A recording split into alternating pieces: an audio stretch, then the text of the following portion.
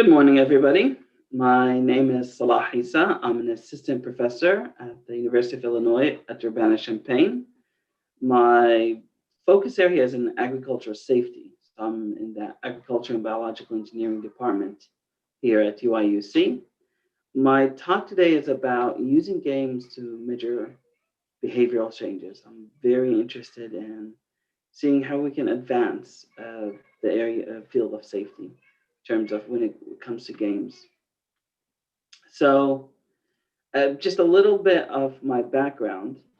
I obtained a bachelor's in biochemical engineering from Rutgers University, then headed over to Purdue University where I did my and master's in engineering in ecological sciences and engineering. After that, I got my PhD in agricultural engineering there in 2016. I focused on safety. And between that, I worked in consumer products, biotech, and even healthcare software management companies. So I have quite a bit varied experience. Most recently, before joining the University of Illinois, I completed Science and Technology and Policy Fellowship at the USDA NIFA.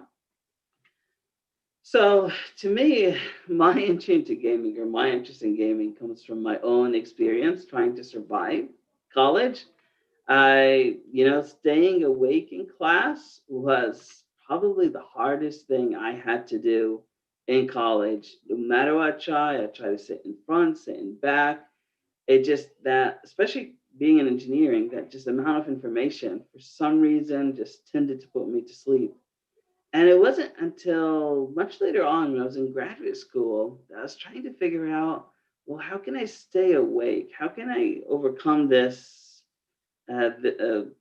personal hurdle of mine? And I realized that, but when I made a game out of things, so I would time the amount of how many lines I could do in a minute, and then try to challenge myself in terms of writing notes. And somehow, suddenly, I could stay awake in classes, and that made me realize the efficiency or the effectiveness of actually using games. And when I started teaching, both in classes and otherwhere, that is something that I implemented a lot. So, so a lot of things I've done was, for example, was just very simple things. So I used Jeopardy, made Jeopardy boards for the students before the final exam as a way to test them, and or sometimes I did Who Wants to Be a Millionaire, just other type of games. And what I found is that they were extremely effective because, especially when you're doing a review session, you're wondering what to cover. You have all of these 60, 70, 80 questions in the exam. You want your students to prepare and do well, but you don't know necessarily what they're missing. So when you do it as a Jeopardy game, I found out that the students were, first of all, they're receptive. They enjoy playing games. Second of all, it was very easy for me to find out what concepts did most of the students know versus what concepts they didn't know. Then also, in a sense, when you have it in a student-led format, because the students are answering the questions, they're helping each other answer the correct questions. So if one gets it wrong, the other one gets it right. In a sense, they teach each other. So that in a sense drove my interest further, and I started taking classes on gamification, started exploring this concept more and seeing what more could we do. So attending some conferences, I found some very fascinating uses for, in a sense, games, and this is basically game, in a sense, gamification. So the University of Vermont built this biosecurity game. So in here you see, it's a game where basically this is a pig farm, and you're here and you're collecting coins, and they've set it up. They used actually mech tech at Amazon so that the coins that you actually collect, it's actually dollars that you get, because they wanted to test its concepts. And then what they did is that they added basically a probability function. So here they did, for example, a graph of what is the probability of the risk that your pigs get infected and die. And they set it up so that if your pigs get infected and die, you lose all the money you've collected and game over. So they tried different probabilities, so as a graph versus a number. And then what they did is that they gave the users a choice and to do risky behavior. So they use so they get out. So what happens is as you're playing the game, collecting coins, a problem outside of this facility occurs. So let's say right here in this grain bin, and you have to go to that area to resolve it quickly and come back. You have a choice to make. You can either go through the safe route, which is through here, through the showers, take a shower, go out, take care of the bin, and then come back the same way. But that takes time. Or you can go through the exit doors, solve it quickly, come back quickly, and you can earn more coins. And that's what they were testing. They were testing what would the individuals do? How would they learn probability? And then one thing they found is that depending on how, even though this and this were stating the same probability, depending on what you show them, there's different responses. Like for example, they found that using a graph, the players tend to be more risk averse than numbers. They tended to be more willing to take risks when it came to numbers. So that in a sense that becomes a way to actually teach, figure out how to teach risk and how to teach it in a way that actually clicks with individuals. So and then you see other technologies. So for example, this is has popped up and became very popular, is actually developing driver simulations, especially for tractors, for forklifts. Excuse me. And in a sense, the ideas behind these technologies is that they're driving and then they get to experience basically different weather conditions, different road conditions, and stuff like that. And that's another way, in a sense, they're using games to basically change the behaviors by giving these students who have never experienced driving these huge machines. They give them that experience beforehand, so when they start driving them, they're not starting from scratch. And in a sense, that's basically generating my own interest. So my interest is really I look at safety trainings and have done quite a bit of safety trainings. I used to focus on the issue of grain entrapments, which I'm not sure how familiar you are with basically grain bins. As you're driving through highways, you see these big metal structures basically located on farms all over the US.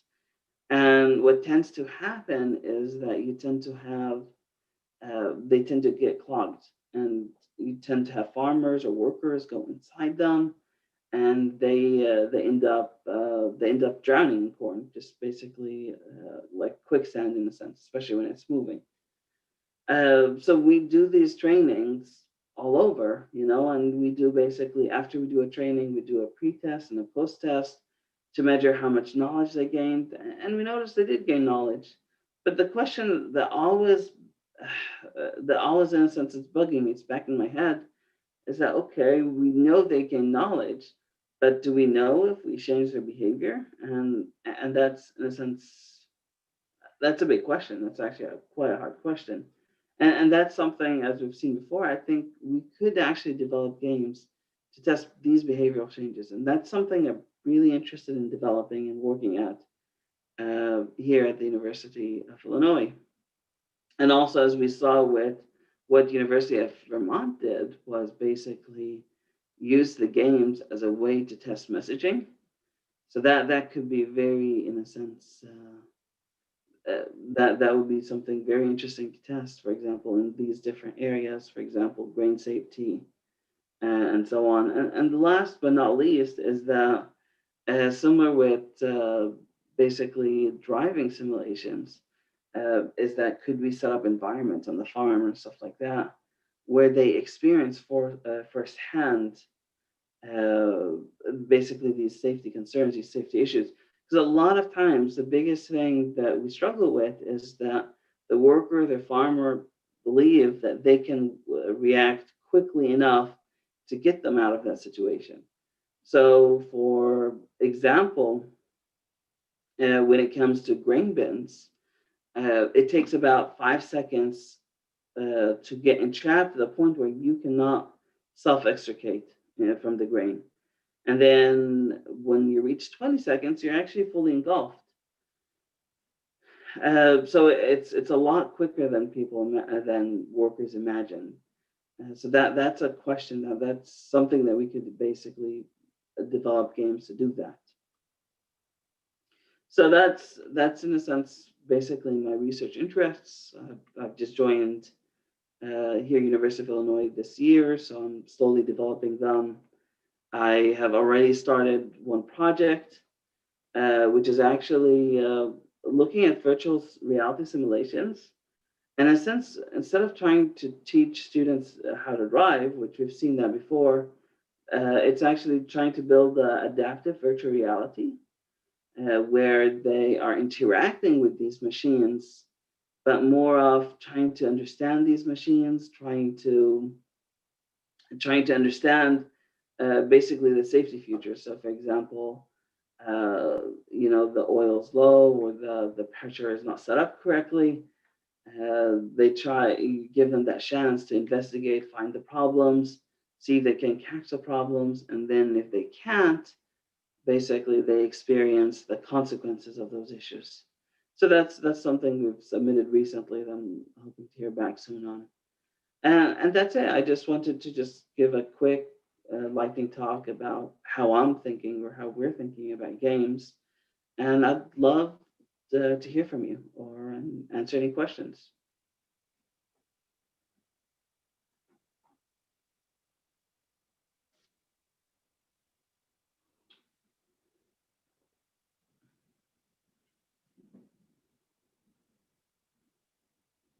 No questions yet. And it doesn't have to be a question. It can be just comments. What are your interests? What are your thoughts are?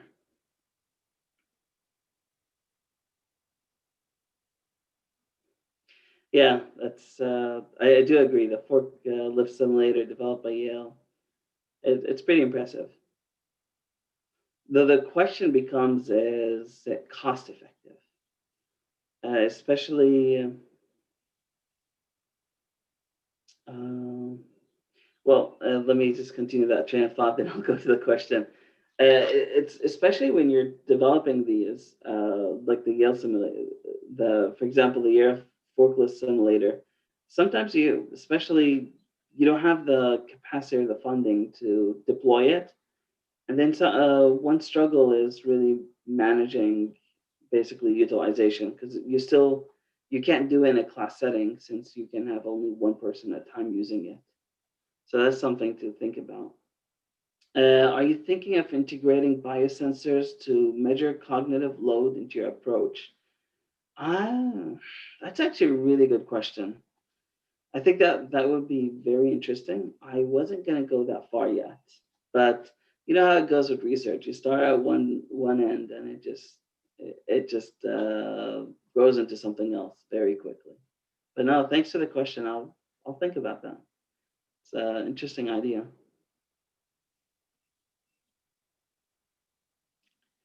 Any more?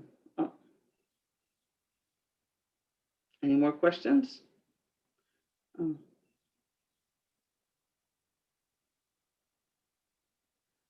Oh yeah. So another question about how to escape the grain game would look like. I've thought about it two ways. I've thought about it developing it where, in a sense, you have these issues that occur in the grain bin that you have to basically try to solve. And the question becomes, are you going to use the right safety resources to solve them? And then if you don't, and you're stuck in it and starting to move, basically, yes, we could set it up in a way where it's pulling you straight down and you're trying to basically release yourself by jumping or something like that. And in a sense, for the most part, like you'd set it at like 95% chance or 90% chance you'd fail basically. because that's a reality that we see. Okay, that's it. I'm out of time, so that's it. Feel free to reach me on my email. I'd love to collaborate, love to build these into realities, and that's it. Thank you.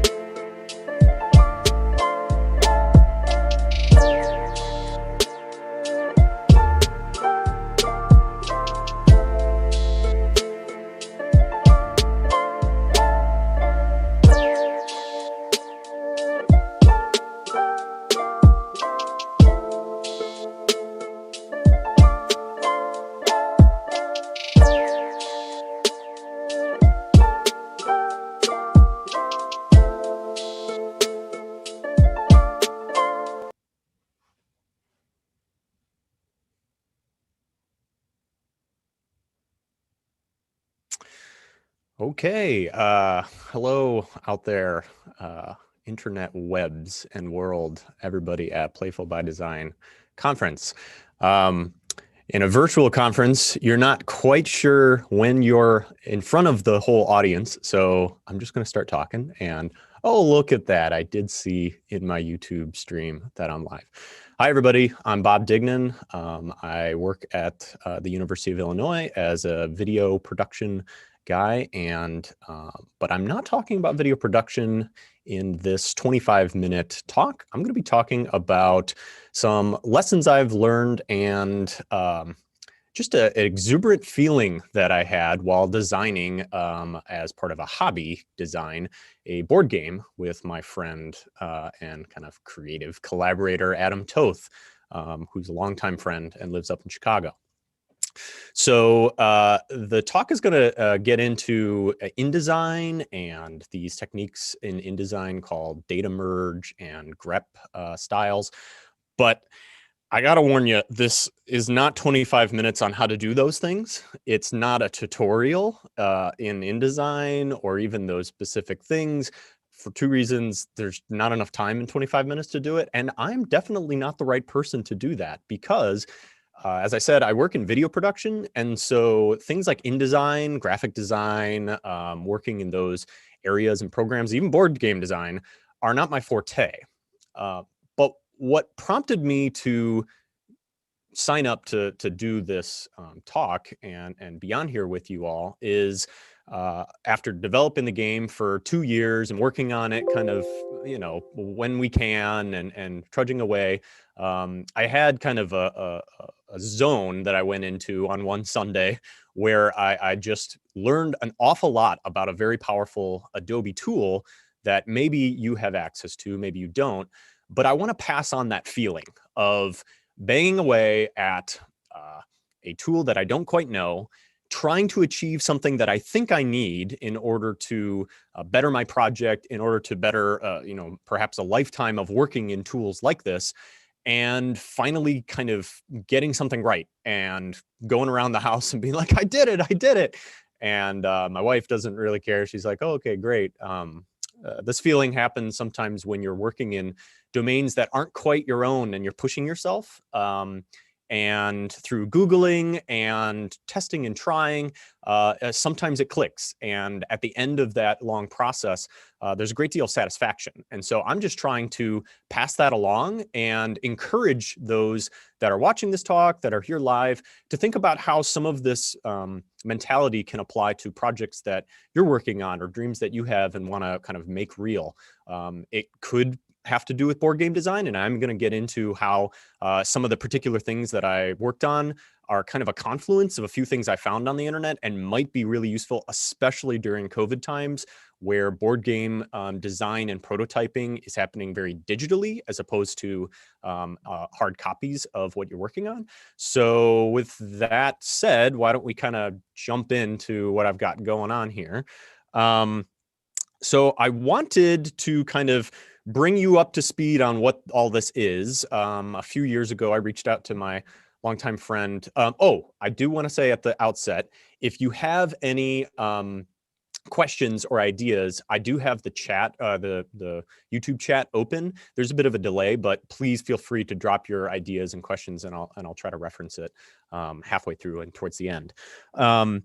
So reached out to my friend a while ago and said, hey, I want to do something creative. And you might kind of stop and think, well, you work in video production, isn't that very creative? But here's the thing, and some people may agree with me on this.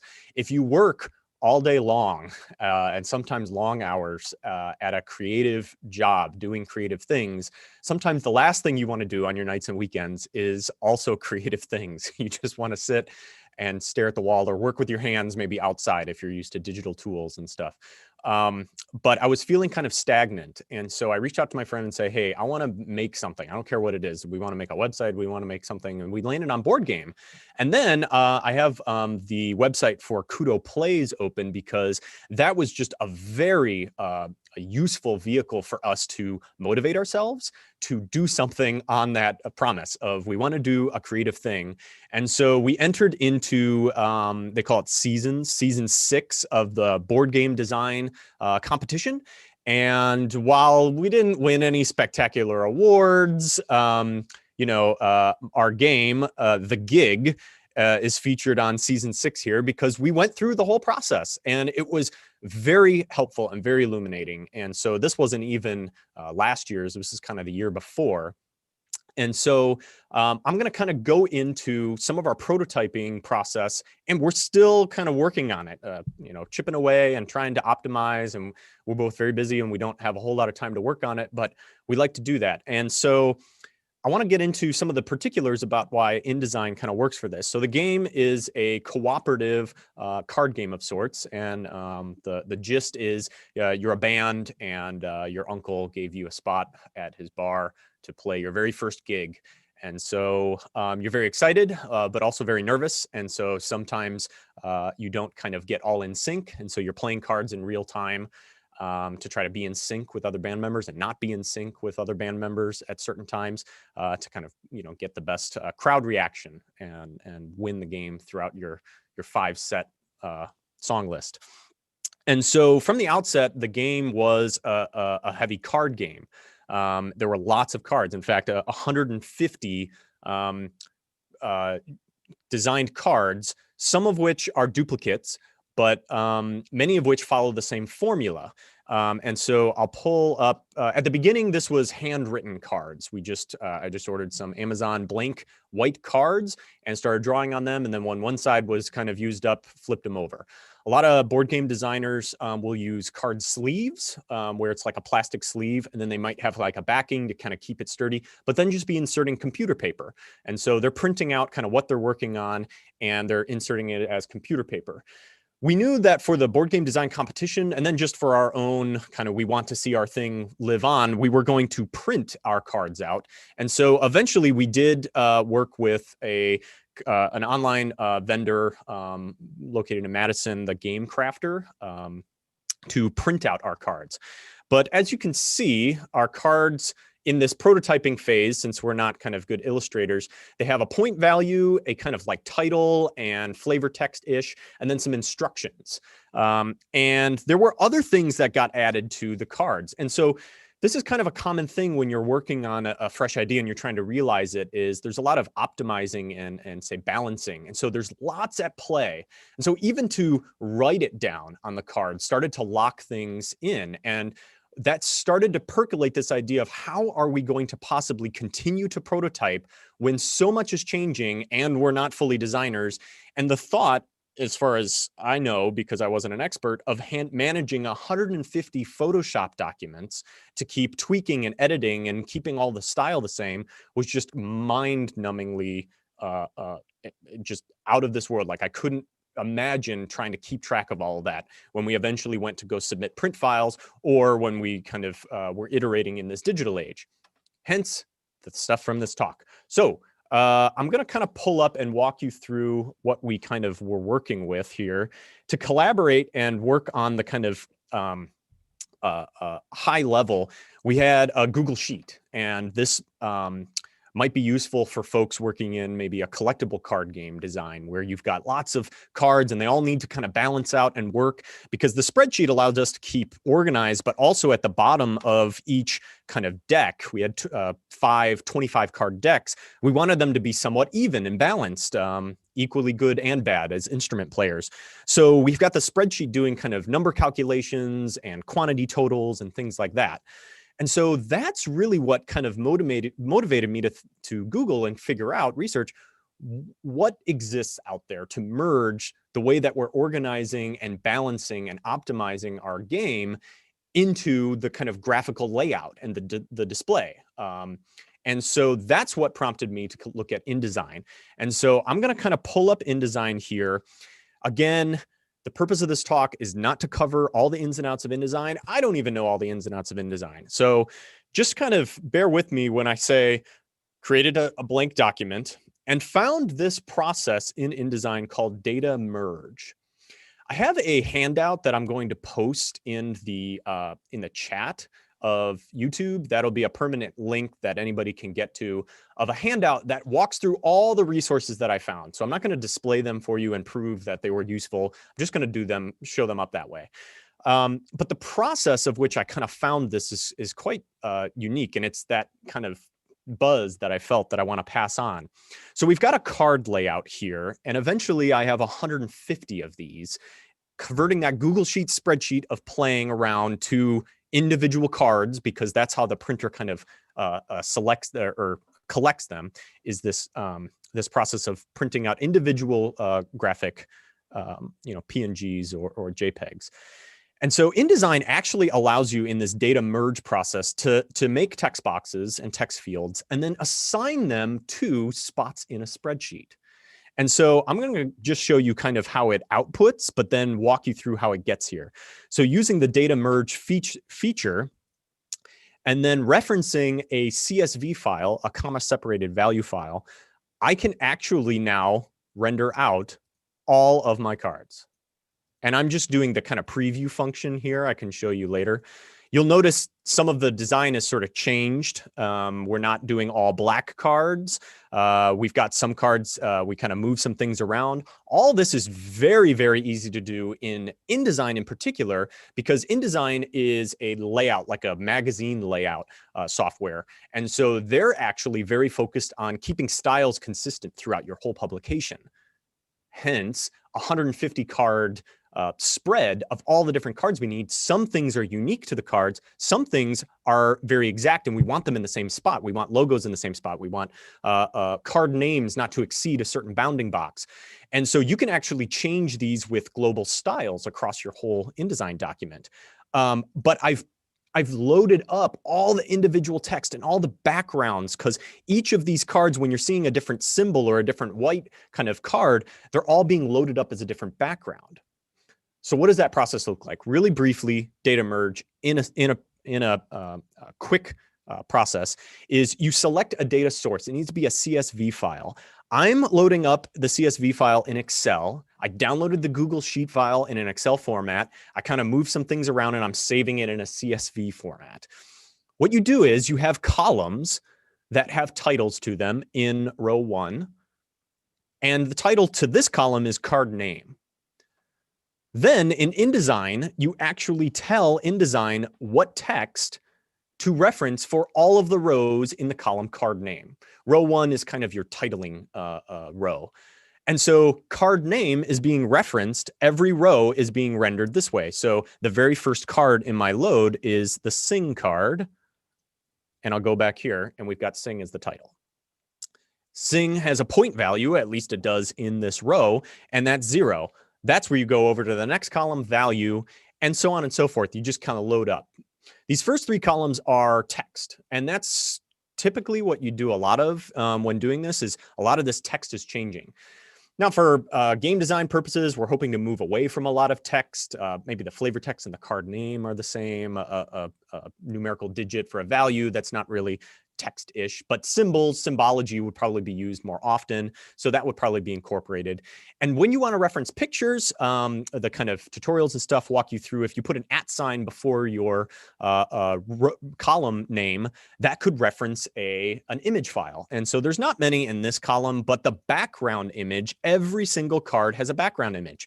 And these are spots on your local machine that are loading up PNG files into the InDesign document. So this background actually is a whole card with black background and this kind of microphone icon.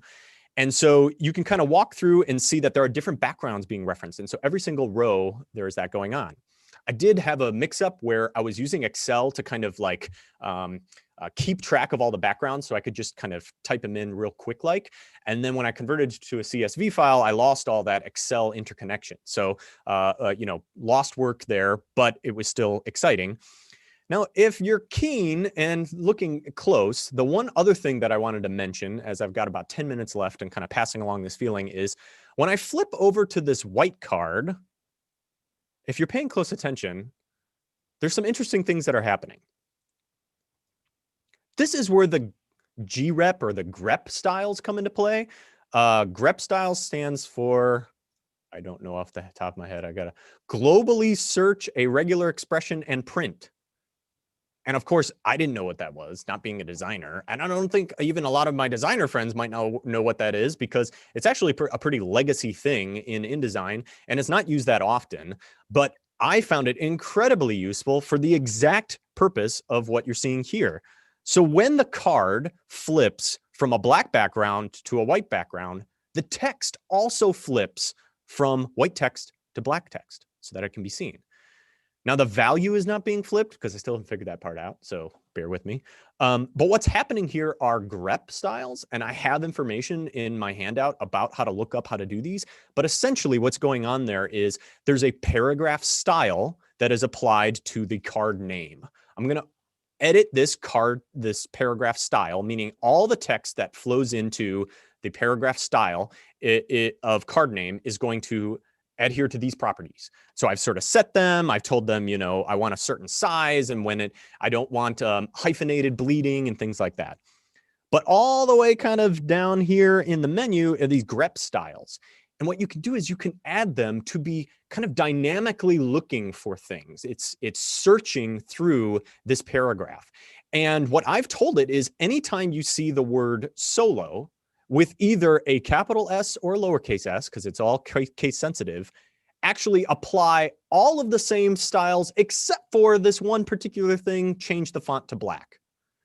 And so that's happening both in the card name as well as the instructions. You can see it sort of at the bottom here. Now, what's interesting is I'm applying it to the word solo as well as all of the other words that come before it, all the other characters that come before the word solo. So that way, solo is an important card in the game in that if two players have their solos in sync, it's really bad because you don't want two people soloing at the same time. So we wanted that card to stand out. We wanted it to be white, whereas all the other cards are black. So that way across the table in real time, people can see, oh, that's a solo card. I don't want mine in sync with that one, that type of thing. The only other card type is this feedback card, which has a big symbol and is red. But white on red is what we kind of are deciding for right now, and that doesn't need that style flip. So grep and data merge together allow me to load this up on previewing mode, and then all I do is hit a button. I print all of this to another InDesign file. I go all the records in the entire thing. And now the computer for me makes a document combining all of the stuff that I put in that CSV file. And then I can just export every single page of this document. I can also then, so it gives me a couple of reports of when things worked right and didn't work right. And I'm not finding it. But this is the first time that I did this on this computer, and maybe it's kind of freaking out. So I'll say, you get to a document where you've got all of them on pages, and then you can go in and make the tweaks. Like I haven't figured out how to make the value black because it doesn't contain the word solo, and I don't know how to reference another field, but I can just go in and change the few to black, right? You can make your tweaks there. You hit export. Now you have all your PNGs.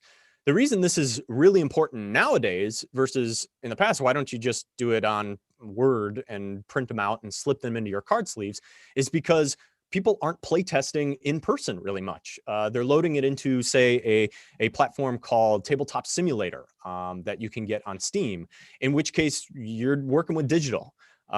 Yeah, you could take individual pictures of all your handwritten kind of tweaks, but this allows me to just work in that Excel file. Let's say the balance is off and I need to change things. I can work in that Excel file. I could even do find and replace, which is something I did yesterday in Excel, to change lots of things. Just load it back up in my master kind of document and hit export. Now I've got all my PNGs, or maybe I'm just replacing a few, right? So in the digital world, you're afforded all of these opportunities. And the point of joining this and kind of trying to spur people on to, if you don't quite know how to do it, you could spend a little bit of time researching, because now I know how to do this till the end of time, right? Some of these tools might change, but now I kind of decided, well, this is not really my day job. Why would I do this? I can spend a little bit of time now and automate a lot of things that I might make use of later. So that's another kind of lesson learned that I wanted to pass on is there's this fine line between learning the skills that it takes to automate something and whether or not that's going to kind of be a good return on investment to, I spent a lot of time researching this and then, you know, it just goes away, versus I spent a lot of time researching this and now I can use it in a lot of different contexts and I can pass it along to other projects. So I wanted to kind of share that lesson learned too, because there's kind of that, there's always that tension of, do I want to spend the time it takes to learn the thing that maybe is not very useful and it's going to be a niche thing. This felt like, especially during COVID time, it's incredibly useful. And that's also why I was like, well, for game design people and people that are into this, I might as well pass along the things I've learned. And then the handout, which I can post in the chat now, that really just helps kind of folks feel like, oh, I can, in this digital realm that we're playing in now, I can work on things like that. Okay, so that link is not clickable, but it is in the chat. I am going to check out some of the questions. It's looking in image. We see one, it's loading in images as well via the CSV is a question. Yes, so you're not posting images into Excel like a thumbnail in there, because a CSV file is a comma separated value file that's going to render everything down to the level of just like bits, and it's not like character bits, and is not going to know what to do with an image. What you're doing in the CSV, and the documentation kind of walks you through this, is you're putting the file path of where is that PNG. And then in InDesign, you have a frame that's a placeholder, and you're saying in this frame, load up thing in row that is referenced. And because of the @ sign and row 1, you're telling that you're telling InDesign it's an image. Get ready to accept an image coming at you. Jason Mock mentions MS Word's mail merge. Yeah, that might be possible. I don't know how that would translate into kind of graphic land of InDesign. Okay, I don't see any other questions in the chat, and I don't have too many minutes left. I'll maybe pause to see if there are any more, and as well as consult my notes to see if I missed something. I don't think so. But as I mentioned in my handout, if you have an affiliation with the university, the InDesign and Adobe Creative Cloud products are free to use for you, including students, which is a new thing this year. All UIUC students can access them for free, as well as campus subscribes to LinkedIn Learning, which used to be lynda.com. And there are great tutorials there. I link to the kind of essentials course in InDesign. Now, I kind of skipped the essentials course because I've been working in Photoshop for a number of years, and I sort of was like, oh, maybe this is kind of like Photoshop. And then I was like, no, it's not. It's quite different. It has its own reason for existing, as well as Illustrator that has its own reason for existing. But in the kind of prototyping space, you'll have this sort of amalgamation of you use what you need, and then either you incorporate it into your process going forward, or you ditch it. And the last thing I'll say in terms of board game design is a lot of the design process doesn't need to ever get close to this kind of intense graphic thing. If you're sitting back going, oh, I do want to design a board game, but I don't want to delve into that, there are plenty of designers and processes that kind of work up to putting it into design-like programs, and then either partnering with or paying a professional to work that into your kind of prototyping phase. So don't feel like you have to learn all these programs in order to get into the area of board game design. I'm not trying to say that, but in the digital realm that we're in with Tabletop Simulator and trying to load up your games digitally, this might be kind of your only path forward to loading things in.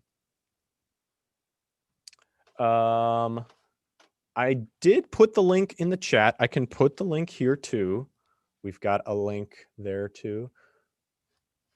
My name is Bob Dignan in the YouTube chat, so I don't know if you're seeing that. It's not hyperlinked.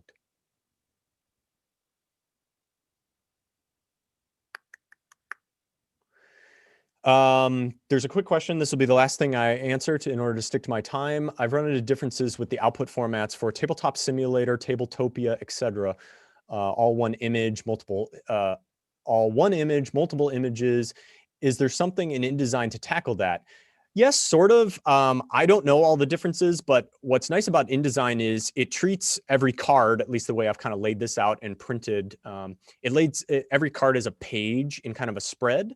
But then later on during the kind of like formatting steps or exporting steps out of InDesign, you can decide how you want to lay it out. So I know Tabletop Simulator has kind of like an ingestion editor that you could work with. But if you wanted to dig into InDesign and figure out how to make InDesign do all those organization steps, you could. So you're dealing with things on individual page levels, or you're dealing with things on kind of layout levels. So I think it is probably an incredible tool to delve into that and pivot back to. So like you're going to export into one, digital realm, you're going to go that way. I'm going to pivot and go to a different digital space. I can come back to my InDesign document as kind of a foundation and then move on. Great.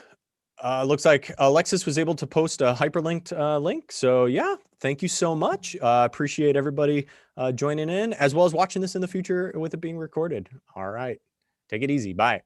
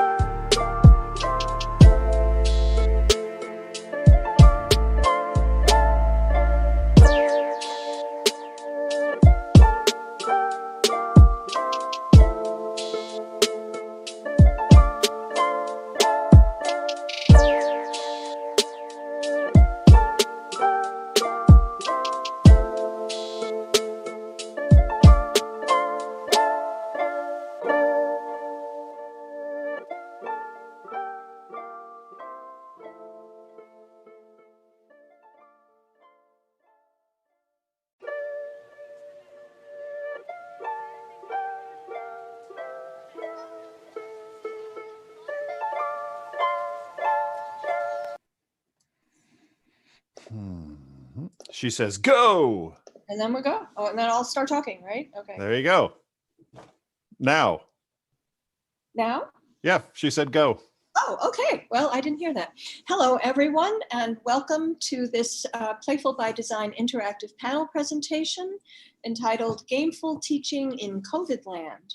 And your hosts are Leanna Duncan, Randy Sadler, and speaking Ava Wolf.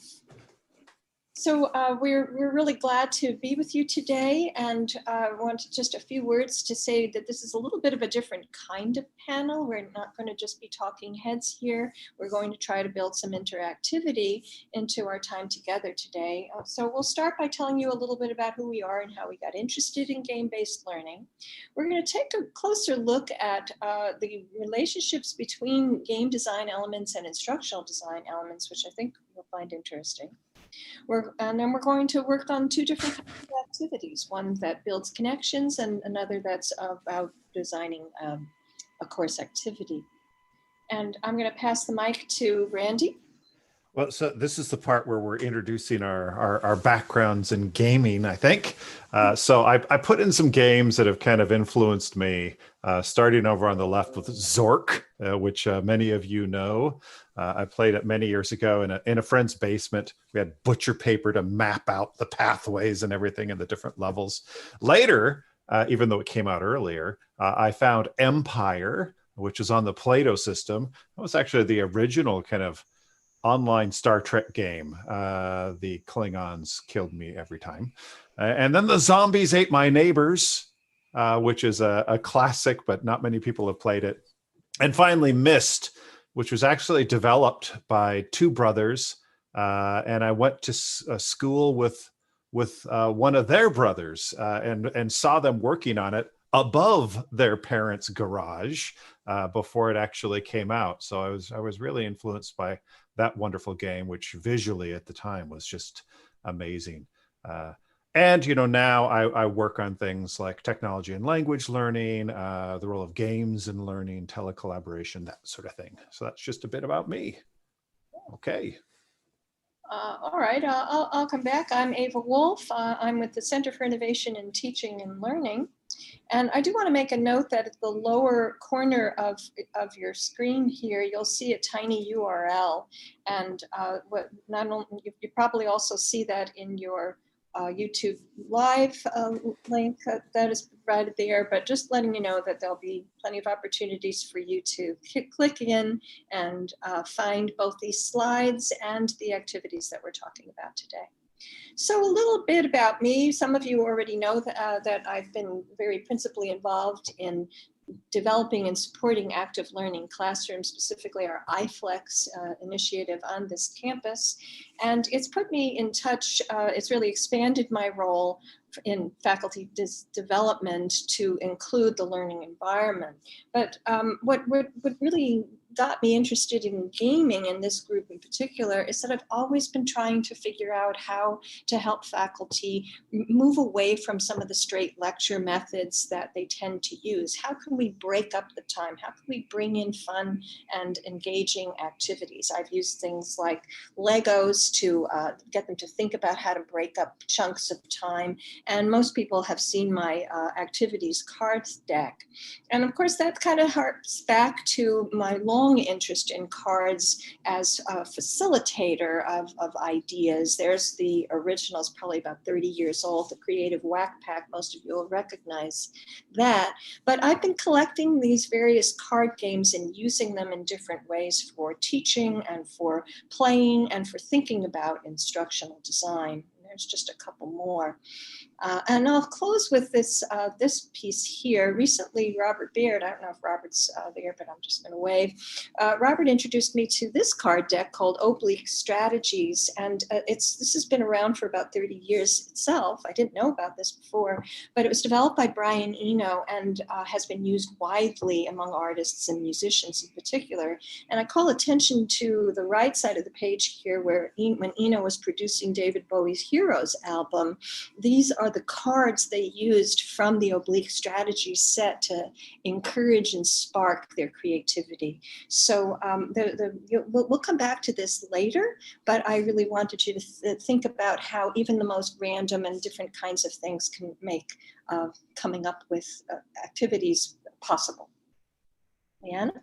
All right, so my name's Leanna Duncan. I'm a PhD candidate in the history department, and I'm also a grad affiliate at the Center for Innovation in Teaching and Learning.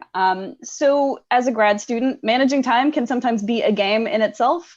You essentially have these 3 different jobs that you're trying to squish into one life. So you have this research that you're supposed to be doing somewhat independently. You have teaching that you're supposed to be putting a lot of time and energy into, and you have these classes that you're supposed to be taking, which may or may not sync up with either of those other things.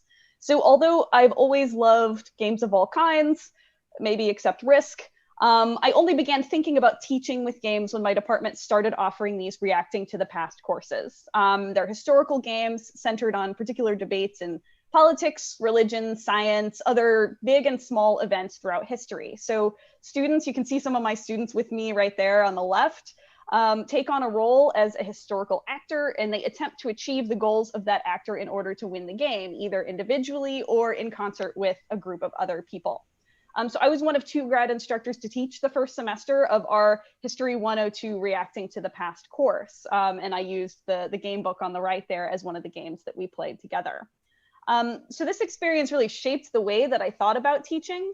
And I realized how different the tenor of student writing and debates became when they had a stake in the argument, and how they would linger after class to sort of pick apart each other's points and have little arguments or little alliances.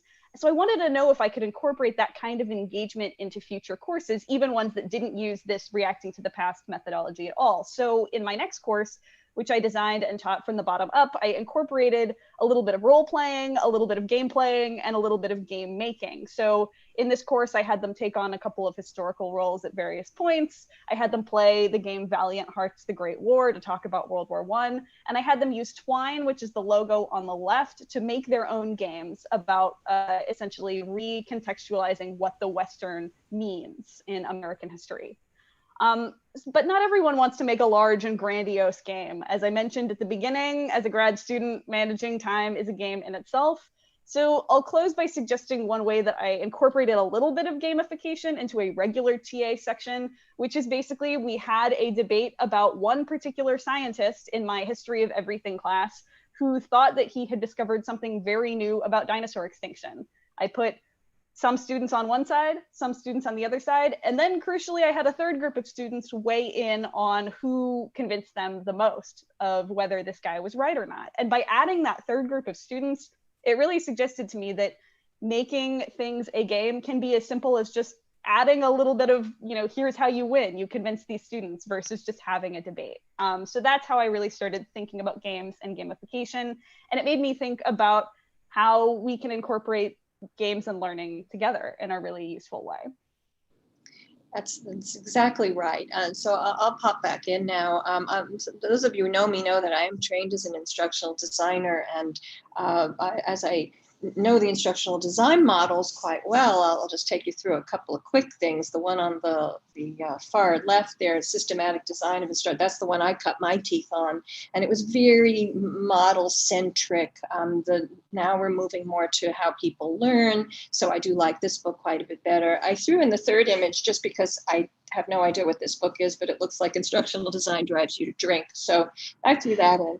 The bottom line is that there are a lot of models for instructional design, and they have things like, understand your audience, specify your objectives, produce materials, select media, and so on.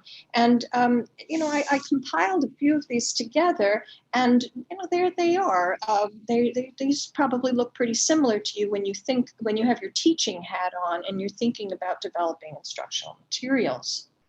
But the interesting thing that we discovered is that there are a lot of parallels between traditional instructional methods and design methods and game design texts and models and methods. And so here are just a few of the game texts that many of you may be familiar with. And what really struck us is how how much this one in particular, my Michael Sellers, I think he's at Indiana, I may be wrong about that, but came up with this nice template of game design elements. And lo and behold, they really sound very similar to the ones we think of in instructional design, targeting your audience. What is the player or learner experience? What's the media you're using? What's the platform you're using? What's the interactivity? And so we kind of looked at these side by side, and we began to say, gee, this is kind of interesting. And how can instructional design inform game making, and more importantly, how can game making inform the instruction, learning activities that we develop? So I'm going to hand this over to Randy now, who's going to take us through an activity. Right, microphone on. So one of the things we'd like you to do is think about how really do you make those connections between these ideas of game design and instructional design. So I'm going to go back into screen share mode on my computer. 1 second. Let me get my correct thing open here. And if you click on the link or follow the link that you will find on the Telegraph page. So let me bring up, if you missed it, let me bring up, I guess I should bring up the slides again first, right? To get that back up there. I can do that. Just to get the slides? Sure, no problem. Yeah. Yeah, that's the tiny. Oh, there you go. Right. So tinyurl.com /gameful3.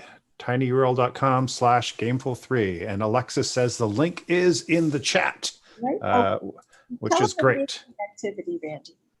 Right. So what we would like to do is to have you go to this Padlet that is linked. And what this is going to ask you to do is make some connections between instructional design principles and game design concepts.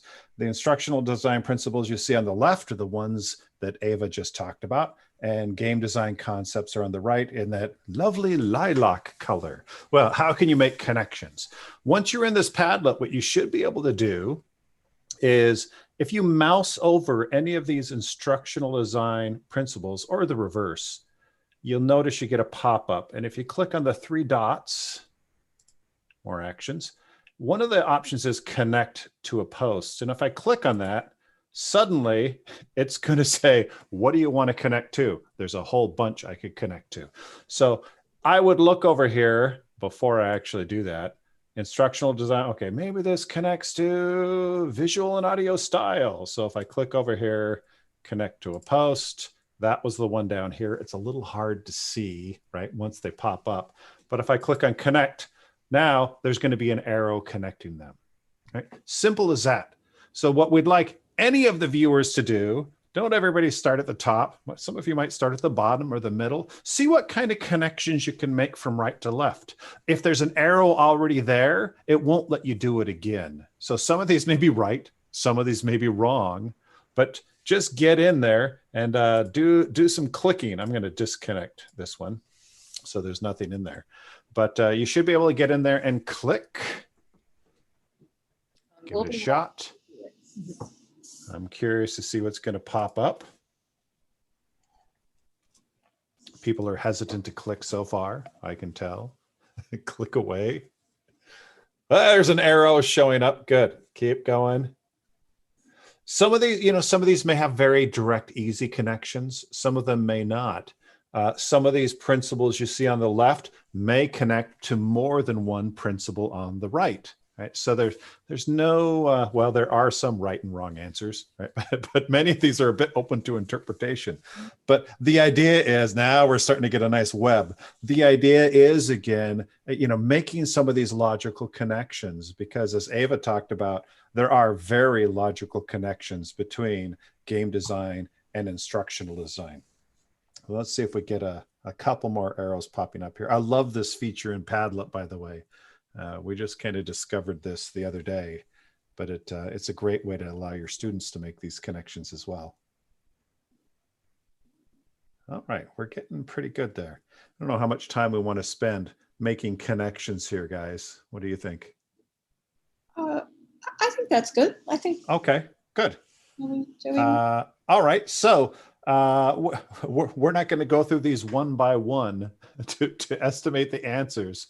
But Leanna, are you taking over to bring up the next slides? Yes. Sure. Okay, let me stop sharing. Unless Ava, do you want to show the next slides and then I'll. You bet. Continue. So, oops, sorry. There we are. So that's that was we hope that was helpful. Before I leave the slide, I'll simply say we're going to shift gears a little bit as we go on, but we want you to kind of keep this in the back of your mind. And I don't know, for those of you who are watching, I can't see your faces, but for the three of us, we actually found this was pretty remarkable. This alignment between we had never thought about that before. We think of these things as being quite separate. So as we move on, and once again, from your tiny URL link, you will see the option to go to yet another Padlet activity. This is a different Padlet activity. But before you go and click in there, I'll talk just a little bit about what we have in mind. Remember earlier we were talking about how sometimes random connections between ideas could really spark creative solutions to whether they be games or music or, in our case, instruction. So what we're going to ask you to do is to go to this second Padlet activity, which is called Design Your Gameful Course Activity, and choose your favorite color. And when you, we don't care what group you join, but go ahead and join a group based on your favorite color. There are 6 colors there. And the instructions are the same for everyone. You'll see as you page down. Maybe I'm going to stop sharing and let Leanna bring up that live link now, if that would be okay. Yes, that sounds perfect. So what we are going to do here is sort of put into practice what we have been talking a little bit about with the similarities between game design and instructional design. We're going to sort of gamify a little bit of instructional design here. So if you have reached this Padlet that I'm showing right now, welcome. You are going to pick your favorite color and you're going to take a look at these game cubes. These game cubes are called story cubes or Rory story cubes, and they essentially allow you to create a narrative generally based on what is happening in these cubes. What I want you to do is build your own learning game or learning activity based on 3 to 6 of the cube images in your color group. So basically take a look at these images and use them as a sort of creative inspiration to compose a learning game that would apply to your course or your discipline. So take a moment to just take a look at these. And when you're ready, you can start a new post by clicking this little plus sign at the bottom of your group. And if you would, just give your post a subject title and then describe the game or activity that you have come up with based on these cubes. And you can take them really literally. You can actually bring in a mushroom if you want to, or you might take this a little bit more metaphorically. You know, what do mushrooms represent, right? Dampness, growth, like earthiness. So there are a lot of ways that you could go. But I just want to give you a little bit of time to think through this and begin adding things to your group. And if I could jump in on that, you know, for example, I use Rory Stories cubes a lot. I usually work with future teachers of English as a second language. So that's a pretty easy one for me because we literally use this to do extensive writing exercises to give them story ideas. But you could imagine if you're, because Rory Story cubes, there's all sorts of them, from science fiction to more sciencey to mysteries to history. It's all over the place. So the idea is just to spark creativity on the part of your students to get them writing some things. Yeah, I think this one is from the Adventures set. Right. But thanks, Randy, for turning us on to that idea. I'd never heard of these before, but I've already recommended them to a faculty member who teaches in the classics, and she wants to use the Heroes set as stimulants to come up with ideas. Yeah, looks like people are participating in the Padlet. That sounds great. There is a Doctor Who set, by the way, which everyone should own, of course. Nice. I'll try and scroll to the bottom of these so that people's posts are showing up here for viewers. Yeah, so I like the stage management idea here, organizing various props backstage, because I think that may be the only place where you would find all of these items in one place.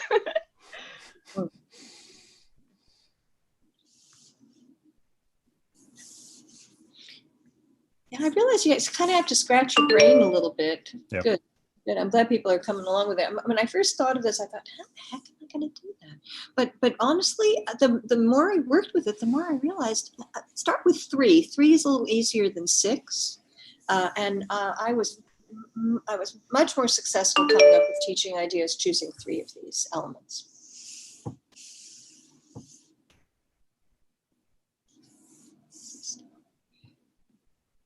Yeah, thanks, Robert. That is a good example in there.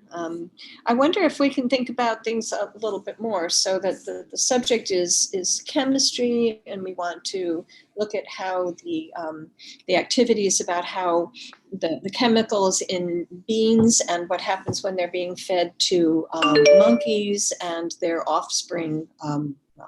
Monkeys don't make eggs, but anyway, It's metaphorical. It's metaphorical. So again, and then you can flip that around and do it other different ways. The idea that technology grows on humans and human culture. That's cool. Yeah. And most of the images I see on these die are, well, relatively easy, but some of them students have to interpret, which I think is great. Well, like in the orange group, you've got an image of someone pointing. Is it a gun? Maybe. I'm not sure if it's a gun or just a finger. But that to me is part of the interesting nature of the story cubes, that different people may see the exact same things and interpret them in different ways, or order them in drastically different ways, and it has a huge effect on the direction of the story. And you want to try your hand at one? I know you're creative. Yeah, well, I was just going to say, I'll also add that, what I was talking about previously with, you don't have that much time to plan teaching sometimes as a grad student, and sometimes your brain just gets stuck. So something like this is really helpful, for example, when I'm thinking, okay, I have 50 minutes, I have these sources, we have to talk about them, but I've been given very little instruction on how to talk about them. What do we do? I might, for example, if I pick the blue group, I might look at the blue group and I might say, okay, a skull and crossbones is death, right? We don't always talk about death in history courses very much. And yet, history is full of people dying. And maybe if we're talking about, the Black Death this week, we could talk about it as this sort of like ideological, here is the scientific thing, here's what happens. But like literally, what did it mean for people to experience death on this scale, right? That's, one way that this topic could occur to me as I'm looking at a set of sources, and, now suddenly I have an angle, right? I have a thing that we want to get to. If I have a camera here, I might say, images, what images would go along with these that I could show, right? So it can just kind of break some things loose in your brain when you're feeling stuck. That can be really useful. I use these also for what I call guided round robin writing exercises. So you have separate groups. They each have to determine their genre of writing to begin, which all the groups have to follow with their set. So it could be science fiction or a romance novel, well, maybe, or whatever the case may be. They do a roll. Each group then starts writing their story. And they know from the start that they're writing the beginning of a story. Then they switch, right? So group 1 moves to what group 2 already started, right? That group then has to do a new roll and continue that story. They may take it in new directions, but they have to keep with the same genre. If it was a love story, they have to keep going with the love story. Switch again, another roll, depending on time, several rolls, and then on the last roll, whatever group gets to that story, they read what everyone else has done, then they have to come to a conclusion for the story. So it's a nice way to get some real creativity going in their writing. That's guided. We like that. I just thought of one in the blue group too for folks in fine arts, and if we were, maybe our lesson was in photography, or in this case we're trying to understand how we might photograph things that are hidden or not easily seen. So if I choose the camera, the hidden steps that look like they're going down to the basement, and maybe the tent or the backpack, how do we photograph things that are not visible or that are dangerous, like that snake? Yeah, there you go. So that's another thing. But I was just I think we were all very pleased to discover that these cubes could be purely random, but that we could make sense out of them and apply them in very particular ways to support instruction. Leanna, do we want to give people a couple more minutes to put another idea in?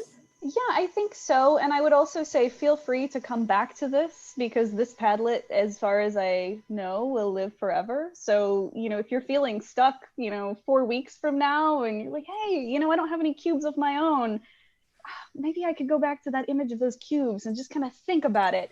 Feel free to come back here and look at these cube images for a little bit of brain inspiration, because I know that I save every link I've ever been given and go back to them at various times. So take a few minutes and finish up right now, but these will be here for you later. Do you want to highlight any of the, there were a couple of posts that we've got: the Lord of the Rings post, the new media post, the free association post, the Nuthian, I'm not sure I'm saying that right, extra credit post, and the stage management. So some really good ideas here. Yeah, and I see that a lot of people are not just inspired by what's on the cubes, but inspired by the cubes themselves, right? So you can, in fact, get some of these cubes for yourselves and use them in your courses. And Randy, I don't know if you want to speak to this, but we were even talking in our, pre-discussions about this panel about different ways in which you can still use these cubes while you're online, or while you're socially distanced and everyone can't see your role. Right. I mean, that's one of the challenges in Covidland, right? And that's one of the reasons why we have the setup here, where we just did some rolls, took a picture, and put them up. Now, of course, as an instructor, you could also do rolls and just show them to your students with your webcam. Although, then the issue is they're not there anymore. But this picture way seemed to work pretty well. I mean, Ava took the pictures, but she was able to get the pictures and get them up onto the Padlet quite quickly, actually. Initially, our struggle was, how do we set up the dice? We figured this 3x3 method made the pictures as big as possible. So yeah, sharing them is easy now. I think it's not an issue. Yeah. Somebody may have, who knows, maybe there's a ripoff of Rory's Story Cubes online where it's purely electronic, but I love the Story Cubes. I believe, gosh, there's over 10 different sets now. I think well over 10. I own 6 or 7 different ones, I think. I'll also add that there are a lot of random dice generators online that you can use to generate a number. If you have a lot of, for example, in my field, we would use a bunch of different historical pictures, right? And if you wanted to make your own virtual dice by, posting all of those somewhere, assigning them each a number, and then having them roll randomly, you could absolutely do that as well. Well, or with 3D printers, if you're really creative, you could make your own set on whatever topic you want to. Yeah, that's a really good idea, Randy. Definitely. And then there are various card sets that can be used in a similar way to these game cubes, that like the oblique strategies that we mentioned before, and some of the other kinds of creative card ideas that could be shuffled up and used in a similar way. So I think that's I'm gonna go back to, I think I'll go back to sharing, Leanna, to the. Yes, that sounds good. I'll stop sharing here. We're about done. We're about done here, and I will just say thank you for participating in that, and we'll just sort of sum up with a couple of takeaways, which and we were really delighted to discover that how similar, remarkably similar instructional design game practices or development practices could be to game design. And that we're especially interested to note that the game design answers many of the same questions that we care about as instructors. I mean, what is the purpose? How will learners interact? What is the media and the setting that we're teaching in? And all of those same kinds of questions are really similar.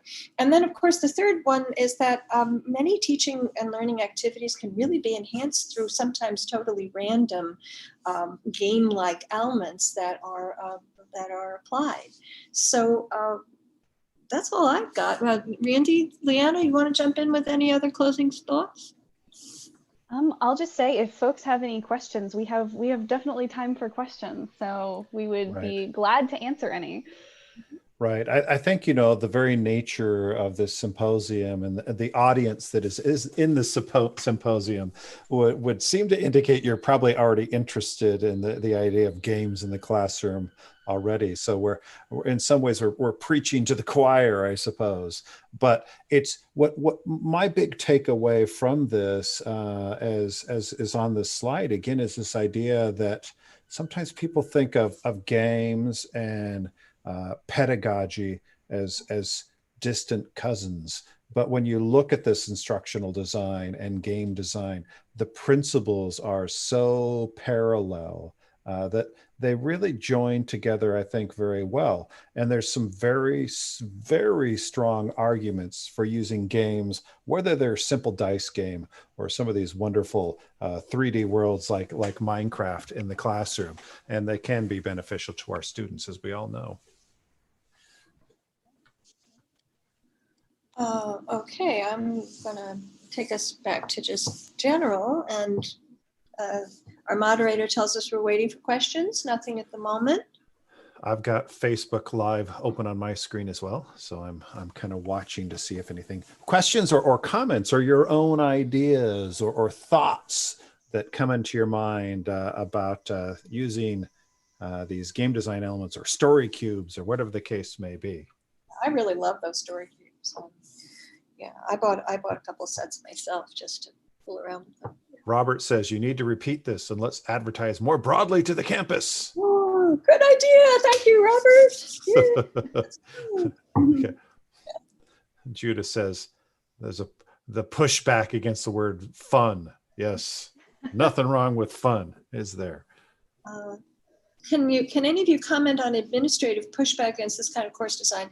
I think that's a good and serious question. I mean, Randy's joking is right, but from a serious perspective, Judith, I don't see why that would be the case, because if we're making a strong showing on how these instructional elements are being incorporated into the design of the or I should say even gameful elements are incorporated into the design of the instruction, I think we're good.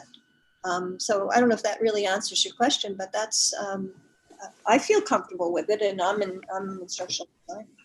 In fact, I will add that Judith knows this. I've been looking for a way to really be more connected to gaming, because I'm not really a gamer, and I'm thinking, how the heck do I stay, and be involved with folks? So this has really provided a great vehicle for me to be thinking about more game-based possibilities.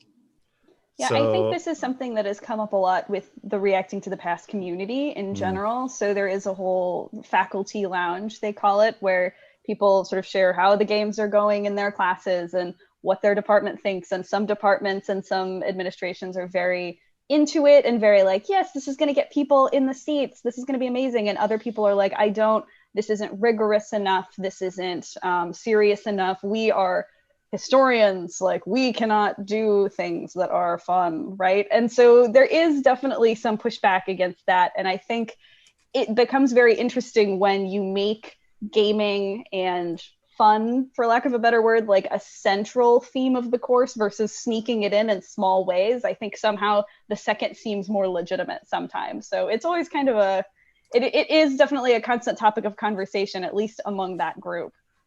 Yeah, that's. I'm glad you brought that up, Leanna. Maybe I was a bit cavalier initially in answering Jude's question, but I think you're right. Right. We do have to kind of stay the course in helping people understand how gameful activity is in fact rigorous. Right. Well, it brings up this idea of what is a game at all. I mean, I put in a link to the chat. Maybe Alexis can share that. This was a class that was offered in the linguistics department here last year by a professor named Brian Shosted, who's a great guy. And is it a game to offer a class on Hittite? Well, I don't know. But one of the things they spent a lot of time on in the class is literally the students had to get their own clay, right? And create their own scribe so that they could, if you know cuneiform, right? That's the Hittite writing system. They were experimenting with Hittite. So by the end of the class, students had all these clay tablets with cuneiform writing on the tablets. You know, is that a game? It was fun, definitely. But you know, this whole idea of fun and what's serious and how are we taken seriously as a class is I think quite interesting. The whole area of serious gaming is an important one, and it's been used for many years. But Randy, I wonder if you could respond to Judith's question about how, in the case of the Hittites or another in your experience, how can we be sure that our assessments for gameful activities prove that our learning outcomes are achieved? I think that's a good and reasonable question. Right. Well, I mean, look, for one thing, if we use games in the classroom, that doesn't mean we're just going to play Minecraft 24 hours a day all semester. You know, it's an activity in class to me, just like any other activities. And if you're designing learning activities that use games, like when I've used Rory Story Cubes in the past, part of it is their writing. I also then have the students do peer review on each other's writing that they've come up with, and they create a second draft of their story based on that. You know, you can give them vocabulary that you think is critical for what you're focusing on at the time. If you're in a foreign language class, what kind of vocabulary do they need to include in the game? What kind of grammatical structures? But you have to be careful with that, because there comes a point with that where you murder any fun of the game. But if you're careful in the design, you're leading your students into this learning, whether it's at a conscious level for them or not. And the assessment, I think, needs to be based on what you want them to learn. I mean, that's just good design. I use the word alignment. So when you have your objectives are clear and your assessments are aligned with those objectives, then whatever means necessary is the gameful part, and you're still going to have assessments. Right. Absolutely. Robert asked the question, or at least some comment on differences between using pre-made cards and people making their own cards. And my personal opinion on that is, I love the idea. I like the pre-made cards because they usually spark and get things started. But I definitely have done activities with pre-made cards where I've kept some blank, and I've allowed people to, if they weren't satisfied with whatever the options were on the table, they could make up their own cards. I don't know if others have something to add. Well, the pre-made cards are certainly prettier than what I could make, and more durable, which, you know, if you're really using them in a classroom, is nice. I mean, Rory's story cubes are nice because trying to destroy one of those cubes would not be easy. You know, they're very durable. Even the boxes they come in tend to be quite nice, actually, but they're not as customized, you know, and depending on the class that you're teaching, sometimes making your custom cards, I think, is the only way you can do it. It's necessary sometimes. Folks need to contact Jamie Nelson, who have an idea for creating some 3D versions of their game cubes. I know Jamie would be happy to help. Do we have another question? The other thing that's happened is that remote teaching has made even the most traditional instructor recognize that student engagement and wellness and stress need to be dealt with in Zoom land. That's absolutely true. I completely agree. There should be more room to help students and instructors connect and relax and, dare I say, have fun. So right on, Robert. I think that's a really Right. comment for our times. Also, we're not going to be sharing the touching of the cubes in this immediate time period. So having that digital option like Padlet or whatever, with where the photos are provided and the roles are provided for the user, could help facilitate that a little bit and make it more fun. Yeah. A note on this wellness in Covidland. We're in the process right now of doing this. We're doing, we did this last semester as well. We're doing wellness checks on all of the students in our program, where I've emailed them. They'll get back to me, and we'll just do a quick, probably Zoom call, in this case, one-on-one, to check on them. I mean, I know that's not a game, but it's these are serious times, and I think we need to think about that. Yeah, I'll also add that I think one thing people are struggling with right now is having created a very strict division between what they do and any sort of personal connection or fun connection. It's hard for them to suddenly go from, okay, classroom is class and everything else is separate, to, oh, I need to check in on people. And I think gamification in a lot of ways can break down that wall a little bit and say, hey, you should feel safe coming to me if you have food insecurity. You should feel safe coming to me and talking to me about what resources are available on campus for mental health, because, hey, I'm a lighthearted, accessible person. And that can, make the walls a little bit less scary. Well, our moderator has reminded us that we've only got a couple minutes left. So last chance to ask a quick question. And I guess some closing notes. I'll just say thanks. This has been fun. I think nice learning together, great team working with, and I think some great ideas shared from our external group. Randy? Yeah, no, ditto. Thanks so much, everyone, for coming. Yeah, thanks everybody. During these crazy times. It's nice. I saw there actually were people watching, which is good. Yep. Okay.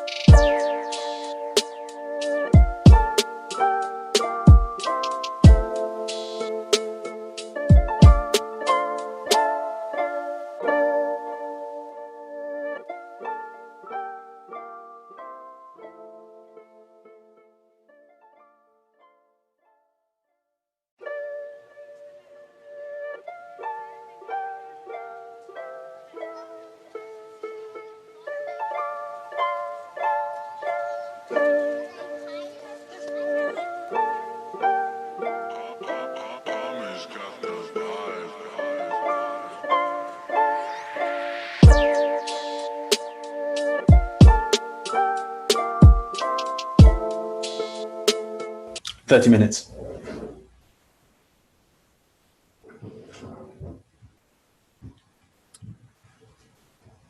Okay, you're on, boss. Hi, everybody. So I am Sean Mullen. I'm an associate professor at the University of Illinois, and I work in the Department of Kinesiology and Community Health. And I'm here with my graduate student and black belt instructor, Adam Taggar.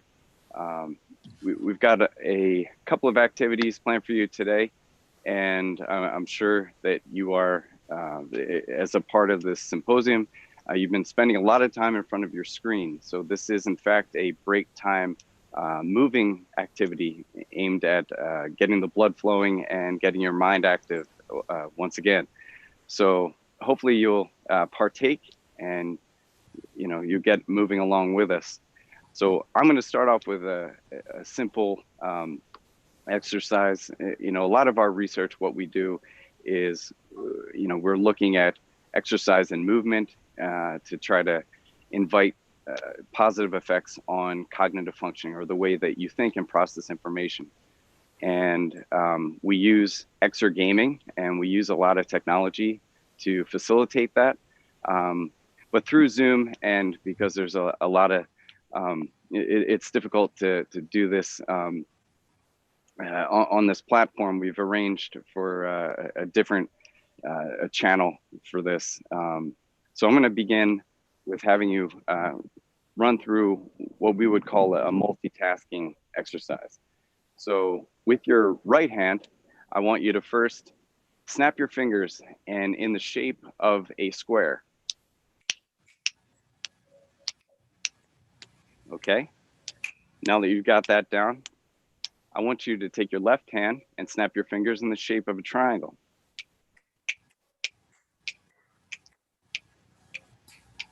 Okay, now you might know what's coming next. So now we're gonna put the two hands together, okay? And try your best at doing the square and triangle together.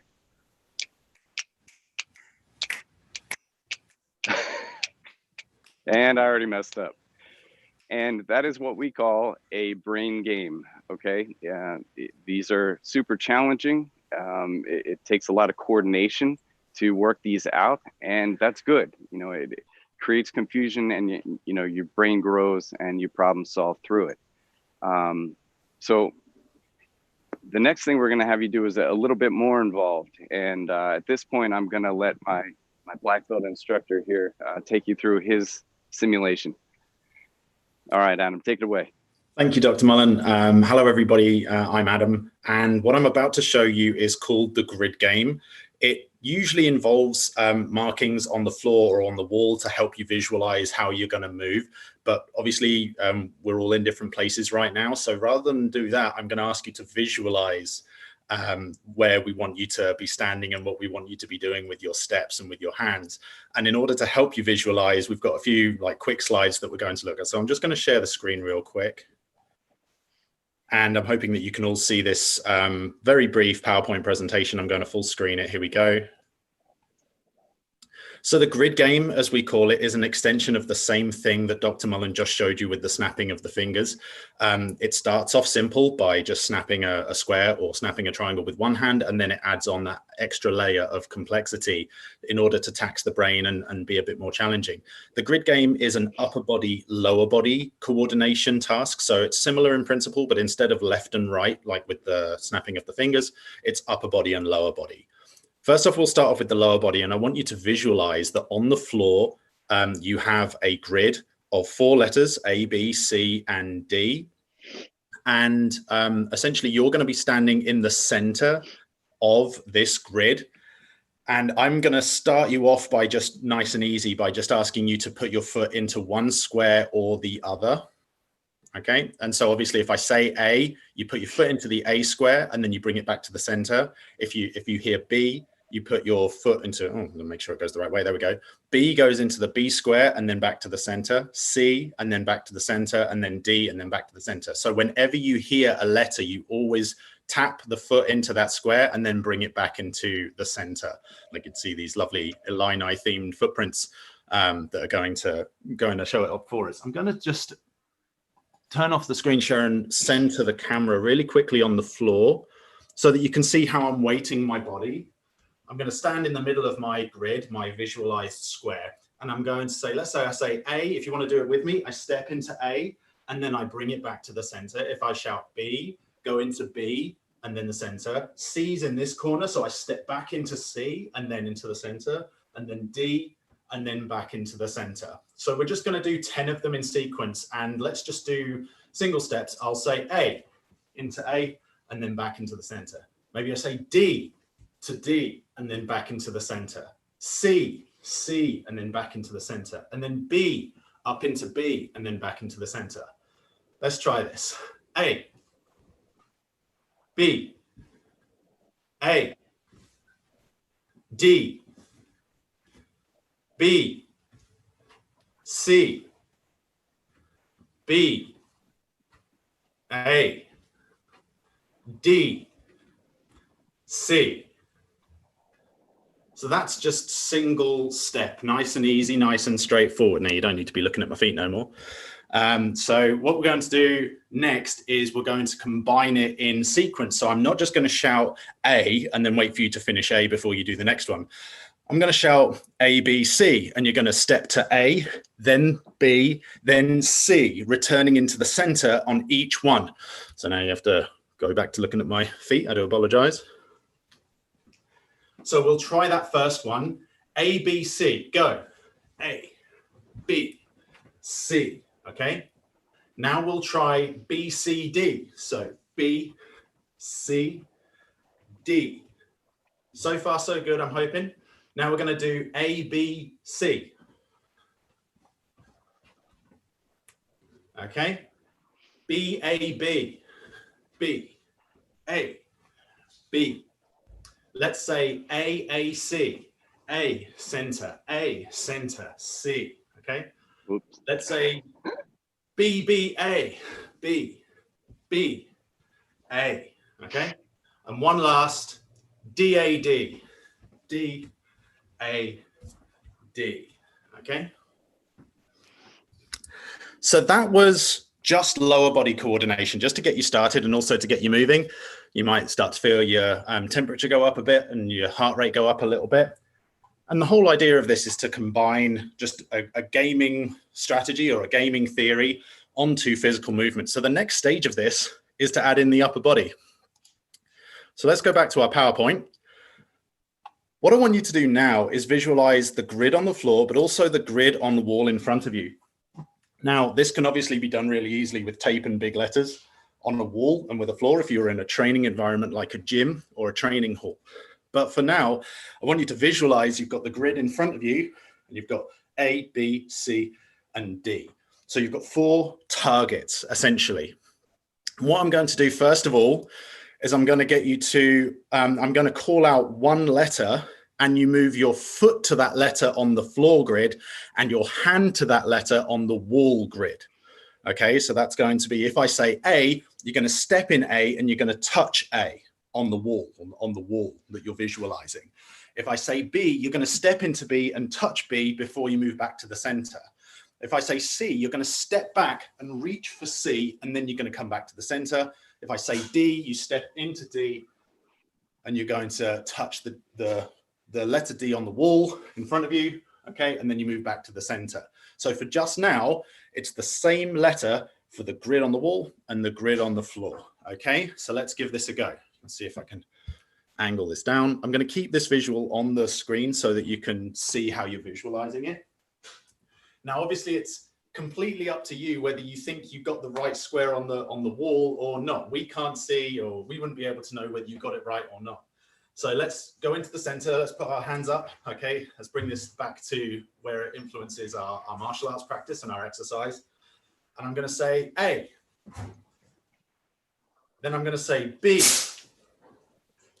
Then I'm going to say C. Then I'm going to say D. Okay, let's try this in a random sequence. Get yourselves ready.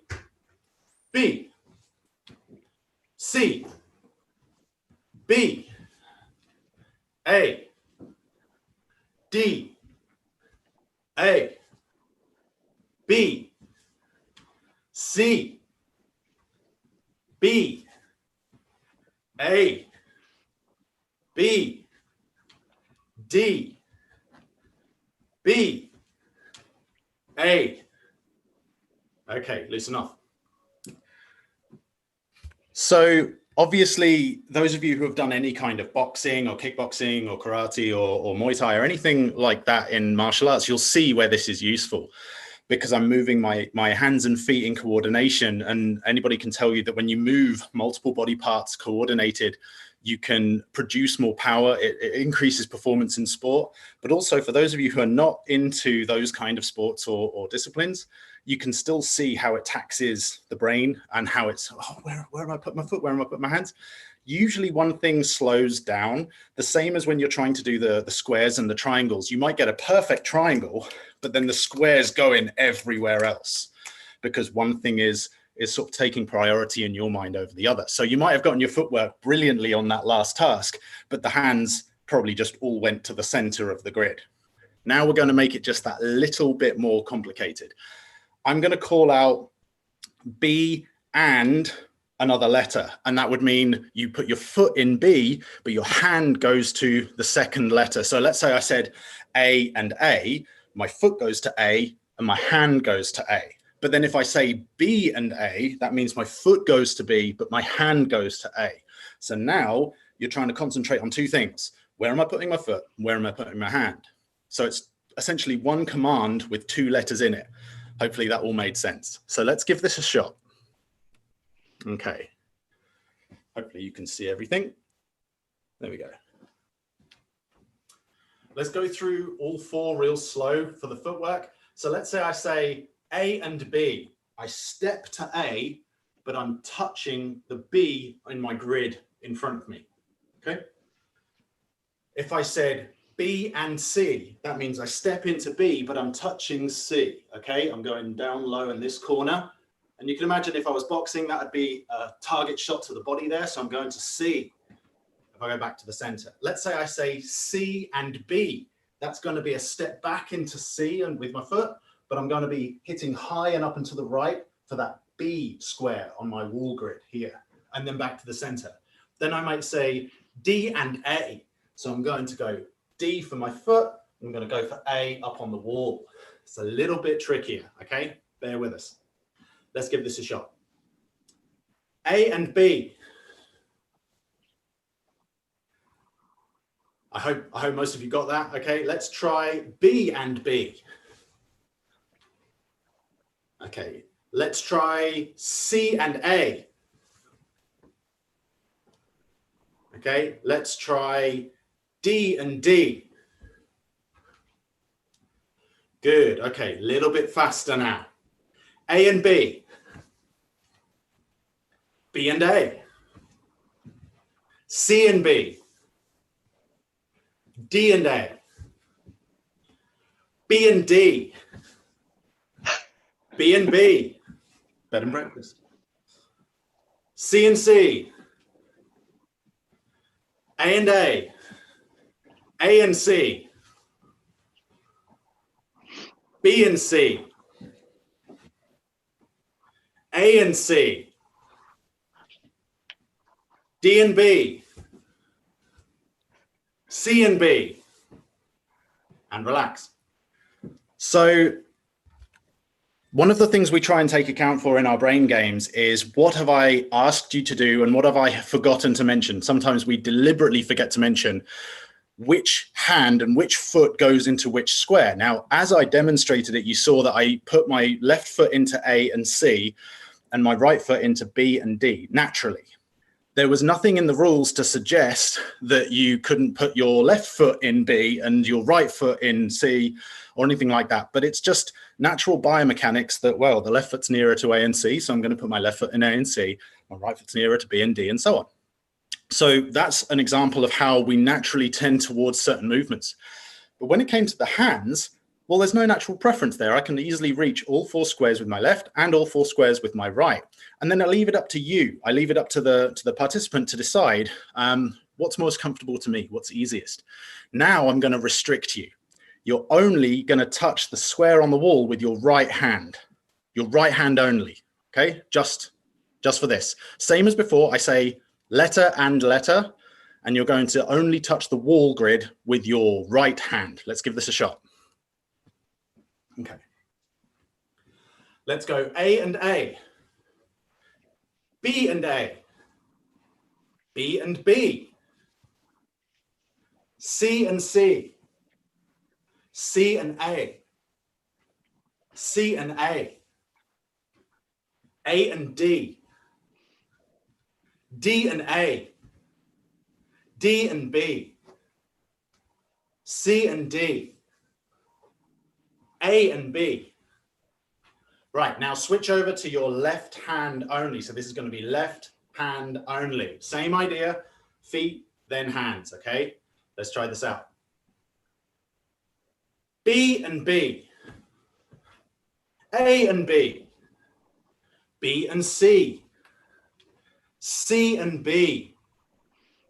C and A. A and C. A and D. A and A. Relax. So there are many different ways that we can progress this game. It's a very straightforward concept. It's the same as the snapping the triangles and the squares. But what we're doing now is just focusing on upper body and lower body coordination. What's to say that we couldn't change over left and right coordination? We could have a larger grid with more squares, both for the floor and the wall. If our students were getting a bit too comfortable and they were finding it a bit too easy, we might choose one day that we're going to replace all of the letters with numbers or symbols. We could even change the order that they're in. So that's one way that we can improve variation and keep it fresh for all of our students and our participants in our training. In my own gaming experience, I love those computer games where you can feel like you're a beginner again without losing all of the progress you've made in the game by just making the game more difficult or more varied. Because if a game gets too easy, it doesn't matter how good you've become at it. If it gets too easy, you lose interest. So that's the kind of thing that we're trying to do, is we want the ability to grow and expand our brain games. And that includes adding in elements like variation. Another thing that we could do is we could increase the amount of information I'm telling you to hold on to. And we're going to try that for our very last exercise. So let's keep with the format of whatever I say first is where your foot goes, and whatever I say second is where your hand goes. But I'm going to give you 3 commands. This is a lot. I'm not expecting everybody to get this. A few of you might be like, oh goodness, this is so difficult. But the good thing is, you know that if you practiced, you'd be able to get good at it too. So I'm going to say, as an example, A and B, C and B, D and A. Well, now you've got to remember A and B, C and B, D and A. So that's a lot of information. This is tough.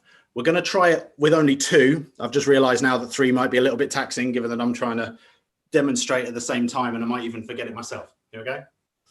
Let's try this out. Let's be easy. B and C, C and B.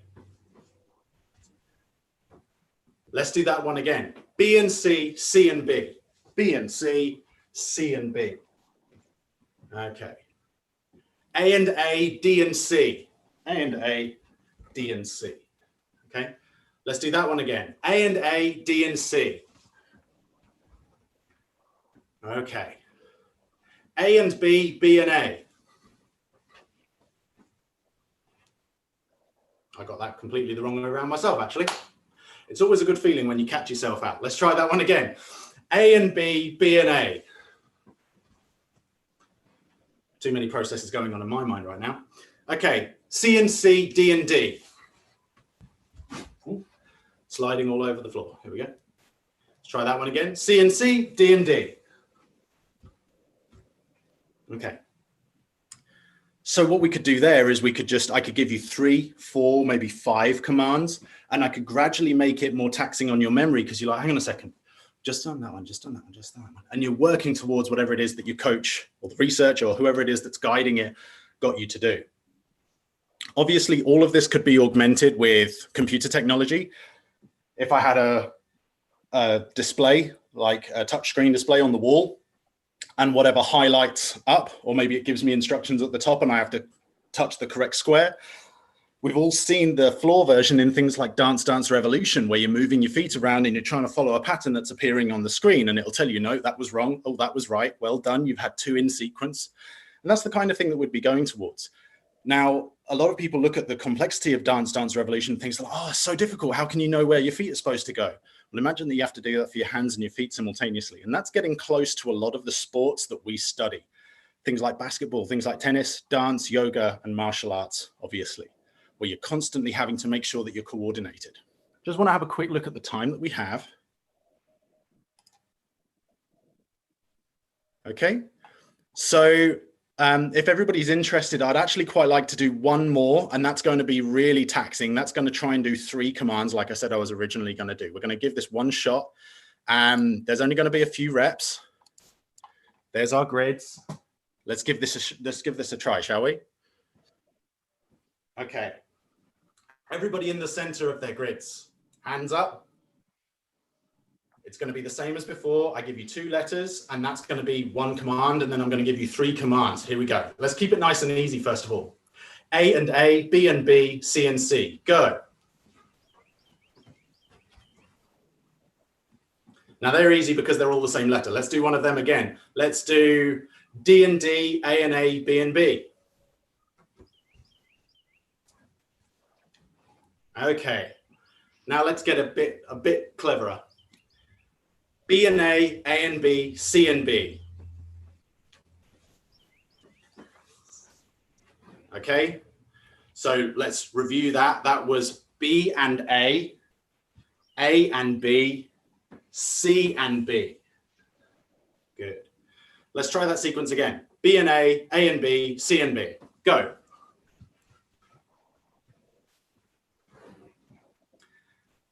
This should be cooking your brain a little bit. Should be feeling it melt slightly. That's good. That is exactly what we're trying to do. Okay, let's try D and A and D, B and B. D and A and D, B and B. One more time. D and A and D, B and B. Go. A, D, B and B. Good. And relax. So hopefully you're feeling a bit warmed up. You've got the heart rate up a little bit. You're feeling a bit warmer. And also it's taken you away from sitting down, looking at a screen to thinking, yeah, I can actually move from these screen-based exercises. I can see what they're trying to do. I'm visualizing it in my own room. And if you wanted to carry on doing something like this, you could quickly build up the coordination, which would be useful for so many different sports and physical activities. And there's nothing stopping you from creating your own grid. It doesn't have to be A, B, C, and D. It could be pictures of objects. And you might think, oh, you know, fork, banana, spoon, whatever it is. Whatever it is you choose to put on the grid is up to you. Letters and numbers are obviously the easiest, most straightforward thing. But these exercises are coming into practice with professional athletes now to try and open up the mind to what it's capable of doing and not just repeating the same task over and over again. Repetition might be the mother of all skill, but it can become tedious really quickly. And this is a great way of taking something simple and making something a little bit more complicated, but also, we hope, a little bit more fun. Dr. Mullen, do you have anything you want to add to this? Well, I mean, first I want to thank you for taking us through that activity. That was great.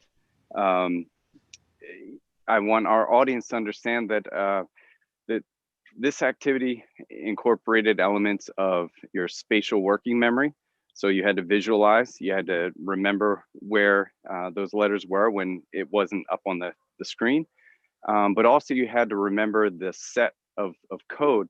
You know, it was helpful for Adam to repeat the code, so, or you may have been rehearsing it as you were doing it. I found myself doing that as well. I'm not sure if you were capturing my audio, but a couple of times I was kicking myself for getting things wrong, and I was starting to say things over and over again so I didn't forget. So yeah, I mean, this is a great framework for building out and creating games of your own at home, training your own brain. But yeah, we use this in our in formats like this in our research in an effort to improve cognitive function and study various mechanisms through which physical activity and coordinative complex physical activities can, improve our mental health and our resilience with age. So I thought that was a great exercise, and I hope you did too. And looks like we have 5 minutes left. Yeah, I was thinking if anybody has any questions, or if anybody would like to find out more about what we do, now would be an opportunity. If you have the facility to send them in, I believe we have a chat function available.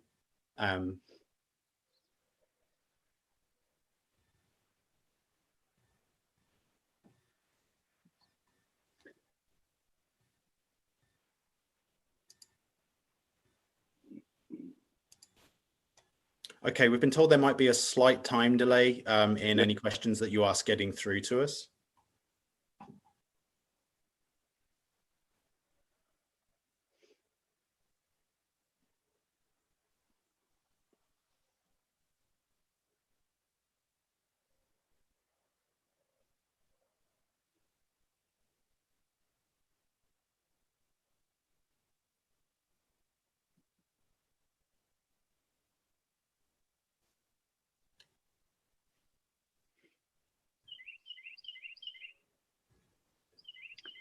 Can we imagine a course? Yes, absolutely. Absolutely, Yeah. we can, yeah.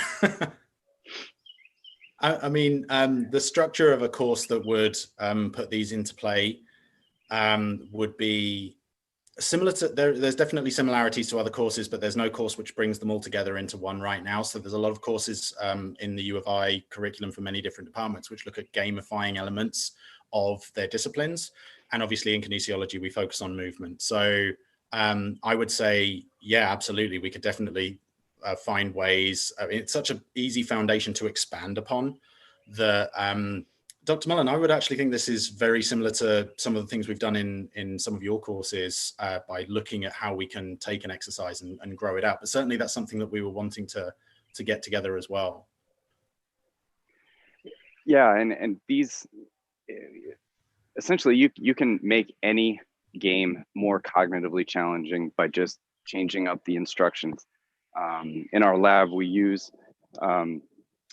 commercially available games, and we ask participants to play those games while we have them do, mathematics and repeat words and phrases and things as we're interacting with them. So some of them find it incredibly challenging. They leave and sometimes they're super frustrated and fatigued, but that's really the goal, to develop that resilience. But absolutely, this could be taught, and the principles can be taught to group exercise instructors to make their classes more fun, more challenging. But the philosophy, the research behind this can be incorporated into an academic class. And there are many research programs that are already utilizing this kind of training. Any other questions?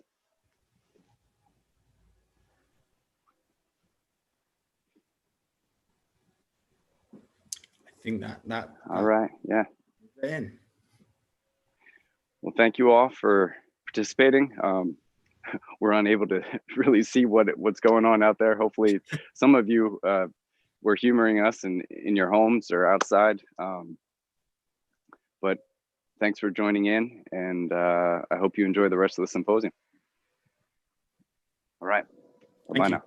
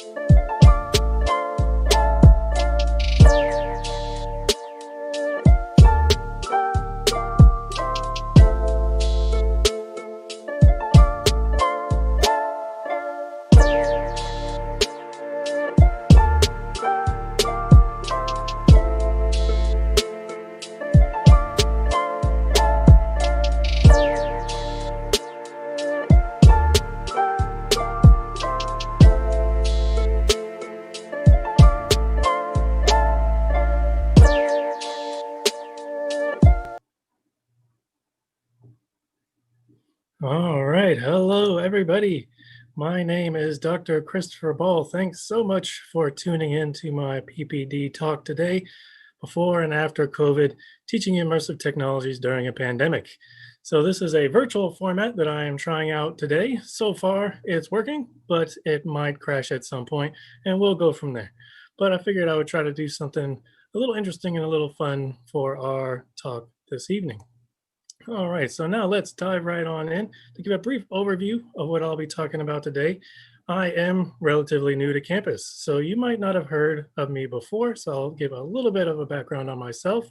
We will then talk about my immersive technologies class and what I call the before times, when everything was running just fine. And then we'll move on to the after times, when I was thrown quite the wrench during my second offering of this course. And then if we have time, we'll wrap up with some discussion. Okay, so you might be wondering what I'm using. I'm using an app program combination called Lumi AI and Lumi Live, and it will create an avatar that you can map as realistically and as closely to yourself or not. Totally up to you. Can be a fun way to spice up class a little bit, because maybe you have a virtual representation of yourself. Maybe you're an anthropomorphic cat. I'm a big proponent of using technology and the novelties therein to try to hook students in any way that we can. And I figure at the very least, it'll be fun for me, so maybe it'll be fun for them. So now let's see if we can switch back to myself. All right, it's working so far. So basically you create an avatar with an app that you can download on your phone, and then you can use your webcam and your microphone to sync the animations up. So just a little thing that you can add to your own Zoom talks to maybe spice things up a bit. Okay, now let's cover my background a little bit. I am a new professor in the Department of Journalism. I started in the fall of 2019, so I'm beginning my second year here. So I'm still pretty new, still trying to figure out my way around and still trying to meet all of the cool PPDers out there. I'm a husband and a father. I have a 3-year-old son and a daughter on the way, which has made things kind of interesting during this pandemic, just to give you a little bit of a background. And I am a gamer, avid gamer my whole life, and budding game scholar. My academic background is I got my bachelor's in sociology from Augusta University in Georgia. I then moved on to get my master's in science and applied sociology at Clemson University, where I created a virtual safe driving program for teens for my thesis, and later was hired to continue working on that project as a research associate for a while, but eventually realized I need to go back to school to learn a bit more. And so I got my PhD in Media and Information Studies at Michigan State University. Broadly speaking, I study technological impacts on society, and in particular, interactive technological impacts, such as virtual worlds, video games, virtual reality, augmented reality, all that cool stuff that we like to talk about is the stuff that I like to study when I can. As a result, I have 3 lines of research. One being I study digital inequality and information and communication technology effects. So what happens when we have access to all this cool stuff, and what happens when we don't have access to all this cool stuff? I then studied games and interactive narratives in terms of their cultural significance and their sociological and psychological effects. And lastly, pro-social VR and AR effects. So how can we use these cool new technologies to bring about positive change in society? Now, that's a little bit of information on myself. Now, the first class that I got to teach when I got here was the immersive technologies, what I called the very long-winded extended realities and immersive technologies. And I wanted to take some time to really talk about where that class came from, sort of the genesis of it, as well as how it worked and the student feedback that I got for any of you that might be interested in teaching a similar class or might want to send some students my way. Always looking for new students. Now, to start this topic, I like to always give a little bit of an origin story. And my origin story takes place at Michigan State when I was still a PhD student. And HTC was going around the country showing off their new VR tech that they were about to release. Some of you may know that as the HTC Vive. So this was right at the cusp of when VR was about to break free into the consumer market. And the Vive was pretty much the top competitor for the Oculus Rift. And it had room scale VR with motion controls. It was really the highest end VR you could get at the time. And so I set up an appointment with the HTC people and I tried it out. And of course, they put me through basic things you would expect from a VR demo. I was shooting zombies, I was having a great time. But the experience that actually stuck with me the most and pretty much changed the course of my professional career was the Blue. The Blue is kind of a staple in VR demos, so many of you might have experienced the Blue already. But for those of you that haven't, you're basically on the deck of a sunken ship and there are various kinds of sea life swimming around. And then you hear the distant call of a whale, and then a giant humpback whale swims up and basically says hello and then swims away. The whole experience is probably only about 2 minutes long. But I was profoundly impacted by this experience. I thought it was amazing. I thought I felt like I really met a whale. I got to see the true scale and majestic nature of this creature, and it really had an impact on me. So when I was done, I immediately started talking with all my friends and colleagues about this is going to be big. This is going to be really big. And I would like to research VR, and I would also like to start teaching about VR. And that kind of was the genesis for what would become my VR course. So I started doing some searches online to see if there were any other VR courses.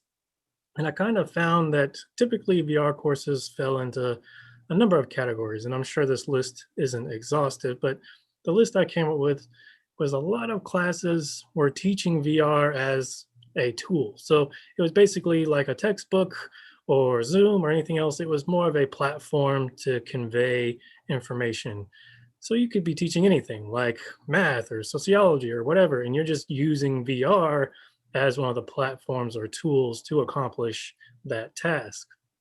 The next category was VR as the subject or the object of a course, where you're teaching about VR, where the psychology or sociology of VR, what are its impacts on our brains, for example. And lastly, this is by far probably the most common, VR as a product or output. We are teaching students how to create VR, so how to code for VR and create various kinds of experiences for VR. And being a PhD student at the time and floating this new course idea at Michigan State, I really didn't have the skill set or the resources to do a lot of this. So my first foray into a VR class was squarely in the VR as the subject. So teaching about VR in a kind of a hands-off fashion. I created this course called Digital Games and Immersive Technologies, which was an 8-week summer course, and it was taught entirely online. And when all was said and done, the students really seemed to enjoy it. We got to offer it a few more times, so it seemed like a success.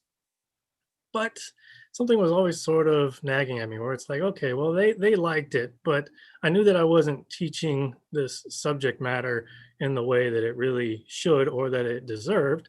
Because it was an online course, students didn't have access to really very many of the technologies we were talking about. We would talk about video games and they would have access to game consoles and things like that, but no real access to immersive technologies like virtual reality. that means when you're teaching a VR class, you're lacking a pretty key ingredient there, because those of you that have tried VR know it is experiential. And you can tell somebody about VR, you can show them a YouTube video of VR, but until you actually put on that headset, you really can't convey accurately the feeling you get when you are dropped into VR. So I stopped teaching that class. I started teaching some others and eventually ended up on the job market, where I was looking for a new academic home, hopefully a place that had AR, VR, and video game interests. And thankfully, I found a position open here in the Department of Journalism for a professor specializing in AR and VR, which I thought was perfect. It sounded awesome. And I knew that there were little communities of gamer-related people all over campus, and I was really excited to plug into your thriving game community, contribute and learn from all of you.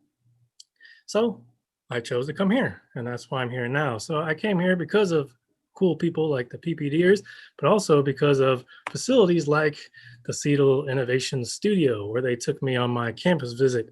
And I was very impressed by this space, where suddenly there was an environment where students could get that hands-on experience that I always wanted them to have, and that I could actually teach in a space like this really blew me away. And having resources and support to teach immersive technologies was a game changer for me, pardon the pun. So I was really excited to really give that course idea another swing with a lot more resources. And I was able to create the first AR and VR class in the College of Media that was specifically tailored to these topics. And with this class, we cover social science research about augmented reality and virtual reality. And we also discuss immersive journalism, which is a new form of journalism that takes advantage of the affordances of these new technologies. And lastly, I try and we start to learn about some entry-level production techniques for VR. I always wanted this class to be something that you didn't have to be a tech person to benefit from. So all the assignments are built with a very low ceiling in that regard, and that anybody can come in with any level of technical expertise, and hopefully by the end of it, create something that they can view in a VR headset and have some VR content. So here's a picture from one of the demo days that we have where everybody gets to try out VR for the first time.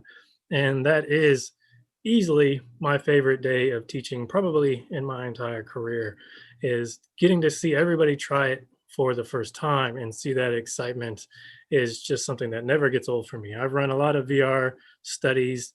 I've run a lot of people, hundreds of people, and through VR studies and seen their first time in VR, and it never gets old. I love seeing people's excitement.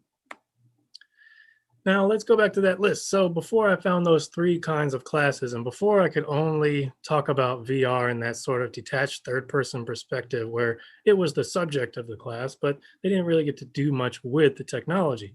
Well, now suddenly with my new course, we can hit all three of these areas where we are teaching immersive journalism using VR. We're talking about the effects of VR on our psychological and sociological well-being. And then lastly, we're starting to learn how to create VR content.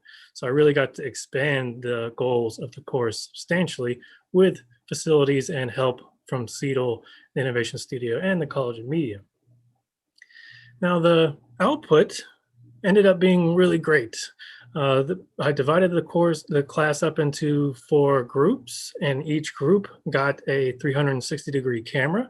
And then I basically let them pick a topic that they were interested in, they're passionate about, and let them create their own VR experience using those 360 cameras and the editing capabilities of the computers in the Innovation Studio. And I got some really cool stuff. One of my favorites is a group covered one of the basketball games. And they got some really great shots, not only from courtside, but also from the center of the court, from behind the scenes where the athletes were coming out. A bunch of really cool shots that turned out really awesome. Another group did a sort of little mini news story / documentary on the Japan House and got some really cool, peaceful, tranquil shots. Also interviewed a faculty member that was teaching a course in the Tea House. So that one was really great. had some students also do a virtual campus tour where they actually got one of the campus guides to show them around campus, and they had created this third person 360 camera where they strapped it to their backpack so that it would follow them around on the tour. And lastly, one of the most unique being a ghost tour, where one group researched the various haunted places around campus and then filmed in those spots. But one of the really cool twists to that idea was they actually did hide little scares in the experience where like a door would slam or a book would fall off a shelf and stuff like that. So I really like to see the variety and quality of those projects. And I was really encouraged to see that because I was learning a lot of this stuff too as they were learning it. And we surveyed these students at the end of the course to see how some of the logistics worked out in terms of both their experience with the equipment as well as their experience in the class. And the course was small. We only had 10 students that first go around. So keep that in mind when we're going over these results. It's not like it's a huge sample size or anything, but everybody responded to our survey. And when asked about their VR experiences and whether or not it helped or hindered their learning, vast majority said that it was extremely helpful, with only one saying it was moderately helpful. So for the most part, they seem to think it helped learn the subject matter like immersive journalism. Now, when asked about if VR helped engage them with the course content, that was 100% yes. It definitely made the class more engaging. So I was happy to see that. But it's not all fun and games in the course. There's a lot of technical challenges to running a VR class. So we also asked them about the various kinds of equipment issues that they dealt with over the course. And as you can see here, the biggest problem was space, simply space issues. And for any of you that have tried VR or run a study with VR, you know the pain that comes from space confinement in VR. My dissertation was about trying to help with this exact problem, where we're dropping people into potentially infinite virtual environments, but then in reality, they're still in a small confined space. So they're bumping into chairs and tables and each other. And that happened. Even though the Innovation Studio is great and it provides more space than I've ever had for VR, it's still, when you put a bunch of students in there, there's still going to be space issues. So that was the biggest problem that they mentioned.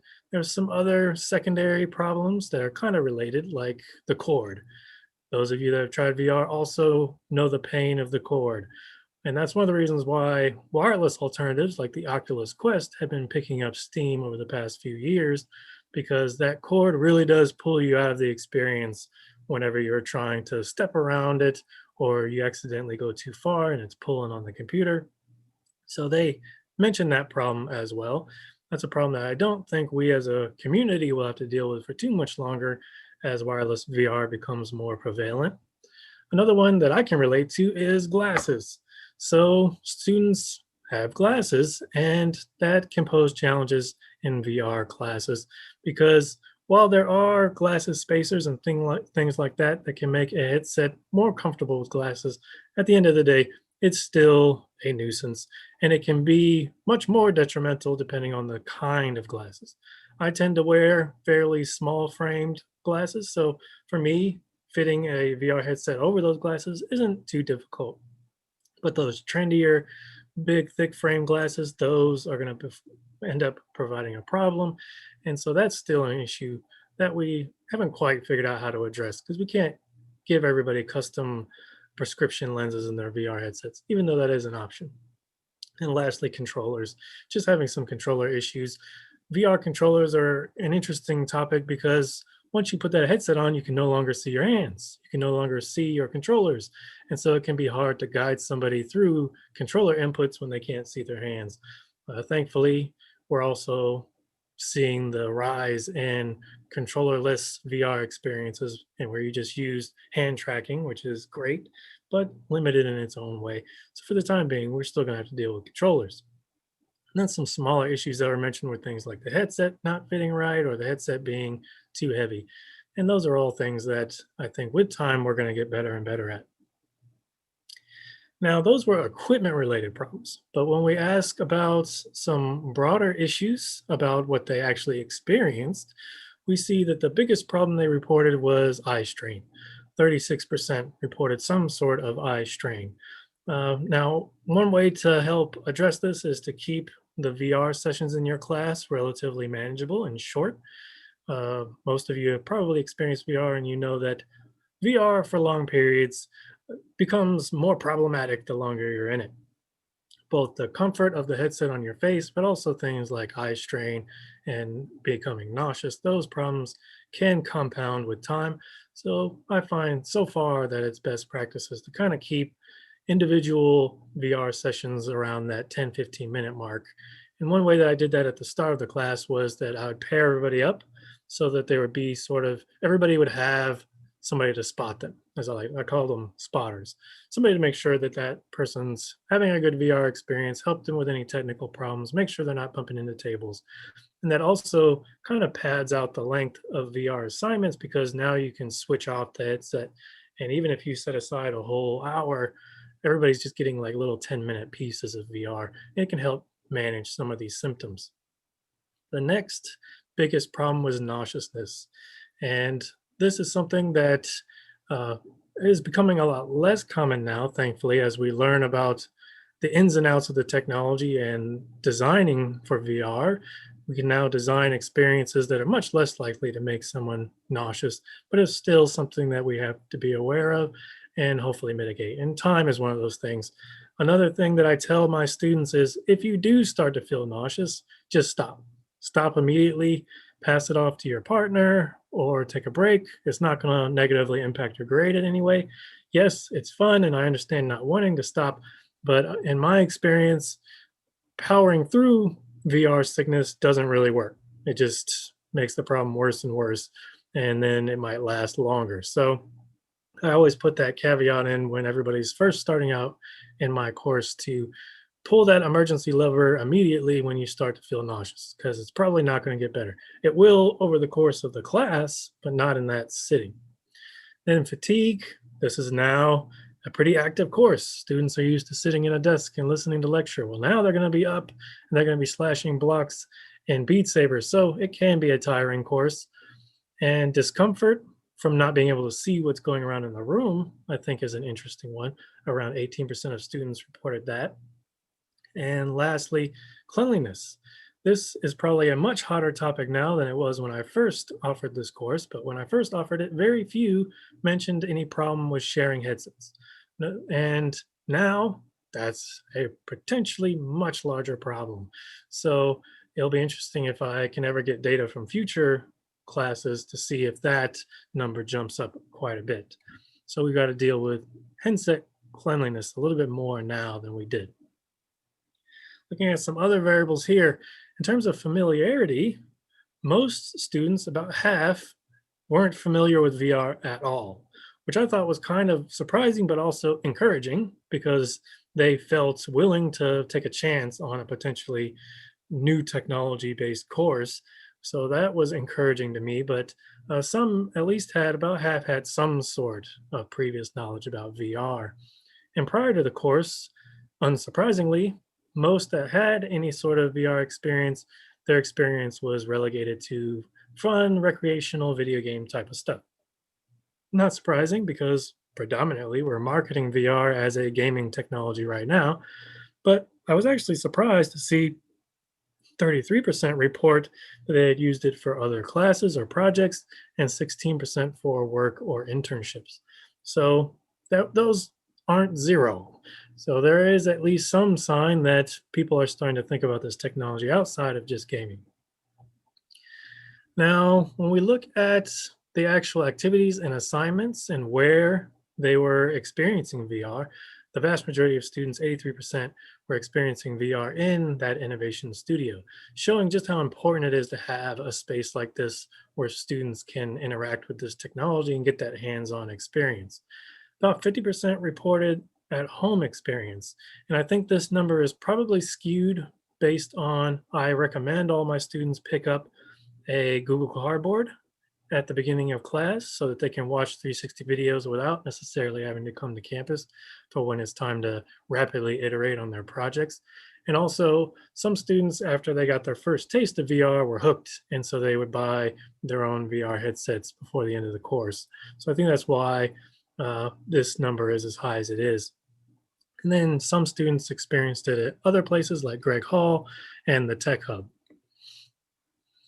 Now, when we look at how difficult VR was to use, the vast majority, 72%, said it wasn't difficult at all, which is great because it's a good sign, both of us in regards to us using it as a teaching tool, but also in terms of us disseminating this technology for use in the general public.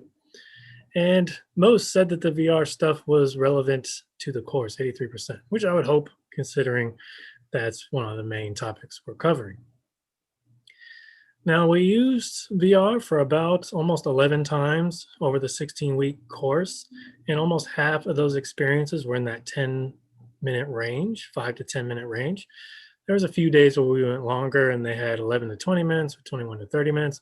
And I did give students the opportunity in some days to stay later and try VR stuff if I was hanging around to chat with students. So some might stay longer for a gaming session or what have you. Now, this is a big one. 100% of students needed technical help at some point. This technology is getting much easier to use, and that's awesome, but there are still plenty of ways for it to go wrong. So it's really great to have some sort of support system in place if you're going to use these technologies in your own classroom, because something's going to go wrong. A tracking will get lost, a controller will go dead. Something is going to happen, and it's happened in my experiments, it's happened in my class, and being able to have somebody on hand to rapidly address those problems is important. And so I had that, both in terms of CETL support, but also in terms of they have a lab assistant in the innovation studio that helped. And I really needed it. It was a huge help because on those sort of demo days where everybody's in the headset, it can get kind of crazy, kind of fast, and I can't be everywhere at once. So having an extra set of hands was really helpful. And most students thought that the tech support was good or excellent. And so that kind of concludes the quantitative data we got back. There was some qualitative too, and this is the quote that always stuck out to me, particularly this last part of the quote that says, "Priceless for those who want to make it in the field but can't afford the most important aspect of VR education, the real virtual experience." And this kind of drove home exactly what I was talking about with my MSU course, where it is very difficult to teach this kind of material without giving students that direct, or in social cognitive theory terms, that inactive experience with the technology. You can always chat about it, you can always watch videos, but until you get that technology in hand, it can be really difficult to fully grasp it. And so I think our results were promising, and the student experience seemed to be very good. I got a lot of positive feedback, and a lot of those students kept in touch, and some have even gone on to pursue VR in other capacities, whether professionally or academically. All this, in my opinion, indicated that there was a need for more courses like this, that there was student interest, and that there's a lot of different populations that will be impacted by this technology and that we can tailor classes towards, like journalism or college and media. But as you'll see in a moment, even more audiences exist. Now, in terms of challenges that I faced, there were a lot. So here are just some of the highlights, I would say. One big one when you have a VR class is that students can't see you. Once you put them in VR, now they can't see you. Now they probably can't hear you either. So that can be kind of disconcerting. Thankfully, they use the Oculus Rift S headsets in the lab, so at least you can see what they're looking at via the monitor output. That's very helpful. It's one of the reasons why the Quest isn't such a great educational option, in my opinion. But that also means they can't see each other. So bumping into each other, bumping into the professor, communicating, all that becomes a little bit more complicated in a VR classroom. Not impossible, not unwieldy or unmanageable, but that's another reason why having an extra set of hands, eyes, and ears in a course can be really helpful. Another bigger challenge, in my opinion, is that VR is a rapidly changing field. And as a result, programs, apps, all that kind of stuff become outdated very quickly. Things like this Lumi app I'm using right now, it's great. If I were to assign it to my class in an assignment, I guarantee you it's no longer supported within a week. I would assign stuff, I would take all the time to make it an assignment using a particular program, and then it would become outdated and unsupported before they could actually finish it. Because a lot of startups are popping up and dying quickly. In this case, sometimes it's best to pick programs that aren't quite as cool or as good or as flashy, but show that they are going to be around for a while. Adobe Premiere is a prime example of that. When I first started teaching this course, I did not like Adobe Premiere, but all the other programs I was trying to use to edit 360 video were short-lived. And so eventually it became, okay, well, let's learn the more complicated program because this is the one that's going to be around for the entire duration of the semester. Another one is audio, stereoscopic or 3D, spatial audio. All these different kinds of audio are very important for people's immersive experience. It's also very complicated. And it could be its own class, I think. And that's something that I didn't really have time or the skill set to fully teach in my course, which I think is a missed opportunity. But audio could be its own separate thing. So if there's anybody from the music department here, I'm happy to help. Let me know if you want to offer a spatial audio course, because I don't know much about it, but it is very important. Another big one kind of related to that is weather, in particular wind. I'd always heard about Chicago being the windy city, but I didn't fully comprehend that this was a windy state. And as a result, filming anything outside became very complicated because these cameras are expensive, but they are not that heavy and they blow over very easily. I quickly learned that our monopods were not stable enough and spent a lot more money on a lot heavy duty monopods. But as you'll see in the next slide, still ran into some problems. Shooting this kind of footage in Illinois, I think, poses some extra challenges. So sometimes we just had to shoot inside because shooting outside wasn't feasible. Phone sync issues. A lot of the 360 cameras don't have actual viewfinders, and they actually link to your phone and you use your phone as the viewfinder, which is cool.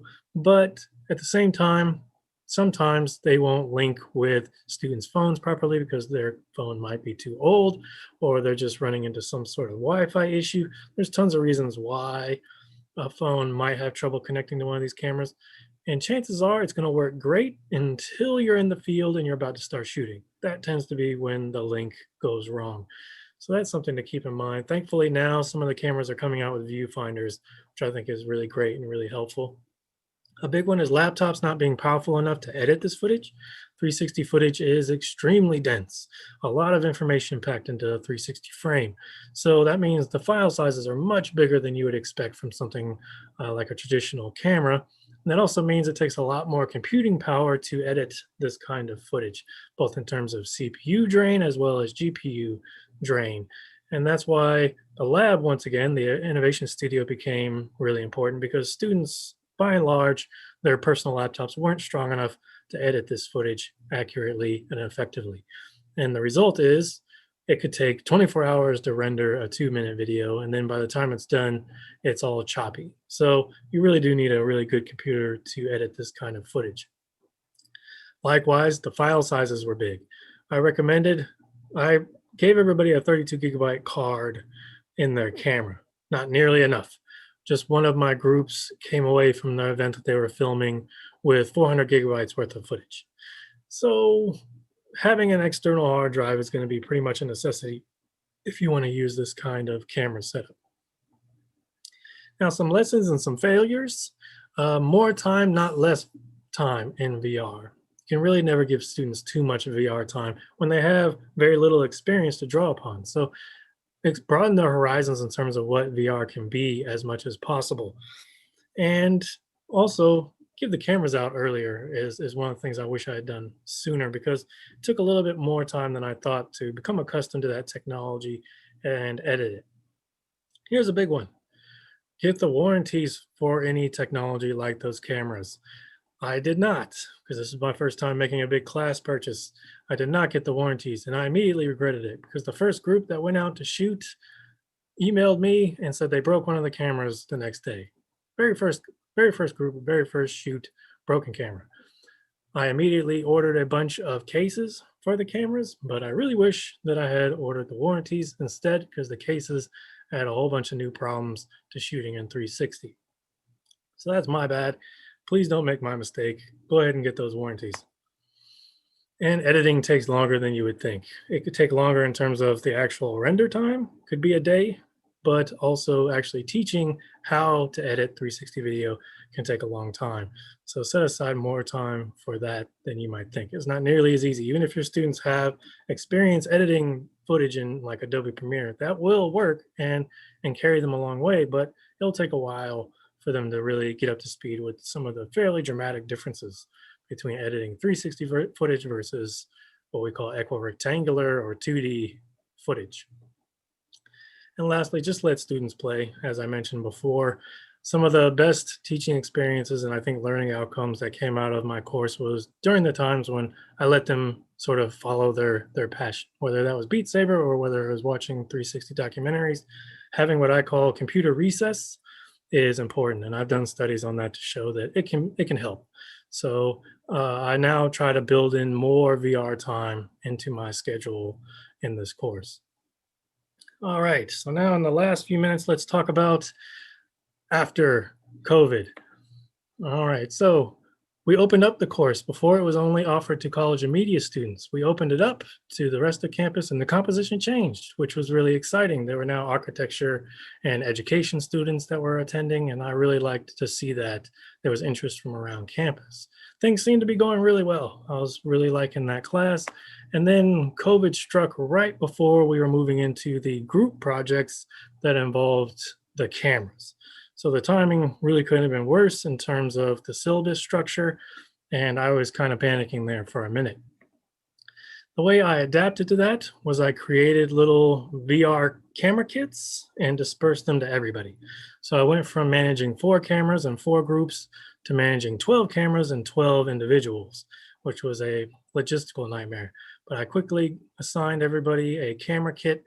I was hoping they already had their Google Cardboard that they could use to view the footage. I recommended that they pick that up and revised all the assignments from big group projects to smaller scale individual projects. And most importantly, I knew not to bank on them being able to edit that footage. So I went from editing together, a 6-minute VR piece to just small VR clips that they could string together on YouTube to kind of make a VR playlist instead of editing. And then I tried out some various lecture styles. I recorded some lectures using the VR cameras so I could teach about 360 camera placement using a 360 camera, which was kind of fun. The result was a lot of creativity, both in terms of the diversity and interests, but also the diversity of projects went through the roof.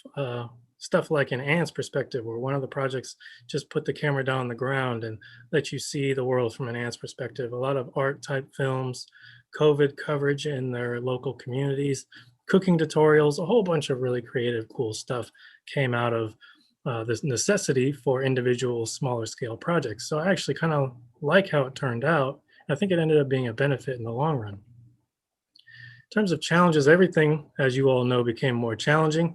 Things like Google Cardboard aren't really that viable anymore. Seems like they're not supporting that anymore. It really is a last resort.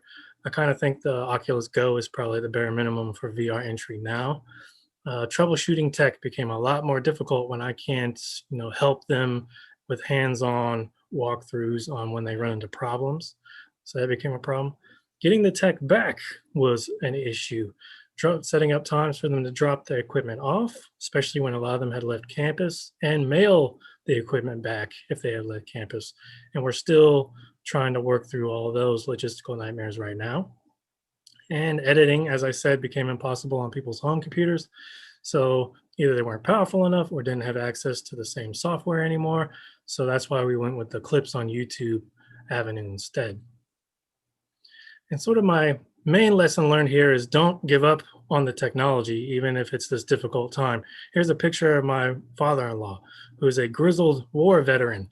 And this is him watching that basketball experience that a group of my students made a couple semesters ago and loving it. This technology, this is a time for it to shine, as we all know. And we have a duty to still teach students about this technology, even if we have to teach it a little bit differently. So I don't plan on giving up on the tech or teaching it in my classes or the students, because even in this pandemic scenario, they really impressed me with their use of the technology and the creativity that they had. And so with that, we can move on. If you all have any questions, I know we have a couple minutes left in terms of next steps. And if not, there's some potential avenues that we could discuss in terms of the pandemic's impact on VR research. I'm having to move from experiments to surveys, and that's tricky. Education, do we start teaching these courses online without VR? Or do we have to create VR kits now to send to students so we can continue teaching this stuff? And in terms of our outreach using VR, this is a great time for it. And like CETL had the VR seed grants, and that's a great idea. And I'm trying to work on one of those to kind of continue our outreach with VR as a technology. All right, got a bunch of questions popped up. All right, let me read these. Let's see. Is there a place to see these tours? Yes, there is a place to see these tours. At least there was. If you go to the College of Media webpage, there was a front page story not too long ago that did showcase what my students had created. They're all on YouTube. So if you open up the YouTube app on your phone and you have a Google Cardboard or something like that, you can watch them in VR. And if that's not on the front page of the College of Media anymore, I'm happy to provide that link or individual links to those videos. All right, another question. Headache triggers, other health restrictions on VR. All right, so I have another question here about health triggers. I didn't experience anything substantial outside of the normal nauseousness and some eye strain. So every once in a while, a student would take a break due to being nauseous. And that didn't happen as much as I honestly thought it would. Thankfully, no other symptoms were reported to me other than that one, but they could have existed and I didn't know about it. And I'd hope that's not the case, because I try to make sure that they know that participation in the VR component, while awesome, is not necessary to be successful. So if there's anything I can do to make it a smoother, less painful process, I'm happy to try. Okay, and then we have one from Judith here. VR in the classroom tips down to a page to share. Yeah, sure. I would love to share these kinds of lessons learned if people are interested in that kind of thing. I'm also love to chat with anybody that's interested in trying to implement this kind of thing, because I love getting to know what everybody's doing around campus and all the cool stuff that's going on. And so I'm trying to plug into this community as much as I can. And let's see, last one here. Slides are nice too. Curious what you're using. These are actually just PowerPoint slides. I just use a custom template that I made when I was on the job market, and now I just use all the time. A lot of these custom slide graphics can be found online. I can't remember where exactly I found them, but I just used some of the templates that I found and kind of Frankenstein together my own custom slide deck using those graphics. All right, so we have a few minutes left if anybody else has any comments, questions, or concerns. I'm going to take a drink and let's see how my avatar reacts to that. Okay, good. It didn't totally freak out. Could have been worse. Do you think VR kits could work for K-12 use? Wonderful question. That's exactly the sort of thing that I'm interested in myself in terms of both pedagogical reasons, but also in my research. I study new tech and digital divides in classrooms, particularly in K-12. And so one of the things I've been interested in trying to do, and it's one of the things that the VR seed grant will hopefully help with in the future, is trying out some of this VR stuff in a public school, maybe K-12 setting. And I was also trying to think of potential maybe grant avenues to get funding to try out some of these VR kit kind of ideas during the pandemic. What I've been telling people is some industries were ready to capitalize on the pandemic and really harness VR as a beneficial avenue for various businesses, like real estate, for example, was able to capitalize on VR very quickly and 360 photography. I think education was just a little behind, wasn't able to really fully capitalize. But as these technologies become cheaper, I think it becomes much more feasible to have sort of a VR kit concept. I've been telling people Bailenson VR lab in 2003 cost $30,000. I can now go to Best Buy and get better equipment for $300. So the price has dropped substantially. And if it continues on this trajectory, I don't think it will be in the realm of financial impossibility to create, like a little camera kit system that certain classes could loan out to students for blocks of time.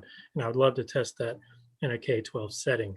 The only real issue there, outside of logistics, is we're still not quite sure what VR does to developing eyes.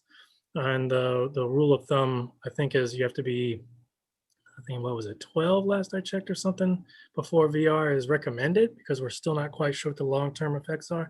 So I don't know how young you would really want to go with that idea, but I definitely think some of the older kids would benefit a lot from this. And all right, so I'm getting my 1 minute warning here. Also, can you stop screen sharing? Okay, you want to check out the other cool avatar? Sure. Let me pop over to my avatar controls. Here, let me change my screen share here in the last minute. Now we got the full screen, hopefully. And we can turn it to a monkey. Hey, surprise. And we can change into cute cat. And those are the only ones preloaded, other than some default human avatars. We've got some defaults here as well. And then the custom one. And this actually uses a little face scan, and then you can customize it with things like glasses and whatnot. But it worked. I was worried that it wouldn't, but seems like it worked okay. All right, let me check. All right, everybody, thanks so much for coming. I hope you have a great rest of your symposium, and I look forward to talking with you all more. All right, bye. Thanks.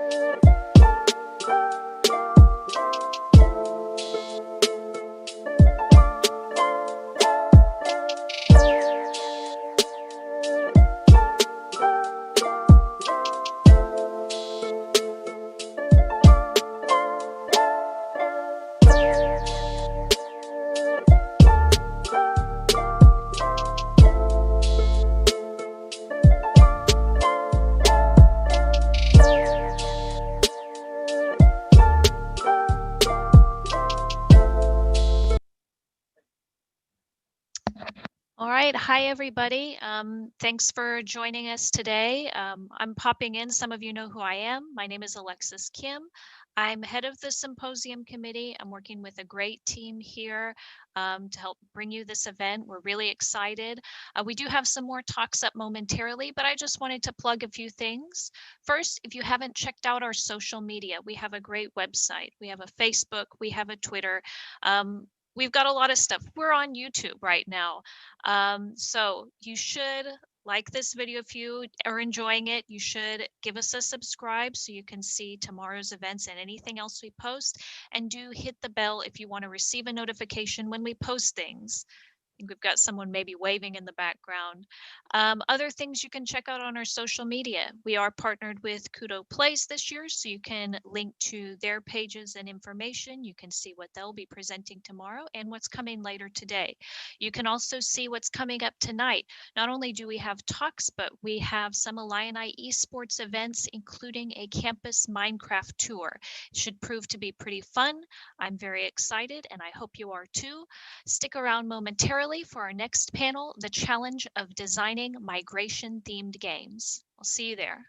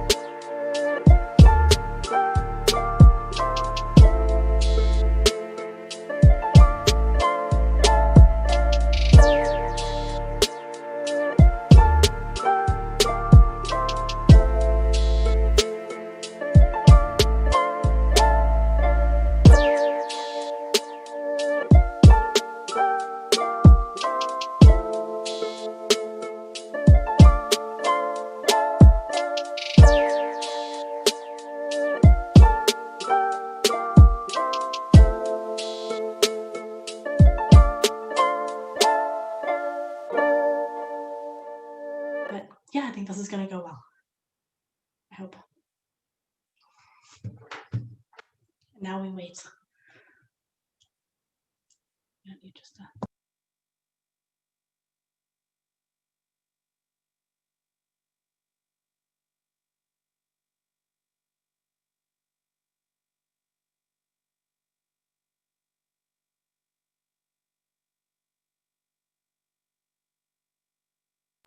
Not yet. They're gonna.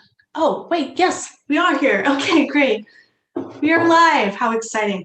Hi, we are Dr. Judith Pentar's Playful Design Methods class from last semester here at the University of Illinois in Urbana-Champaign. My name is Cassidy Lapierre. I'm in my second year of the library science program. And these are my classmates who will also introduce themselves. Who would like to go first? Karla, Oh, so sorry. I was toggling into the mute.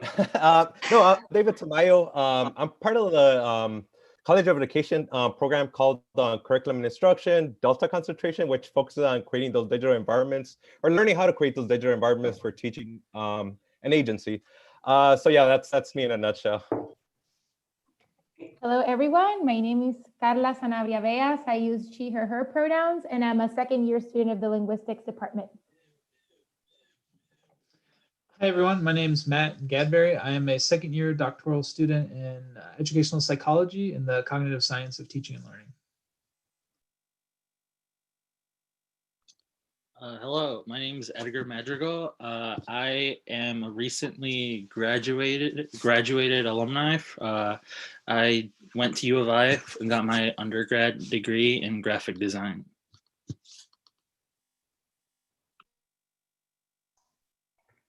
Hi, my name is Jorge Rojas. I'm a doctoral student of the Institute of Communications Research in the University of Illinois and research affiliate in the Community Data Clinic by NCSA and the iSchool.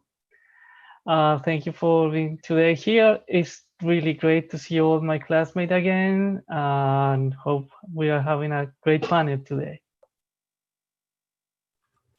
Hi everyone, my name is Yuttawee. Can you hear me? Okay, my name is Yuttawee Kongtananan. I am a second year graduate student in information management. Yeah, thank you. Great, yeah. As you can see, we are very interdisciplinary, which I thought was so fun that like none of us, like there are no two of us that overlap in the same program.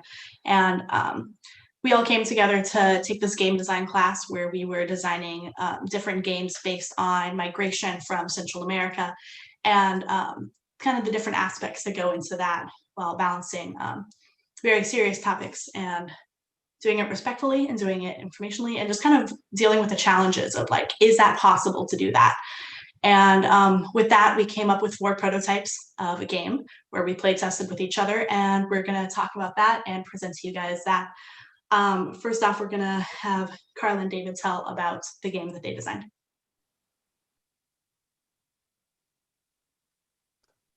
All right, so yeah, our idea for the game was called Decision Intervention.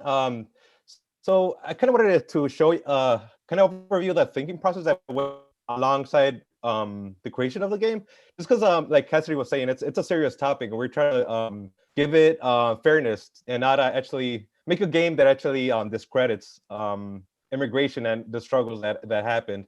So we wanted a game that actually changed misconceptions of people about immigration, just because we read a lot about different people's opinions about immigration, and it's like we kind of wanted to clarify those misconceptions by kind of showing them in a fun way how to actually understand the topics that they're actually thinking about. But also we wanted to maintain the seriousness of the issue at hand. That's like so we wanted to balance those two things, like inform but also do it in a conscious way. Okay, so something that we were thinking about, it's like do we actually promote a general issue, or do we go more concrete to a specific issue? Just because it's like whenever you're talking about generalizations, you might not give representations to actual cases that actually happen, right? So we went more into accurate depiction of history, try to get it as closest as possible. So now we know that what we wanted to do, but we wanted to figure out, okay, what game mechanics was going to help us get there.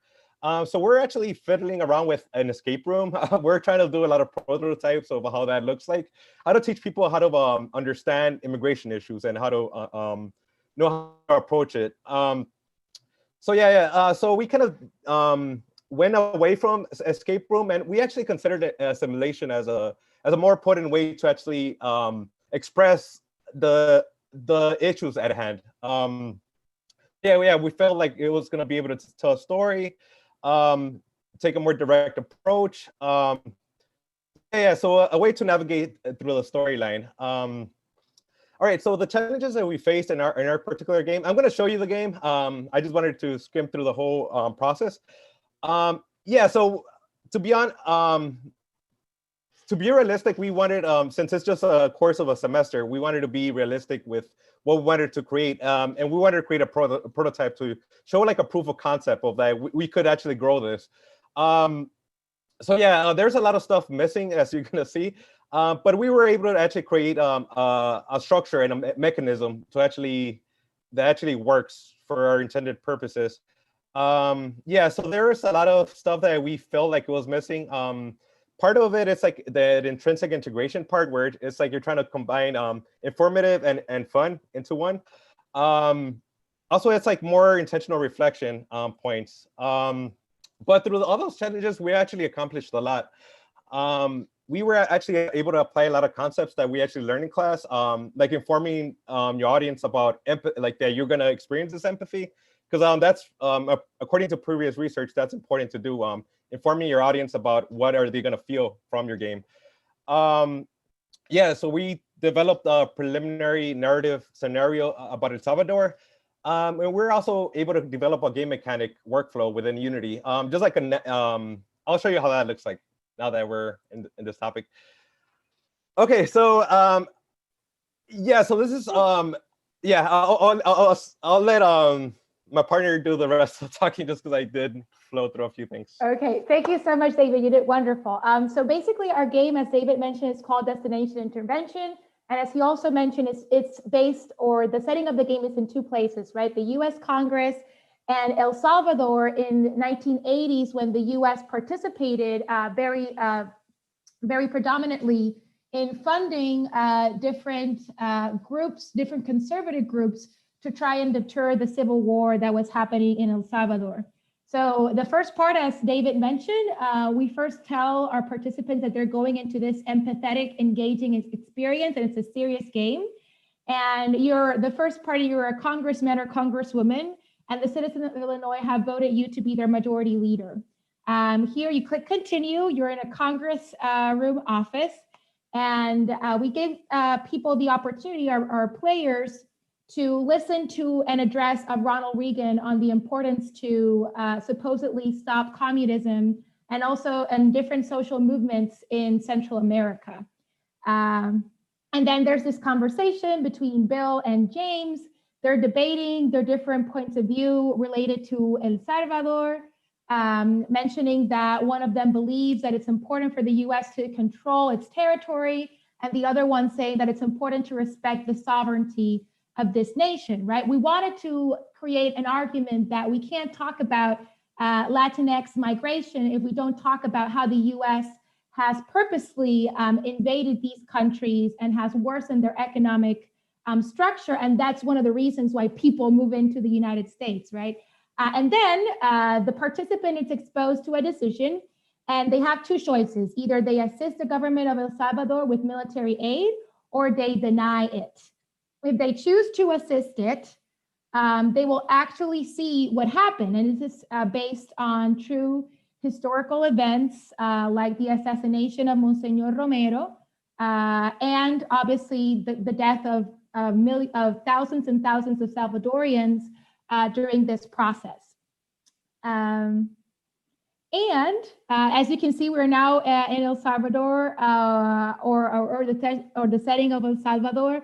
The person also talks to a Salvadorian, the congressman, and then the participant can go back and choose another path. So let's say you are more humanitarian and you want to, and you decide to deny the US aid. You will still, we will expose you to then an agreement that was made, that was actually true, but happened a little bit like in the 2000s, in which the US then participated in an agreement with different Central American communities, supposedly to give in economic relief, but then you are encountered with another Salvadorian who is trying to cross the border. So at the end, you are, since this was an actual life event, you are still exposed with, sadly, how this is a serious issue. It costs the lives of many people. And hopefully our goal is that whoever plays the game has a more political and social perspective on how the power and the decision-making that these people have most definitely affect the lives of millions and millions of people, in that case, both in El Salvador and taxpayers in the US. David, do you want to add anything else before we close, I believe? No, I think you said everything perfectly. So yeah, I guess we'll wait for the questions if anything comes up. But yeah, wonderfully said. I love it. Likewise, David. Thank you. Yeah, you guys, I remember when you first shared that with the class, how you had actually like fully conceptualized and had a demo for us to play. It was very impressive for all of us to see like visually how you had developed that. And then the approach you took as being a lawmaker was really interesting. I remember we all enjoyed looking at the different perspectives on that issue. We're gonna take some questions more at the end when we discuss it. And so now we are gonna go over to the next game of the list. Is Edgar's gonna talk about his.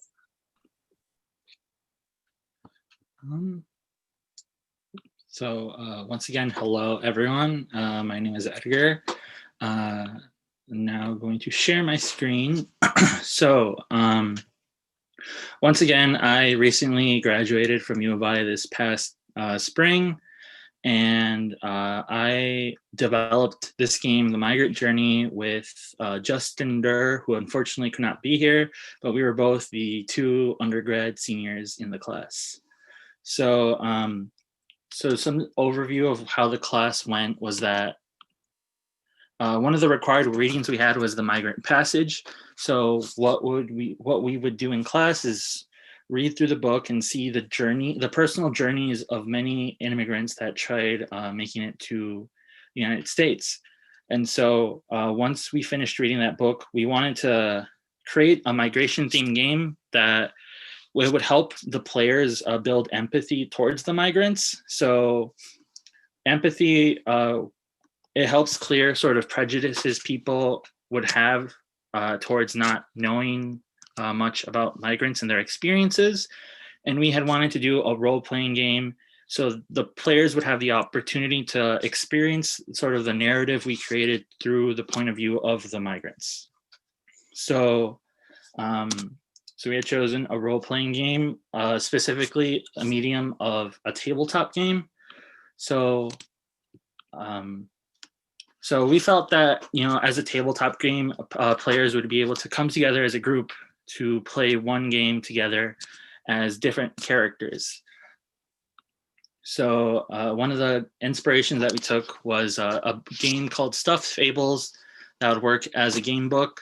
So on one half of the board, you had the board game where you would move your pieces, and the other half you would have a narrative that you would read out loud. So what we had developed, so we first developed the rules. This was sort of the overview of the game that we had come up with. So our main objective was you were a group of migrants starting off at the border of the southern border of Mexico with Guatemala, and then you would try to navigate through Mexico for the goal of coming to the United States. So this is sort of the rules and procedures we had come up with. We wanted, we went pretty in depth to set up like a foundations for our games. So this is sort of the initial prototype we had developed. We would start off at a border town, and then the first goal was you would meet with your coyote to prepare supplies for your journey. And And then as a designer, what I wanted to do was also sort of develop the visual identity to create a medium that would sort of encompass all of our points together. So what I had come up with was sort of representing the book as sort of a journal one of the migrants would have on their journey. So this is sort of where I pulled inspiration from the visuals for the book. So applying it to our game, we had this journal aesthetic going on. And then for the character cards, we would have, we had 4 different immigrants that you could play as. They each had stats. Since this is a role-playing game, we didn't conform to the usual stats of, you know, HP, attack, defense, since this was supposed to be a real narrative. So we went with mind, body, and soul. And then each character would also have a little blurb about their identity and their reasoning for wanting to immigrate to the United States. And then we also had some items that they would pick up and sort of random events that would either help or hinder their progress. So these are the 4 characters we had developed. They each have their pros and cons, and they each have sort of individual qualities to them that you could read in their little blurbs. And then so the events that we had developed, and then some of the items that you would pick up. And all of these things sort of came from our book. And as a game book, we wanted to also have it sort of be a choose your own adventure type game. So you wouldn't follow a linear narrative.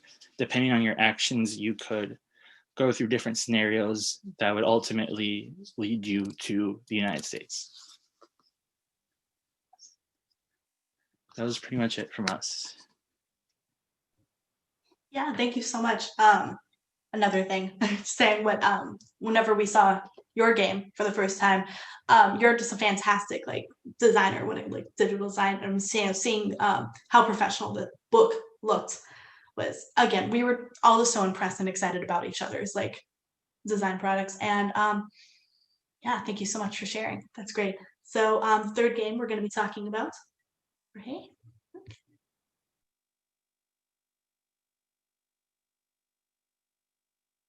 Are you guys ready to talk about your game? Yeah, thank you. Now I'm sharing my screen, I think.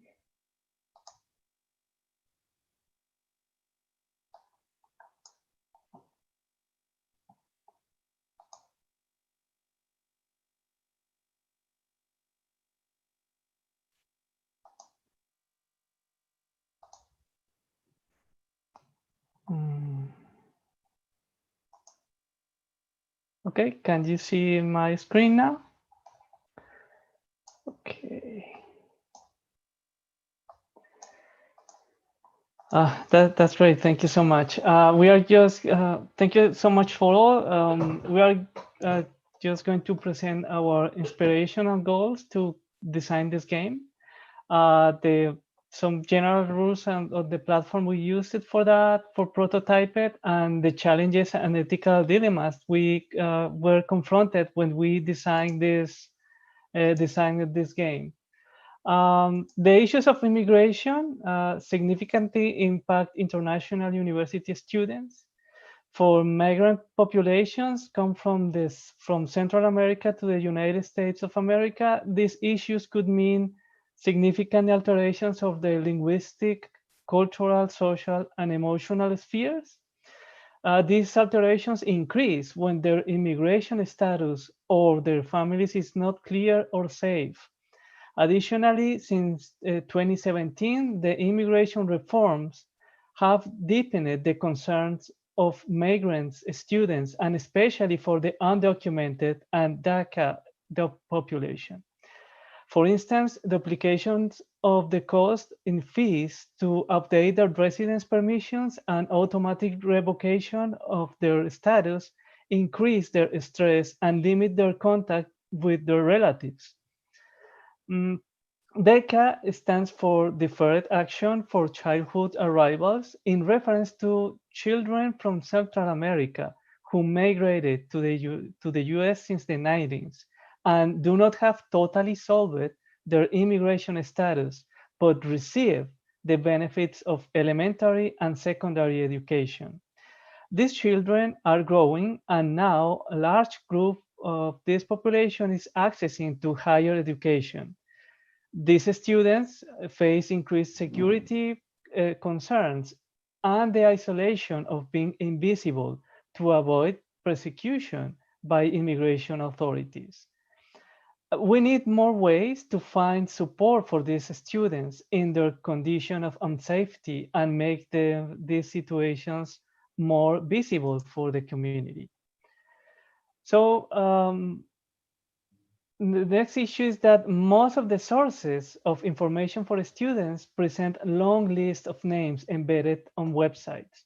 For example, the Open Illinois website presents a text-only based listing of resources with contact and websites. In this website, for example, the number of resources is easy to manage because it's small.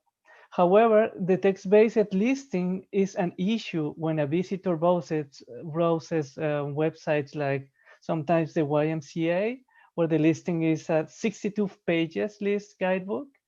However, it has been improved so much lately. In these cases, the recall of the resource could be improved. So redundancy in information is also required to assure students they can find solutions to their issues everywhere. In a public institution like the University of Illinois, promoting diversity does not only mean the reception of minority and unrepresented groups in the student population. It also implies ensuring that these populations have the necessary conditions for their equal development in their access to campus services, adequate representation, collaboration, and sustainability for the living expenses. Although the UIUC supports undocumented and DACA students by establishing security conditions for the registration and access to the university life, adequately serving these populations is always a significant challenge. There are no public counts of their number and public traces of their identities. These situations make them even more invisible and make it harder for our broader community to understand their issues and needs. Undocu DACA students have on-campus unit directories with services to support them and websites with off-campus resources. For example, freshman students receive one iteration of a training diversity focusing on promoting tolerance and understanding, called iConnect. As a matter of concern, at the beginning of April, the office who ruled this program reported some bombing, attacks on their training by a number of individuals allegedly unaffiliated with the university and engaged with racism, anti-Semitism, homophobia, sexism, and other derogatory slurs. Diversity requires constant support and issues prevention from all our community. So what are the goals of our game was to make visible issues affecting students who prefer to stay invisible. Our second goal was to provide support for collaboratively for these populations, just to foster how to start to finding ways to solving their issues in the community. And finally, providing more information. This means to present available resources for students in a playful way to increase recalling. And our intention is to present that information in a more amenable and according to the priorities of diverse options.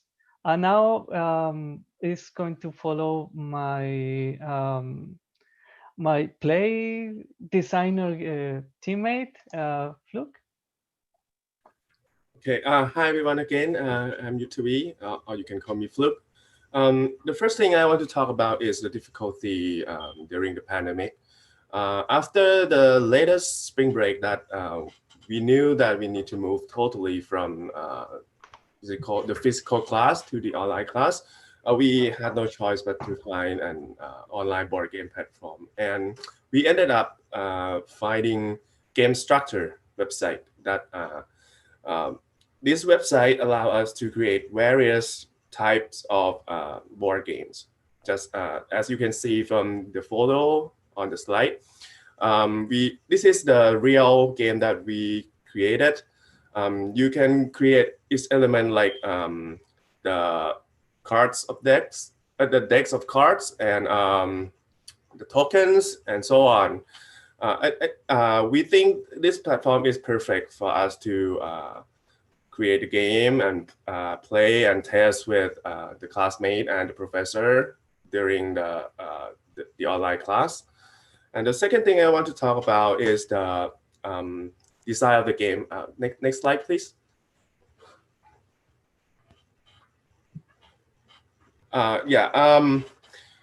We design the game to let the player feel struggle from having the real the problems of the DACA students, and maybe that problems prevent them from moving on in their lives. And we also designed the game to let the player feel some good feelings or satisfied with themselves, and they can help the other players. We believe that with this kind of feeling may create empathy in them on the DACA student issues. But how does the game work actually? The players, 4 players, will take roles of DACA students in their undergraduate lives here in the university. They will begin at the first block, as you can see from the model of the game. There are 4 lanes, and in each lane there are blocks that they need to move along in each turn. The first block is the first semester, the second block is the second semester, and so on. The ultimate goal of this game is all players need to move to the end of their study or the graduation. But it's like in the real world, it's not that easy. In each turn or in each semester, each player needs to draw 2 cards from the deck. As you can see from the upper left of the board game, they need to draw 1 limitation card, which represent real problems of the DACA students. And they need to draw 1 resource card, which represent the resource around the university that can help them. And sometimes player may get match cards, which the resource can solve the problems. So they can move on to the next semester without any trouble. But many times, player may get unmatched cards, and which means they cannot solve the problems, and maybe the problem prevent them from moving to the next semester. And at that point, the player may feel struggle, like some DACA students that feel struggle right now. And at that point, they may want some help from the other players. So we provide a choice for the other to help them. If the other player have sufficient resource that can help them, they can play that card, leave it into the share area, as you can see the gray box above.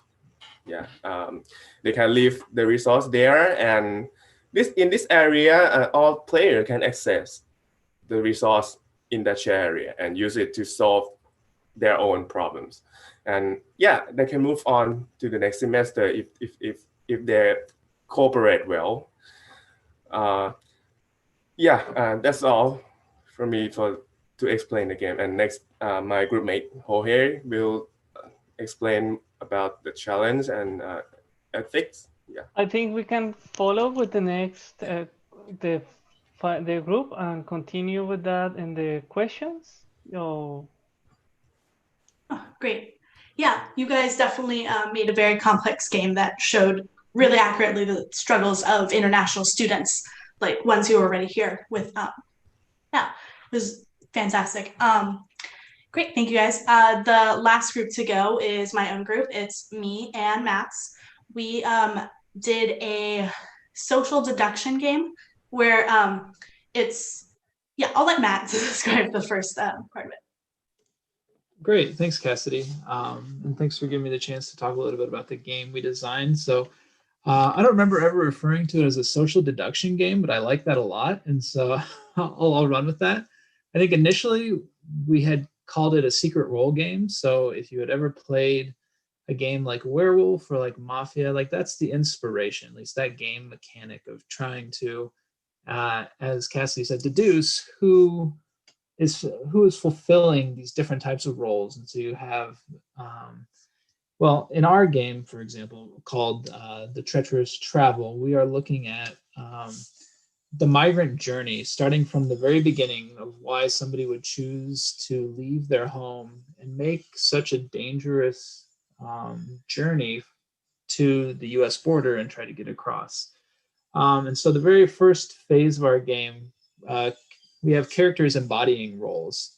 And so you have a number of players will be migrants, and then there are a couple of players who will be coyotes. And so coyotes are these people along this route who you pay a fee to, and they will help you along your journey. But occasionally it would happen where these people may not be trustworthy, or they may try to extract more money from you than you had originally agreed upon. And so the first phase of our game, there are 2 coyotes and the rest of the characters are all migrants. And so we wrote character cards for all of them. And the characters, the migrants, have to choose which coyote they're going to buy the services from, who they believe is going to help them the most. And one coyote is trustworthy and the other one is more driven by making money and willing to sacrifice perhaps the safety of the migrants. And so at the end of the first round, we reveal who was the trustworthy one, who was the untrustworthy one. And that has ramifications for the second round, which is all the migrants have now made it to the US border and they're trying to get across. And so they're going to choose the best way they think that they can get across. And so, and there's certain routes they can take, right? Maybe by boat, or maybe they can purchase an airplane ticket, or they can try to ride in like a vehicle of some sort, perhaps like a truck. And so, but each route can only accommodate a certain number of people. So the migrants are actually trying to work together to figure out, okay, maybe the 2 of us can go this way, one person this way or that. And you don't want to overcrowd the routes because it risks visibility, which is a really big theme and topic that you talk about during the migrant journey. Is you don't want to be too visible. Otherwise, that's kind of, if you stick out too much, then you might become a potential target. And so then the second round determines whether or not they make it across the border, which again would have ramifications for the third round. And the third round of our game was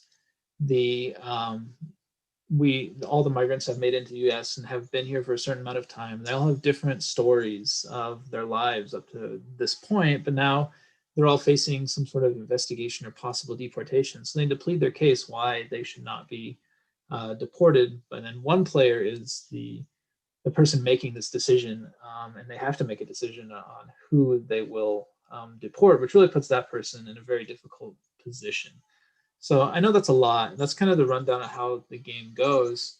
And some of the really key themes and key feelings we were trying to evoke from this game are feelings of uncertainty, not knowing who to trust, shifting roles. So some people might one round be a migrant, but then might be kind of forced into a different role the next round, or they might see themselves changing throughout the game, which also brings about this question of identity and how during the migrant journey, they shift their identity to blend in certain times where it's important to, otherwise, again, risking visibility. And then we're just trying to emphasize this feeling of cognitive empathy, of understanding what this journey looks like and what is happening to the migrants who are undertaking this journey.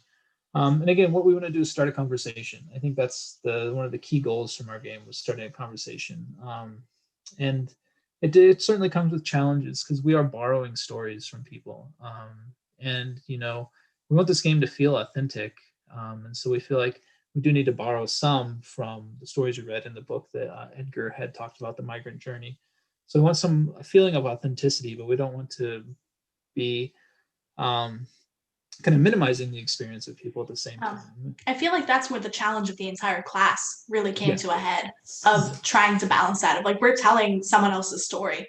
Like, specifically, like in Mad Knight's group, we're both, you know, white American-born citizens. Like, we have never been through this experience. We've never faced these different issues.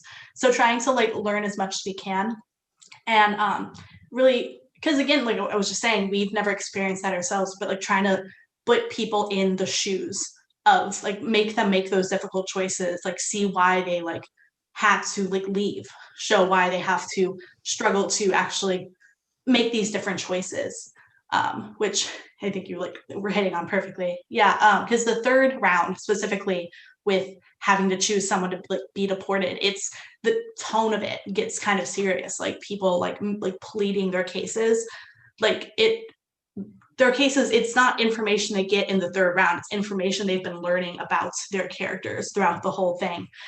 And I just, because I'm personally still developing this game in an independent study this semester, and I would love to get play testers of people like on opposite sides of the aisle, of people who are against immigration, of people who like don't know that much, and maybe they have a little bit more of a closed mind, and have, you know, really like exactly start a conversation, which is the interesting idea of taking these serious board games here. It's that it's not like everyone's sitting around like, let's talk about politics, or like that's like, hey, let's play a fun board game night, and then let's have a nice conversation that we're having with my friends and family around this table while having a good time. And it just starts like broaching it in a different way than we typically talk about immigration. And yeah, and all four of these games, I think, like really approach them in different ways and took like different inspirations. And it was really interesting to see how all four came out. And the question now is like, is it possible for us to accurately and like respectfully like tell these stories into this? And it's a question like we'll never really quite have answered. It's always going to be a debate and a discussion and a discourse. And so where we are at now, both in the panel and in life, is like we would love to get some questions from the people out in the audience. Yes, I remember, I think Alexa said that she could share the questions with us. But yeah, so if you guys want to start sending them our way, we can start thinking about how we're going to answer that. I remember she said there was going to be a little bit of a lag. Yeah, Jorge? Yeah, I can wait. Yeah, we can talk about questions sometime. You can interrupt me anytime because I think one of the huge challenge that we have and the conflict that we held with Fluke in the game was our positionality. Who are you in this situation? Has most of you mentioned it? And who we are in having this knowledge of this complicated experience from migrants to the United States. So the path that we choose for that was because we stay in crisis sometimes. We even don't know what kind of topic we can do with that. So we try to position ourselves how international students, and how that negotiation of identity from our homes and to stay to study in the United States help us to have a closer approach to that. That was one of the reasons because we choose a game about education, again about a situation in the University of Illinois, because we are also students in the university. So that was a point of reflection that caused to us a lot of debate, and that was one way just to deal with that challenge. Yeah, thank you, Jorge. That's question, I think. Yes, yeah, Alex, sure. I'll read this question out loud. Can you talk about how you managed beta testing and sharing while in COVID isolation? Yeah, that's something we haven't even talked about yet, about how halfway through our semester, we were suddenly forced to adapt our games to be online. So yeah, do you guys want to talk about like specifically changing that format for you guys? I think I could talk a little bit about our thoughts. So we're thinking about doing an escape room at first. Yeah, but that was actually gonna comprise of like a physical space. But then we actually, since COVID happened, we kind of rethink everything. We actually decided to actually build for the web, because it's like the game that we actually build is actually in the web and anybody could access. So that's one way that we're able to go over that obstacle, especially like sharing the work, just because me and my partner like needed a way to iterate and see and get feedback. So that's like one of the key points that really helped us out, that we're able to build something for the web and have access to it.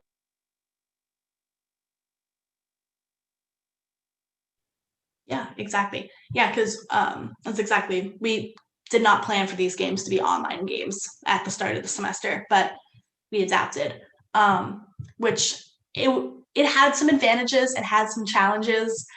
They became different games, exactly like David was saying. I remember a lot of the feedback that Matt and I got from ours was just like, I don't think this issue would have been an issue if we had been playing in person. So it was interesting trying to take feedback of working over a Zoom format, which obviously has issues sometimes, but yeah. Let's see, about 3 minutes out, perfect. Do we want to talk a little bit more just about like the challenges of like accepting this topic that we were talking about with immigration? Karla, I always love hearing like when you talk about this. Hi, everyone. I second what David has mentioned and all of the issues that we had and challenges during COVID. And Jorge mentioned it as well, very, very good, and all of my colleagues. It is definitely a challenge, just also like Matt said, when you're telling stories that are not your own.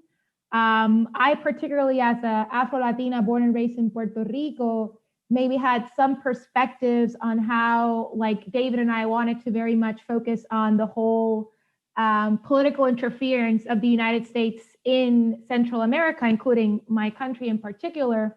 So that was definitely a challenge, right? How do we create something authentic, but then also understanding our positionality? But I do think that at the end of the day, all of us learned something different and were definitely sensibilized towards this issue. So hopefully our games, when they can be played by other people, can generate the same questions and attitudes that were generated in class. Perfect, thank you. Yeah, it is interesting about like we all have very different backgrounds of this class. Like we all have different prior knowledge, different experiences, which I think was very interesting when it came to coming together to design these games. Yes, we have last minute questions by joining the chat. We had one more question about collaborative versus individual play, which yes, I'm trying to think. I know we have 1 minute wrap So it up. can yes, we answer in the chat? Answer in the chat. We will join the chat on the YouTube live, but for now we are going to say our goodbyes and pass on the mic onto the next group who's going to be talking on this day.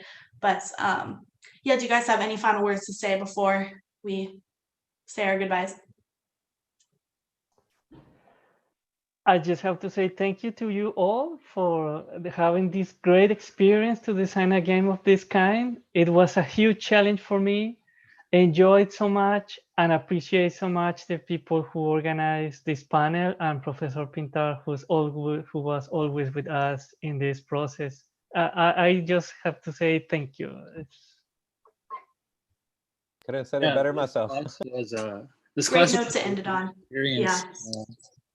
I wish that I was able to still be in school to work on our games since it was my last semester. But Thankfully, we got to join together in this experience here. Yeah, man. But that's our time. Thank you guys.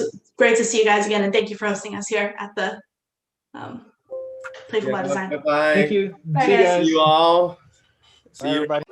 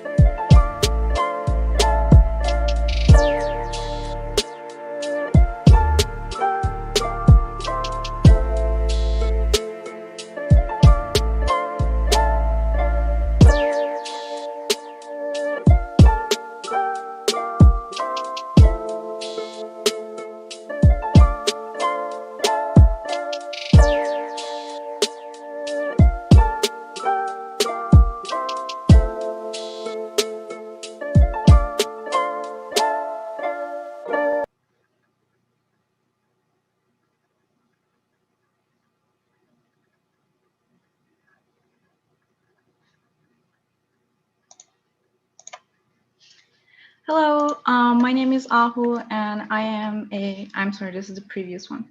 So I am a PhD candidate in School of Art and Design and in University of Illinois at Urbana-Champaign.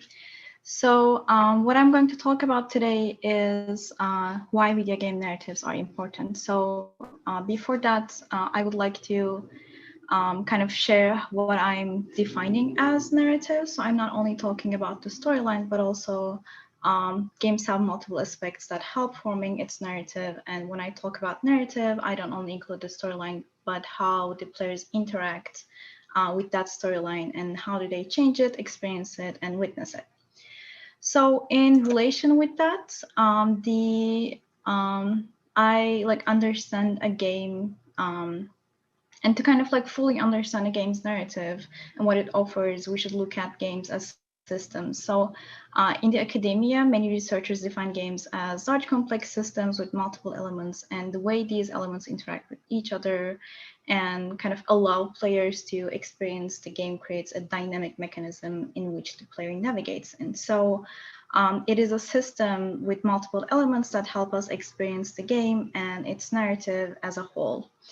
So what are those elements? So I'm going to kind of show some of the elements that the games have. The first one is the goals. So there are different types of goals which help experiencing the game. And we have rules, so mechanics, and so there are set ways of allowed afforded interactions that define players' experience and how it happens.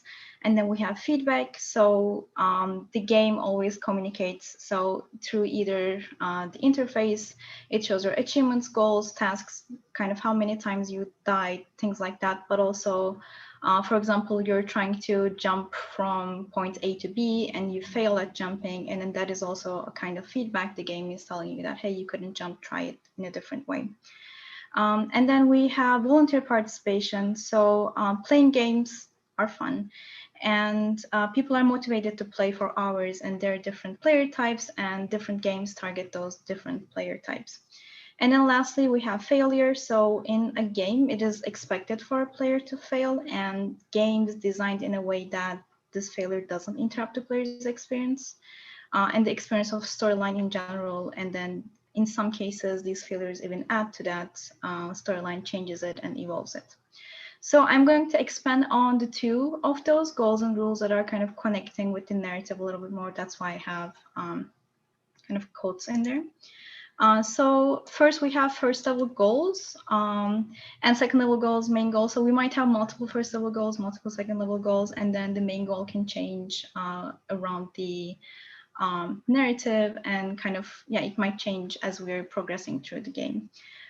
So first level goals are kind of smaller achievements that you're kind of learning how to like jump, walk, navigate in the game and kind of get introduced to the storyline a little bit better. And then second level goals, they might be a part of the main goal.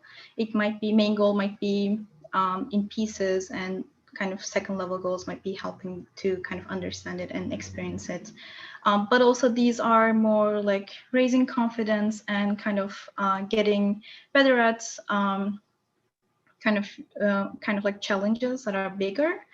And so they kind of help the players get more engaged with the story. And then, as I said, we might have multiple of those. And then lastly, we have main goal, which is kind of the main solution to the problem, what is wished to be achieved through the whole narrative and the structure of challenges. So having multiple levels of goals help present the story in an exciting way. So while you're learning more about the world of the game, different tasks and goals help keeping it interactive and exciting as the story progresses and changes. And so the second one is rules. So rules define the space, logic, mechanics, and ways of interaction. And definition of the main rules is necessary for creating a balanced game, a meaningful narrative, and game mechanics. So basically those rules determine how you will interact with the game and how you will be experiencing it. And in relation with that, I want to talk about verbs. So those rules and kind of goals collectively create the verbs. And so, and these are kind of actions that a game allows. And Entropy calls those verbs verbs. And so those rules and mechanics create a grammar which defines actions for their players. So in the game, players have verbs as the rules that allow the player to interact with the other rules in the game: jump, shoot, fall. So all of those are kind of actions that the game allows you to do. And so these verbs have implications over the gameplay experience, which connects to what those verbs mean at a critical level. So in addition to the goals, these verbs are important tools for forming the game world and how we experience it. And a very good bad example of that is Tomb Raider, and kind of raiding the tombs and what it means to collecting the artifacts, and like kind of that verb, that action that the game allows, what does it mean critically? So in relation with that, I'm going to talk about being critical and criticality in general. So being critical about those elements of the game and what they convey is important. So, and what the game implies in general. There are a lot of people talk about criticality in games in general, but I'm going to kind of briefly show what Flanagan says, because she theorizes the critical play. So she sees critical plays as critical play means to create or occupy play environments and activities that represent one or more questions about aspects of human life. So there are different games that kind of, like we have serious games that are designed with the intention of raising awareness on certain issues. But also we have regular games that are not necessarily called as serious or call themselves educational, but they create narratives that offer meaningful experiences that encourages players to think and reflect on their in-game interactions. So we might have more metaphorical or direct ways of games communicate that. And one of the good examples of that metaphorical one is Gardens Between. It is kind of expressing what it's like to be separated from a good childhood friend. And we have Ori and the Blind Forest, so it is around kind of care, love, and empathy. But today I'm going to talk about two games that are more direct, good examples of why video game narratives are important. So the first one is a game called Night in the Woods. It is an interactive fiction game. So it is intentional about the stigma around the mental health problems. And usually in games, people with mental health issues kind of often portrayed as potentially dangerous or like even evil. And so this game kind of like reverses that narrative and tries to kind of inform people about it. So in the game, you play as the main character, who is May, a 20-year-old who recently dropped college and moved back to her hometown. And in her hometown, she starts to see her childhood friends again. And then while the game seems to be kind of a mystery game, the overall storyline and the way dialogue are formed pushes the players to think about mental illness and how to cope with that. And so I want to share a review from Kotaku. Night in the Woods explores mental health through the lives of May and her friends B, Greg, and Angus. May, the protagonist, experiences depression and anxiety, which sometimes create dissociative states during which she becomes completely disconnected from reality. It is implied, though never directly said, that Greg has bipolar disorder. His poor impulse control gets him into bad situations, and at times these factors impact his feelings of self-worth. Bay and Angus both struggle with consequences of abusive pasts and their relationship with their families. So this narrative that is embedded in a mystery-solving experience is doing such an important job of creating a chance of representation and empathy with kind of a conventionally stigmatized issue. And the second game that I briefly want to talk about is This War of Mine. So it is a survivor game that takes place in war. So even though I value the first-person shooter games and their kind of customary war themes, they sometimes offer like kind of glorify war at some points. And in such games, the players are usually brave heroes and soldiers who fight for their country or territory. However, This War of Mine questions that kind of widely used war game mechanics and actions and what they entail. And so in their teaser, they kind of say what you see on the screen: at war, not everyone are soldiers. And the narrative of the game puts its players in a position where they are trying to make sure that a group of civilians survive until the end of the war. And so each time the player starts a new game, the conditions are kind of generated randomly. And so there are no indication of when the war will be over, if their safe house will be raided, if some roads to certain destinations will be closed. So, and each time you play, as I said, it changes. So like, even if you're playing it for a second time, third time, you don't know those still because it's random. And the only source of information is a radio, but also the radio is there if you can collect enough resources and decide to put your resources into building that. In addition to that, there are multiple ethical decisions that the player needs to make within the game. So will you help your neighbor to make their house safer? Will you steal from old people, or will you share medicine? So all these decisions affect the group of survivors and their mental health. And their mental health gets affected, which concerns the whole game as a system. And so this sort of mind makes its players engage with critical issues and navigate in the context of their effects. And as a game that isn't marketed as educational or serious, I find it to be a highly impactful learning and kind of ethical tool. And so as the last words, a meaningful narrative for me is not only a fun playing experience, but also the one that makes you think and engage with significant issues. So looking at narrative in terms of what it implies and makes its player experience is important, and we should put more attention to it, both as developers, educators, and players. So I think we have a few more minutes, and if you have any questions, I will be happy to answer them.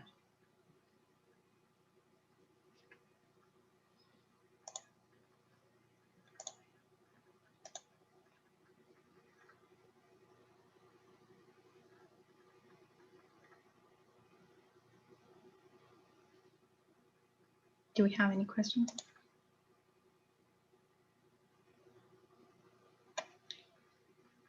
And so if you are, so this was kind of a short presentation, and the issue of narrative and being critical, of course, is a little bit larger. And I kind of try to express it and talk about it in my research too. So if you want to reach out about that, you can definitely do that. I would be happy to kind of talk with you about it. And again, this is like a very short presentation of like a general introduction to that. And we have a question: what would you say narrative is essential in a serious game?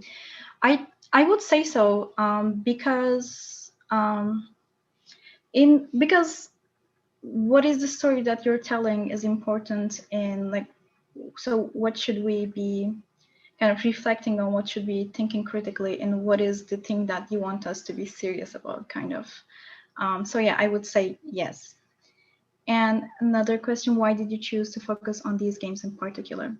I kind of try to select games that are kind of popular to make people think that games that are valuable in terms of teaching things and kind of learning, and maybe potentially pedagogical tools, don't necessarily have to be named as like serious or pedagogical, but more like it's us who should be critical and think about those things as we are presenting to students, or like as we're playing ourselves. So I think that's why I try to select things that are a little bit more popular. But yeah, we can look at any game that way. So I think I'm running out of time. Thank you so much for the questions. And yeah, thank you. You can reach out to me if you want to.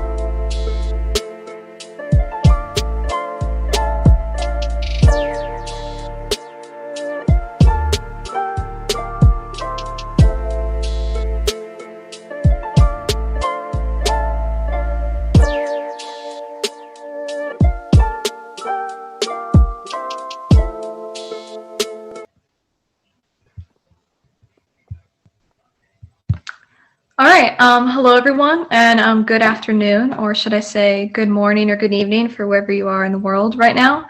Thank you so much for listening in or watching or however you're hopefully hearing my words right now. With that being said, we're obviously not together in the same room, so I just wanted to take a quick minute to wish the best of health to everyone here and my best wishes to everything going on in all of our lives right now. With that said, we are so excited to delve into this topic today and hopefully have a thought-provoking, fantastic conversation that will not only inspire you, but inspire us as well. So without further ado, I'll let Maggie get started. So you have the floor, Maggie. Thanks, Jamie. So welcome everybody to Trolls at Play, learning about propaganda, media manipulation, and election interference through role play in the classroom. So let's get started. If it'll go, is it going? There we go. Okay, I gotta click it. Okay.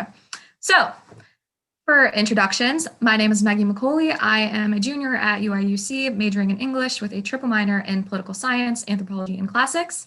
I am an intern for the Electronic Literatures and Literacies Lab in the iSchool, and during the Game of Lurth, I was a citizen of Unia. And hello, everyone. My name is Jamie Hendrickson. I am a second-year master's student in Russian, East European, and Eurasian Studies with the Russian, East European, and Eurasian Center here at U of I. I'm also a graduate assistant for Dr. Judith Pintar, who we are holding this panel on behalf of today. And I was, and forevermore, am a citizen of Valens in our great world of Lurth.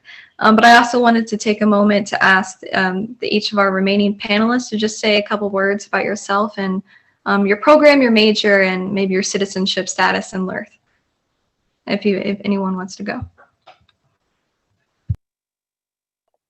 I can go. My name is Allison Wheeler. I just graduated with my master's degree in European Union Studies in May of 2020. I'm currently working with the Department of Innovation and Technology as an Illini Science Policy Fellow, and I was a loyal citizen of Valens.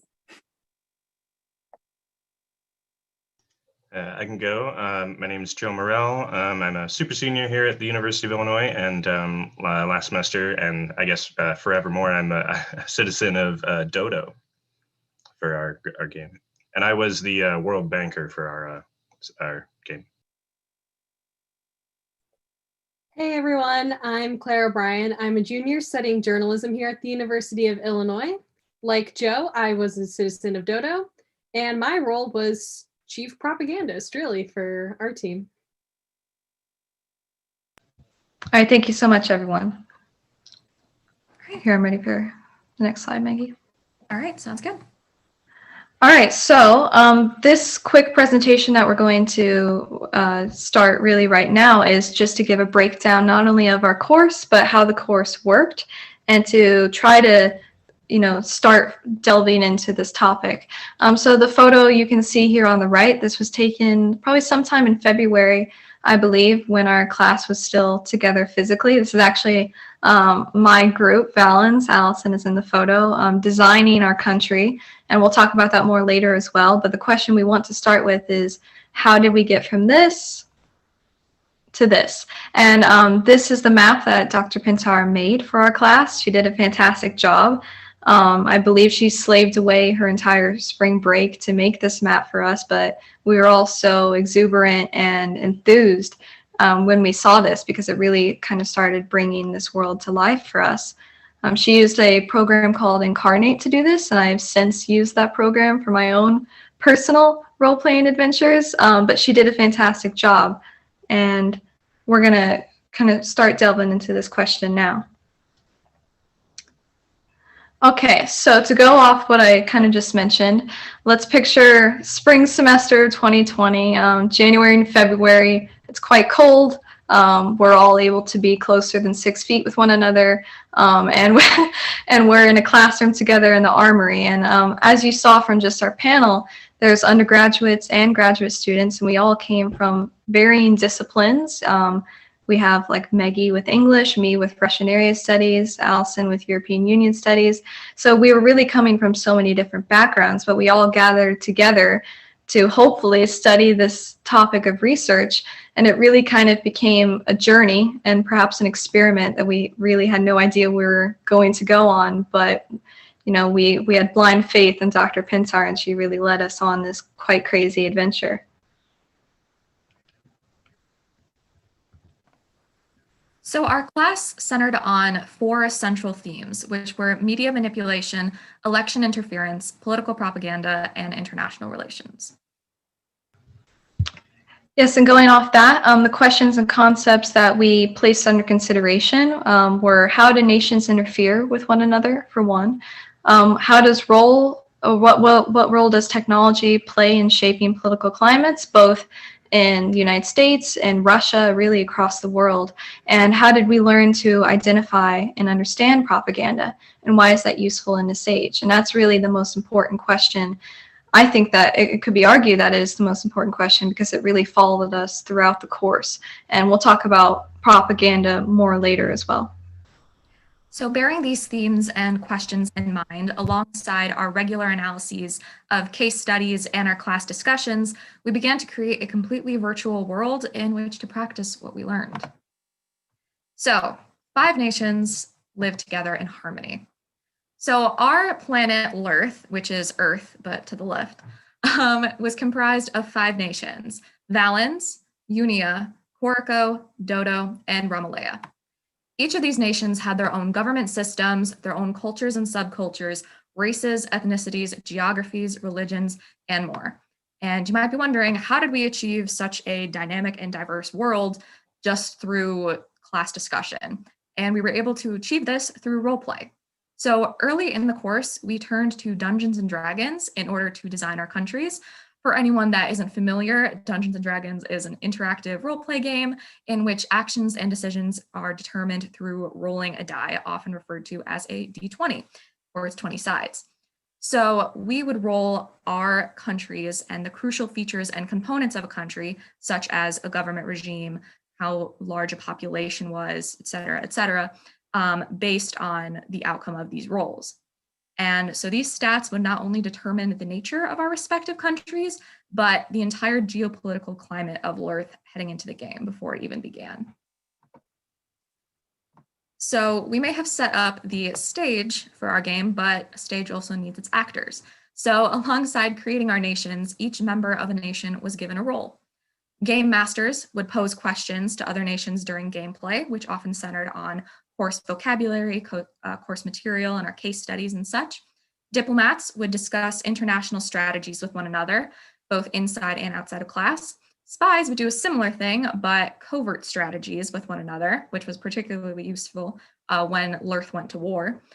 Our media mavens would take to MyLurth, which was our online social media platform, to make memes and announcements regarding game events. Chief deciders would break tiebreakers and prevent indecisiveness in the event of a sticky situation. And our PR spokespersons would make announcements about social and political changes. Alongside these 6 roles were also the Orphan General and our World Banker, which was Joe Morell in our instance.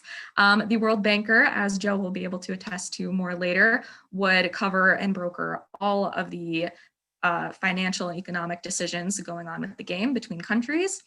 And our Orphan General was Professor Pintar herself, who was basically the unofficial leader of Lurth and was able to administer certain decisions and certain changes that were going on in the game. So Jamie can take it from here. So as Maggie mentioned earlier, we rolled for our countries, and that might sound a bit confusing at first, and that's something I wanted to get into first and foremost. But this photo at the bottom, this is again another kind of snapshot into how we designed this world. This is the group that was for Ramalea, designing the kind of the design of their country.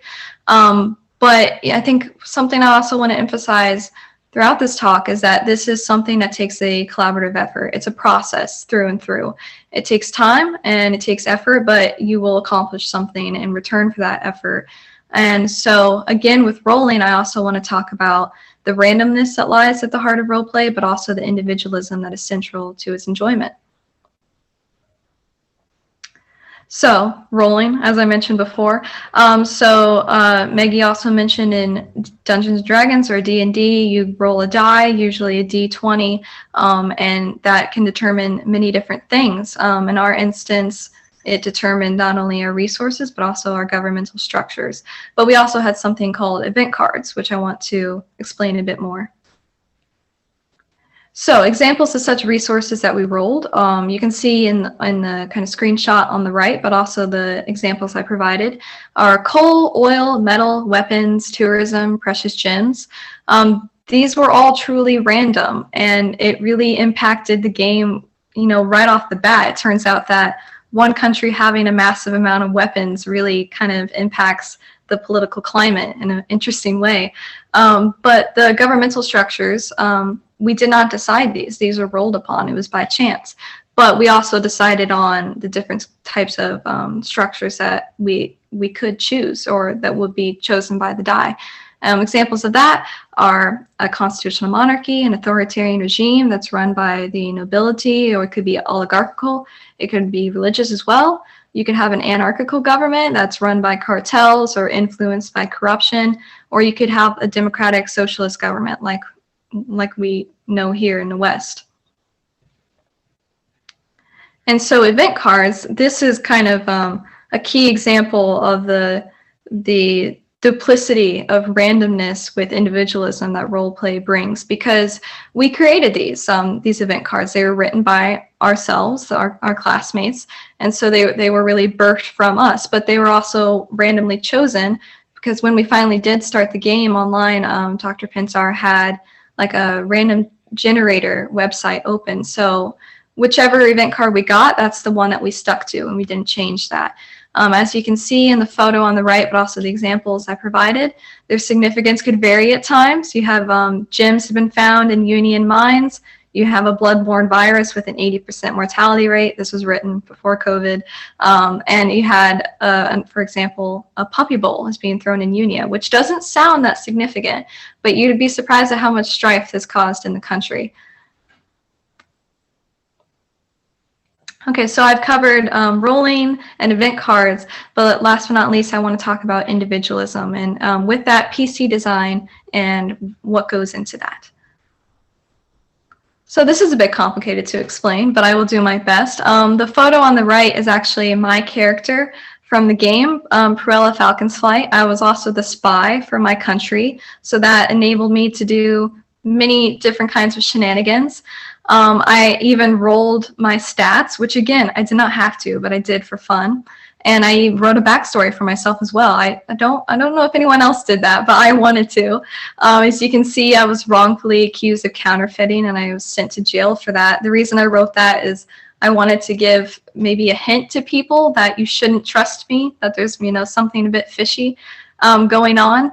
But I just want to touch on how if you're a teacher, a faculty member that's thinking about implementing this as a pedagogy in your class, or you're a student who might be confronted with this one day, is that I would stress the importance of seeing this as an opportunity that can help you grow. And the more effort you put into it and the more you immerse yourself in it, the more rewards you'll get from it. But it's also a scary experience in nature, which I think we'll talk about more, but it's truly an intriguing experience, because the more you put into your backstory, then you'll start getting a feel for the world that you've created.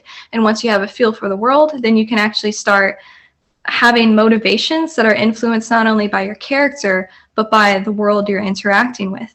And so engaging not only with your character, which is an extension of yourself, most likely, but also engaging with your classmates, your group members, and even your instructor. It's very important. Not a lot of students engaged with Dr. Pintar, the orphan general, which we can kind of touch on more about why later, but it's extremely important, and it really shows the rewards that can be given when you invest your time into this.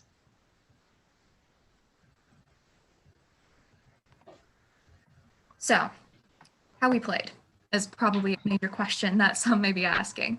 So after course instruction changed around mid-March at the inception of the pandemic, Professor Pintar adjusted the game to fit an entirely virtual setting. So our sessions were held entirely on Zoom during our regular class time, and we would have breakout rooms occasionally to promote developing strategies within our nations.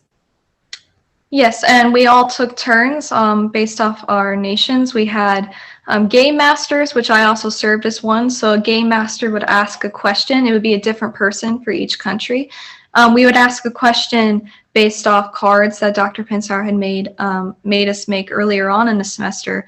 So such examples could be name a fallacy for me, or explain what a red herring is. What does Bakunin have to say about polyphony?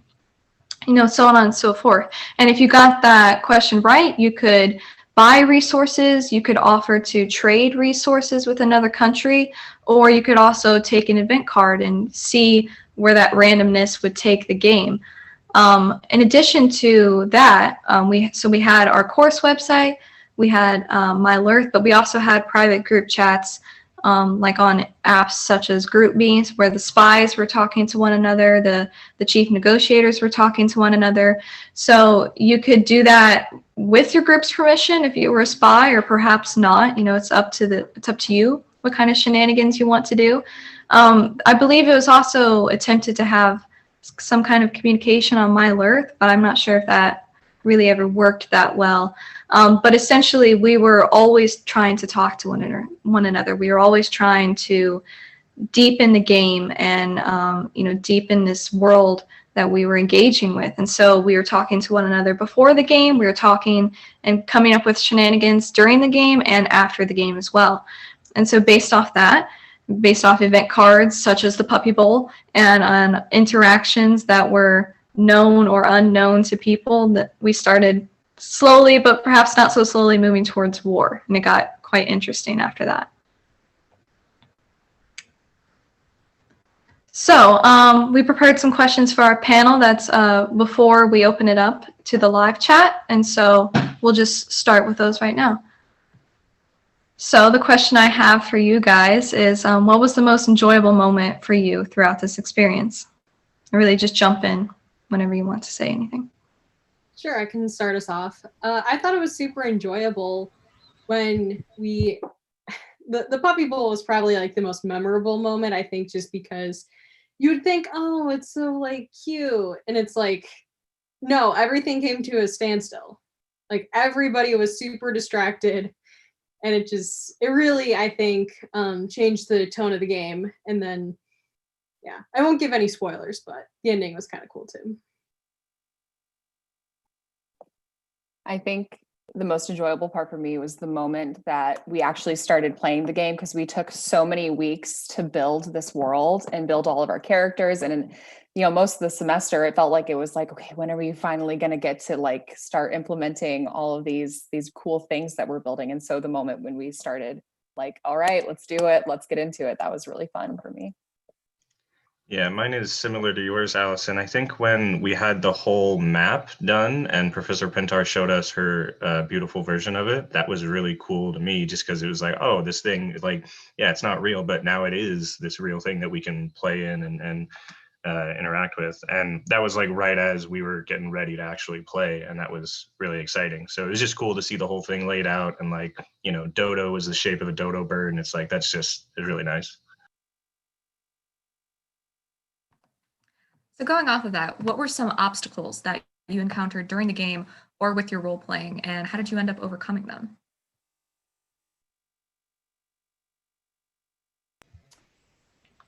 I guess a further question for this could be, had you guys ever done any kind of role playing? And I know Maggie and I, we had some familiarity of sorts with Dungeons and Dragons, but at the time I had never actually role played as a character in a campaign. So I viewed this as a way for me to kind of get some experience, for me to try to push myself. Because I thought if I could succeed in this aspect, then hopefully, you know, sometime later I could do this, you know, with my friends, you know, in a scenario where it's even crazier, it's even more fun.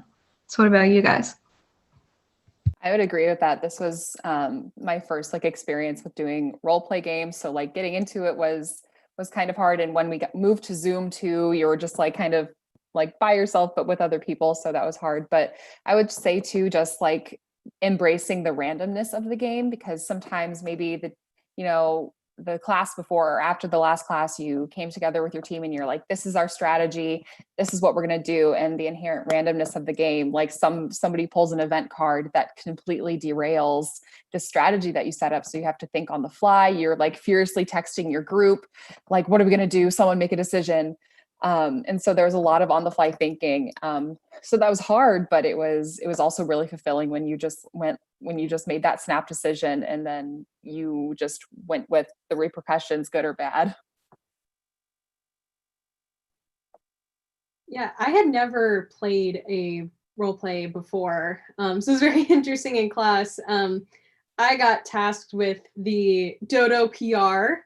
So there were a lot of rumors flying around, like people were portraying our country as more insular than we perceived it to be. So, I was out there like, look at our human rights laws and like all of our like really, really good things that we have. And it was really interesting too, because as a journalist, I'm always on the other side of it.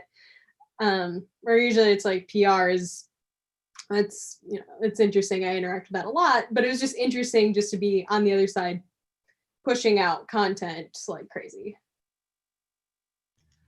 Yeah, I think as far as like obstacle, clearly the biggest one was, shifting everything to digital only. And I think we did pretty well. I think it sometimes can be hard to feel like involved or stay as involved when you're doing a Zoom kind of thing with other people. But I think we kept it fun and everybody was involved. I always felt like everybody was kind of like, participating.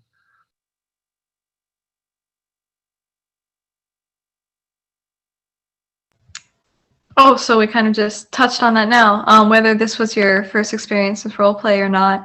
And I would totally agree with what you just said, Joe. That's something I wanted to touch on as well, that role play by nature is something that's scary. It's something that's new. It's anxiety inducing. You have to admit that. And the idea of perhaps getting into a character in front of classmates, people you may not know that well, it can definitely be strange. It can perhaps, scare you in every aspect. But I would like to say that the invention of the MyLurp website, the social media website, I think that really enabled us to actually get into our characters. For the people that would struggle with this if it was happening in person, being online on a social media website and having that ability to be anonymous, to just create as many accounts as you want, it really opened up the door. Take the first step in, get your foot in the door. Once you start writing and no one's going to know it's you, it becomes so much easier. And I think that was essential to our experience. Being able to be crazy, being able to act like a troll, and no one will know it's you. And that's the beauty of it.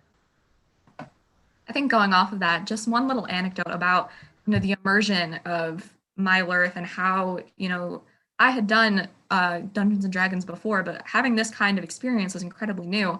So I was concerned about how to go about my own character and wreaking havoc on MyLurp. And the one thing I remember is that I was trying to be a troll and make like a fake news account for, I think it was Ramalaya. And then Ramalaya ended up using it as their official means of policy and communication. So it kind of got derailed, as Allison said, but that was the fun of the game. You can never see how something was going to end. It was always new and always changing. And that made immersion kind of easier when you knew that you could pretty much do whatever you wanted. You had total creative freedom so long as it fit within the bounds of the game. So that definitely helped. And so just moving right along, do you have any advice for teachers or students that are struggling with getting immersed into these kinds of role play games? Yeah, I think having gone through it with this game, I think it's just have fun with it, I'd say is the best advice. I think I liked too how you could just kind of, like you said, Maggie, there's a lot of creative freedom. And that was pretty awesome because in real life, we're emulating Facebook, Twitter, social media in general. And so just have fun with it is what I would say, because this isn't meant to be like super stressful. This game's supposed to be, this is how the internet and social media work. So it can be frustrating at times, but honestly, I had a blast. I'll add on to that too and say that I really benefited from the energy of Dr. Pintar in creating this. I think having an entire class and just seeing all of the energy and effort that Doctor was putting into it, I'm like, oh, you know, she's putting in so much time. I really want to reciprocate that with how we're participating and, you know, making it actually happen instead of her putting forth all this effort just for all of her students to go like, nah, not really into it. And I would also say being involved in the creation of the world as students was so important. Instead of her handing things to us and saying, you are this, you are this, you are this, now adopt this. The fact that we had the creative freedom to build our world made it that much more fun to participate in. Yeah, I totally agree. I totally agree with that. And I mentioned before that for a lot of the students in our class, roleplay was something that was new. It was something that was scary.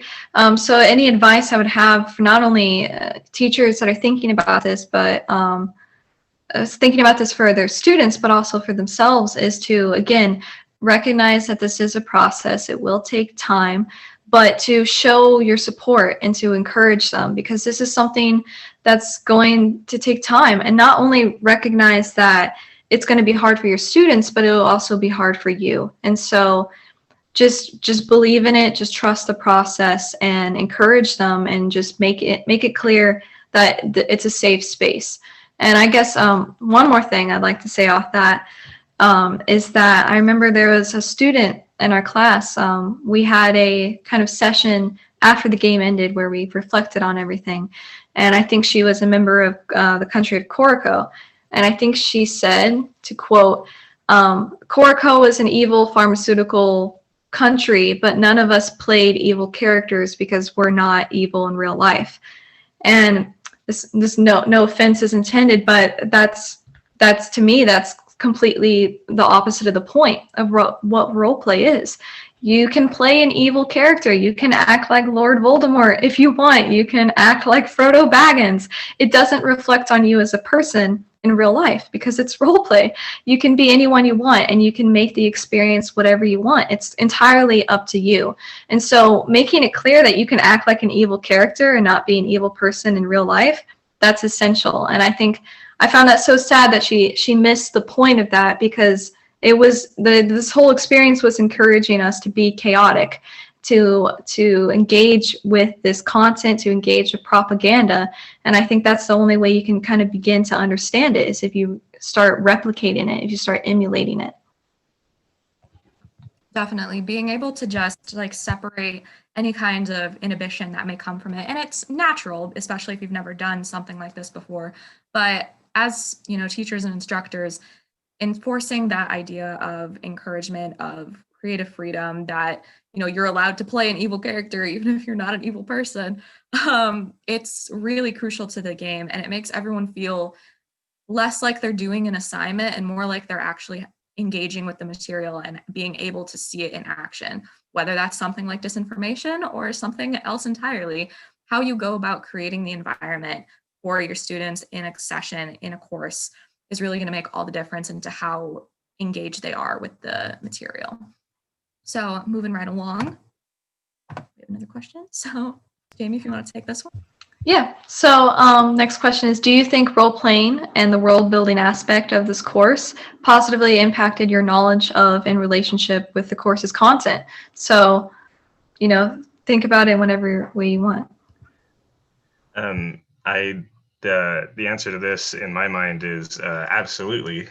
Like most classes, or not most classes, but a lot of classes, it might be hard to remember stuff like, you know, classes that you've taken years ago, how much of that really sticks. But with this one, with the role playing and the whole world there's just so much there that it's like harder to forget the information. It's like it sticks with you because we like went through it week by week, and we played like twice a week.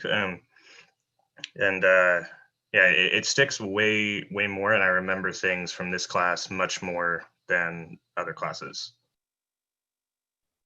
Yeah, and kind of just to go off that, I think, because we spent the first half of the semester learning things like spin doctoring and like how to craft an argument, how propaganda works. And that's a very theoretical thing. When you're just reading about it, it kind of, you just read about it. You don't necessarily think about how that actually works. But in the game of Lurth that we played, there you have that chance to apply that. I was in charge of, spin doctoring, making our country look a lot better than it was. And you can kind of see how even in like the real world, how that kind of plays out. Like you're seeing it now on social media with the upcoming election. And so you can see those real world applications. And then even now, like all those lessons just still kind of stick with me. Yeah, I would say too, like all of these things that we were learning about are actionable items. So it's taking them off the page, and it's more than just digesting a definition and regurgitating it on a test or in a paper. It's proving, do you know what the actual outcomes of this could be? What is the success and failure rate of them?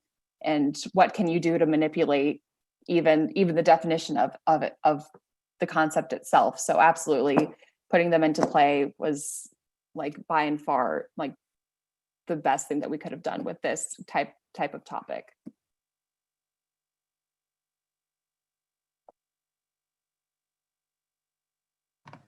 So going off of that, how do you think actively creating the kinds of propaganda and fake news that we studied changed how you view such topics, especially in the world and events going on at this very moment? I would say learning about just how easy it is to create these types of propaganda. It's like, on this fake social media site that we created, the stuff that we produced, like the memes and the campaigns that we fought, like ridiculous, but also, you see something in real life, like on Facebook or Twitter, and you're like, how can that be fake? Like, why would someone take the time to create a tweet that says this? It's like very easily, some people just have malicious intentions and they get you to fall for their lies so easily by questioning that. So I think that was one of my biggest takeaways from the class. Yeah, exactly.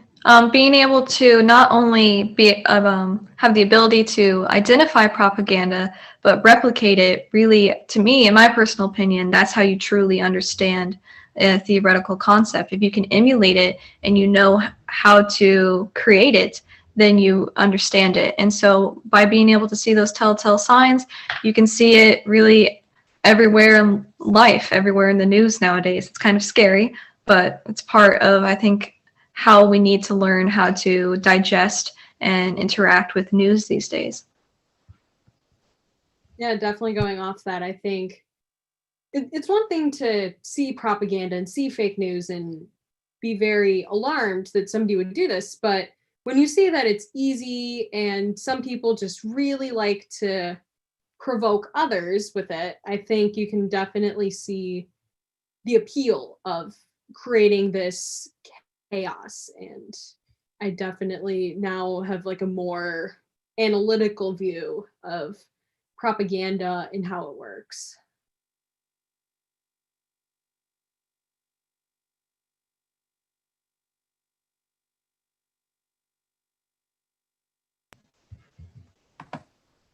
All right, we can move right along then.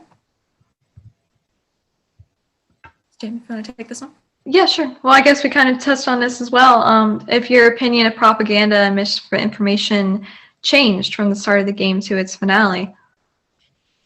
One thing that I thought about, as soon as we sort of started playing the game and propaganda and misinformation was being created, is like, as soon as people start saying things, well, suddenly now you're playing the game. Whether or not whatever they're saying is true or false, you have to respond as a member of your nation.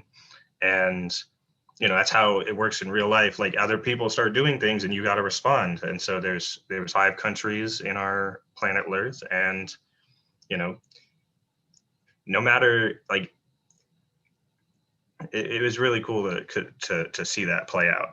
Because I think at the beginning, some people were like, well, what would people lie about? But then, you know, once somebody starts, like, all it takes is somebody to say, put something out there, and then everybody, now it's like, well, what's your opinion on it? And so then you're playing. I think one of the most frustrating, like, as just to provide an example, one of the most frustrating things that happened on Middle Earth was someone accused, I think, Valens of cannibalism. And there was no, you know, obviously no weight behind that, but we had to respond to it. I was the public relations person. And so I had to like make memes saying like, you can't believe everything on the internet. And it just got so far out of hand. And like, I think Jamie, you like exacerbated it and like, you know, brought it into your character saying like, I myself have lost fingers. Yes, alas, that was me. I was hoping we'd leave the cannibalism reverse out. Oh, I'm so sorry. But that's how ridiculous it got, right? I mean, just saying an example of like, no matter like propaganda can get so ridiculous, but we still had to respond to it. And as like, you know, representing or role playing as a member of government, saying like, okay, I have to treat this like thinking into how a government official would respond to this. Am I going to play into it? Am I not going to play into it? So you just have to keep asking yourself these questions also while the game is going on and while we're rolling. And so it was eye-opening and to how you deal with propaganda. Yeah, I think too, there was one country where they rolled a card and all of a sudden the majority party support, I think the cutoff was 50%. If the majority party support fell below 50%, it would trigger an election. So anyways, they get an event card, their majority party support goes below 50%. So there's an election and everybody just went crazy putting all this propaganda out. And it was just like, you can see how election interference works now, because all it takes is people just blasting stuff constantly on social media, and then all of a sudden nobody knows what's going on.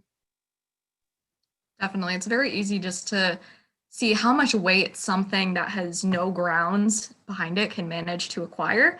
And I remember personally, like, I wasn't sure how I was going to, you know, fully comprehend propaganda and misinformation, how, you know, nations implement it on a day-to-day basis, depending on the situation. And by the end of the game, I was able to like look at like the news and certain like social media posts and be like, oh, I see what they're doing here. So even in like small ways like that, the amount of information that we were able to learn was entirely due to activating it ourselves in the game. So moving right along with that, do you have any advice or tips for teachers that are considering implementing these kinds of pedagogies for the first time? We kind of touched on this, but maybe for, you know, subjects such as disinformation and such, or political science and others. I would say that doing role play like this or having a game like this can be scaled up or scaled down based on maybe the grade level that you're teaching. One of the great things that I think I learned from this was that it doesn't have to just be collegiate level even. It can be put into your high school or elementary school. Obviously, you don't have to have all of the resources that we had, like a fake social media site and all of these wonderful, wonderful things that made our role play so involved. So I would say just take a look at what you're working with in terms of your class and just maybe try to find a way that makes it fit and what makes sense for you as a teacher. Yeah, I think too, it's very much, you can customize this game. We just happened to create a fake social media site and play the game online, but we would have played the game in person if we didn't go online. So I can't imagine it having any other outcome, but it's definitely a super flexible concept that you can implement however you see fit.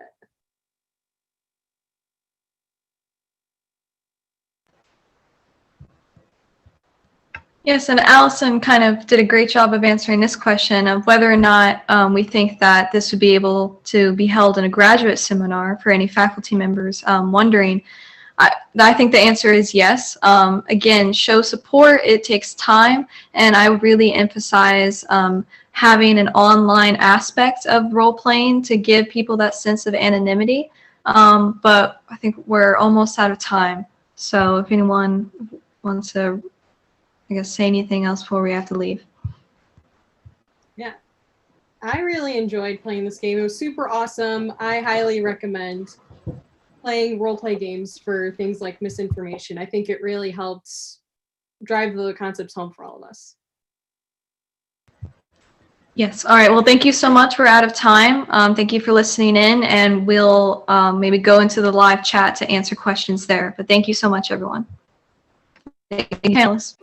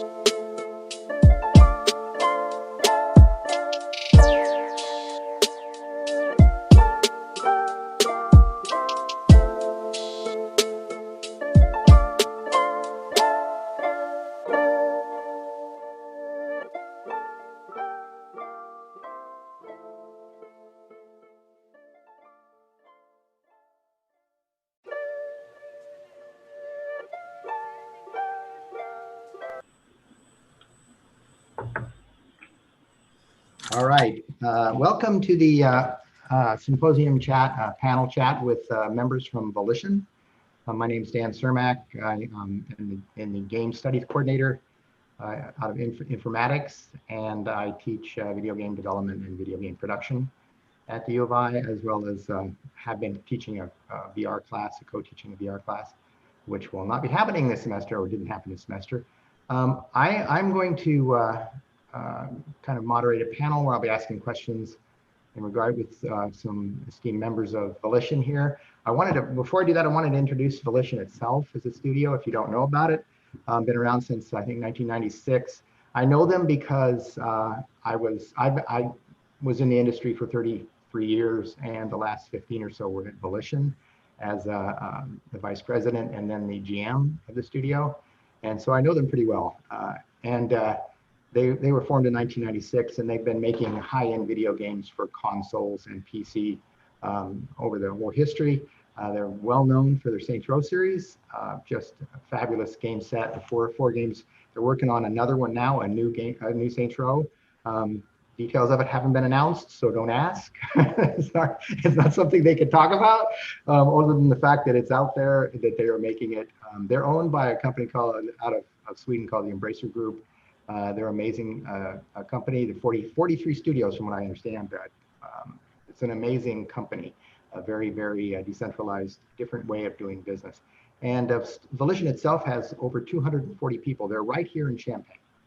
And so it's kind of an amazing place, because think about development at that size in the middle of this country. It just doesn't exist anywhere else. So they're a very special group.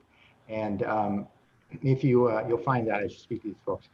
There are openings, believe it or not, posted right now on their website. So it's one thing to, if you're interested, you might want to look at that. They have tech designers and gameplay programmers, and I think an engine, or at least one of each, and an engine programmer up there posted right now. So that's very nice. The goals of this panel, though, are to talk about a few things. I'm going to ask some questions and let them discuss this stuff. I want to talk about what it's like to develop in a big studio like Volition in the middle of a pandemic, which is kind of interesting because it's got to change a lot of things. I also wanted to maybe talk a little bit about the next generation of consoles. I'll talk a little bit about that and what it's like versus the old ones, and some of the interesting opinions about that. And then hopefully we can take some questions. I do want the panel to introduce themselves now, and then we'll start talking, and I'll start supplying the questions. How should we do this? George, you want to start? Sure. Yeah, I can introduce myself. Hello, I am George Murillo. I'm a mission designer 3 here at Volition. I have 8 years experience as a game designer, 2 years here at Volition, 6 years back at NetherRealm, where I worked on the mobile team. So yeah, that's me. Hello. Anne, you want to go ahead? Hi, I'm Anne. I'm a senior technical designer and project design architect for our current project. I've been in the industry for 14 or 15 years. I've been at Volition for 10 years. Jason? Hi, I'm Jason Scott. I am a principal designer and writer at Volition. I've been there since 1998. Danielle? Hey, my name is Danielle Benthien. I am a UI artist at Volition. I started 2 years ago as a QA art tester, actually, and this January I started as an artist. So I'm very new to everything, pretty fresh-faced, and I don't have a lot of experience working in a not COVID sort of situation, which I think is kind of interesting. That's all right. Yeah. All right, Jacob. Yes. Hi. I'm Jacob Rave. I have been working at Volition for like 2.5 years. I'm very new. That's how I'm counting in half years, so you can tell. This is my first industry job right out of Columbia College, Chicago. Did I mention I'm a programmer? I don't think so. I'm working with, all sorts of teams, whether it's our in-house tools or in-game systems and all sorts of weird stuff in between. Great. All right. Thank you all. So before I start asking questions, I do want to give a little disclaimer. It's important that you understand as an audience that what we're going to talk about are the reflect the opinions of the individuals, not Volition. Volition, they're not speaking officially for Volition. We are going to avoid any kind of discussion of any technical aspects about the next gen systems and any other specific. We can't get specific about this next gen systems because of NDAs that Microsoft and Sony have. They've been in place for quite some time, and they will be in place even after the launch for a little while. So we can't get into detail. So please don't bother asking about some of that stuff. It's something we talk about some opinions about some general things, but we can't get any deeper than that. It's just unfortunately the result of the NDAs that they have. They have always had. They've had them every time. So to start with, I want to talk about a little bit about the development process in terms of the pandemic. And I'm curious about what has hit the studio the hardest. What's the biggest impact? Who wants to throw themselves at that one first? Who's up? Raise your hand, somebody. Yeah. Is it? I mean, I would say, and probably the obvious thing is communication is going to be or has been a lot more challenging. I think communication on a game project is by default extremely difficult because you have so many teams that are working in parallel, and naturally a lot of silos form, and communicating across these various groups becomes really. So are you all using any special tools like Discord or anything? What are you using to keep connected? Teams, primarily Microsoft Teams. Teams, interesting. Okay, all right. Is that the Volition's choice, or is that just what you guys kind of evolved to, or how did that work? Can answer that if you want. So I'm in a weird, unique situation because I was remote prior to the pandemic. So for me, actually, communication is better because people are now all talking virtually, and when you couldn't go to somebody's desk and everybody else could, it created a communication problem prior to the pandemic. So now, for me, the one silver lining is that communication is a little bit better on my end. But we moved to Teams probably a year and a half ago as our general communication, instant messenger type software. And so thankfully everybody was already set up for when we would go into the pandemic. Okay. The thing I always saw, and one thing I always bothered me, was meetings. They drive you crazy, right? It's like you take your best people, you put them in a room, and they talk about stuff for hours. And so you lose productivity, but you have to keep the company up to speed. The team has to understand what the choices are. So is there now a different kind of schedule to that, or is it still happening the same way? It's just done through Teams. Do you have like the same level of scheduled meetings, or have you tried to cut that back because of the problems that come with this and do it a little differently? Jacob, yeah. Meetings have become more frequent. No! Like, for example, I work with the cinematics team since I was hired, and stand-ups have been sort of a thing we do, I don't know, once, twice every week, maybe 3 times. They ramped up to daily as soon as we had to work from home, because people are just so used to seeing and talking to each other and knowing what's going on behind everyone's desk that it was totally impossible to work without constantly being on each other. Just for like a half an hour a day, but still, there's more. Okay, so Teams is the primary way of dealing with updates and all that good stuff. How do you deal with,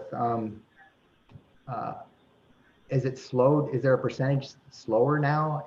Obviously it seems like remote would be slower. Is that correct? I think the one thing that you miss is sort of like all the little tiny conversations that happen when you're in a shared space, and particularly like when you're in an office with 4 or 5 other people, and someone comes in to speak with one of your office mates, and they're having a conversation about something that doesn't involve you immediately, but as you're overhearing it, it's it's information that's useful to you, or information that you need to know, or a conversation that you need to jump into because they're they're working under an assumption that you can clarify.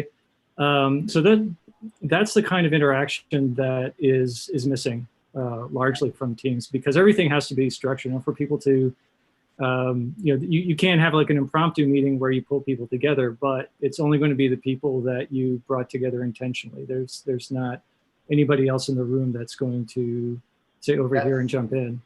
That kind of brings up a question. George, I was wondering, do you think, I don't know if has there been a drop in creativity? Because I remember when Volition happened, in the old days, it was like programmers would walk in the room and they'd have this idea, or an artist would say something in a meeting and it would be like, oh man, let's go do that. And it seemed like a lot of the crazy ideas came from all over the place. Is that because there's less communication and less these kinds of things? Is that dropped off, or is it? I mean, I'm kind of just piggybacking off of what Jason said. A lot of the knowledge of what's coming online and what other people are doing, sometimes you hear just through background conversations or in the kitchen or things like that, because there's just so much to these games. There's just so much information that you won't hear about it unless people go out of their way to present about that information. And so now we're in a situation where unless you take it upon yourself, or your project manager or producer kind of puts you in motion to learn about these new things in the game or new parts of the game, like, you will not learn about it.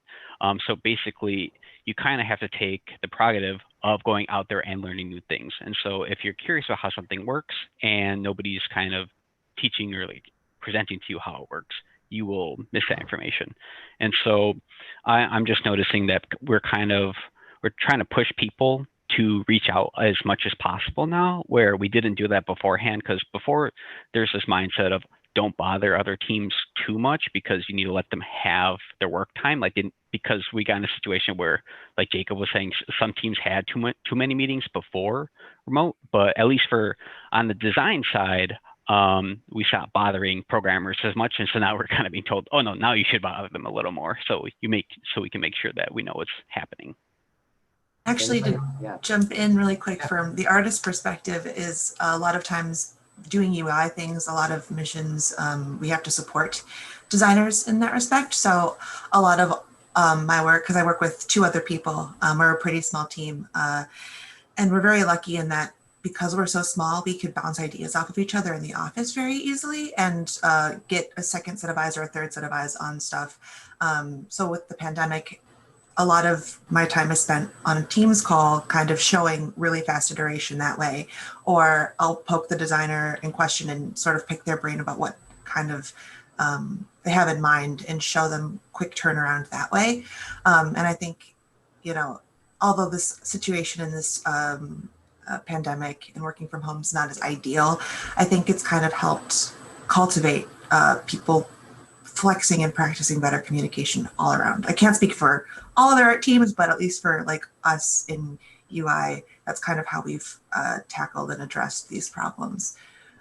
So it can be kind of fun that way to have like calls throughout the day, just showing people things and getting feedback and keeping that creativity up that way. Does it change the development process a little bit in that?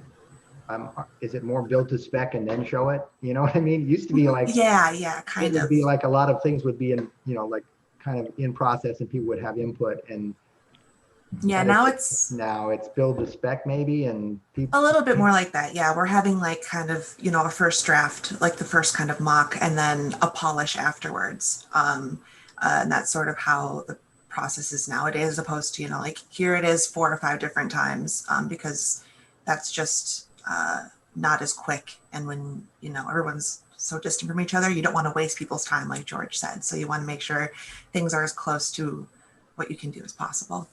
It kind of sounds a little bit like outsourcing. A little bit. We used to send it out and come back, and then you'd change that. Out, yeah. Get another vision, a look at it. It does feel like that a little. Yeah. So do you have a feel for how much slower things are than it used to be? Is development slowed down some?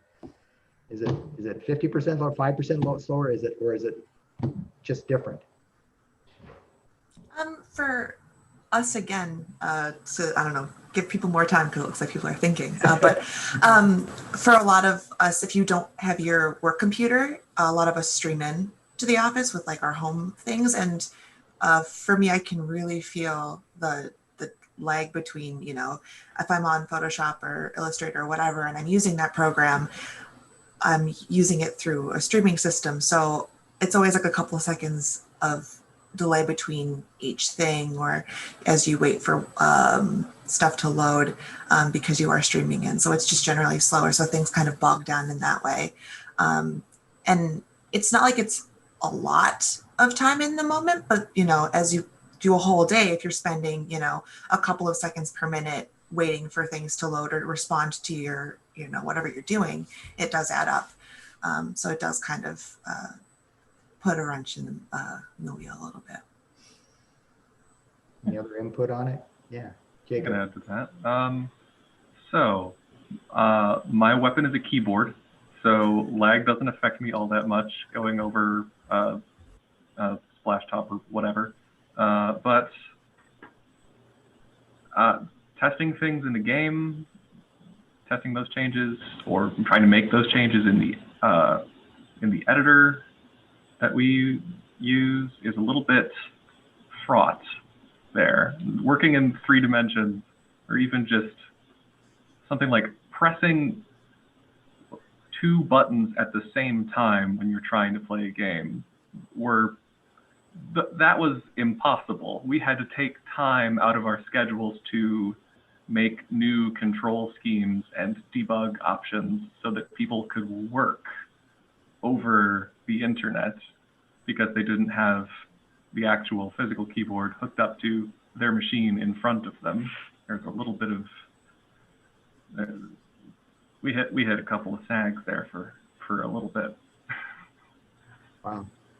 Yeah, and I can kind of chime in too from the design side because I do a lot of visual scripting, and so I'm running a situation where it's like I kind of wish I could just program because of that lag that you get from working remotely, just like adding like a scripting node and just like moving it around, even if it takes like a half a second longer, like Danielle was saying before.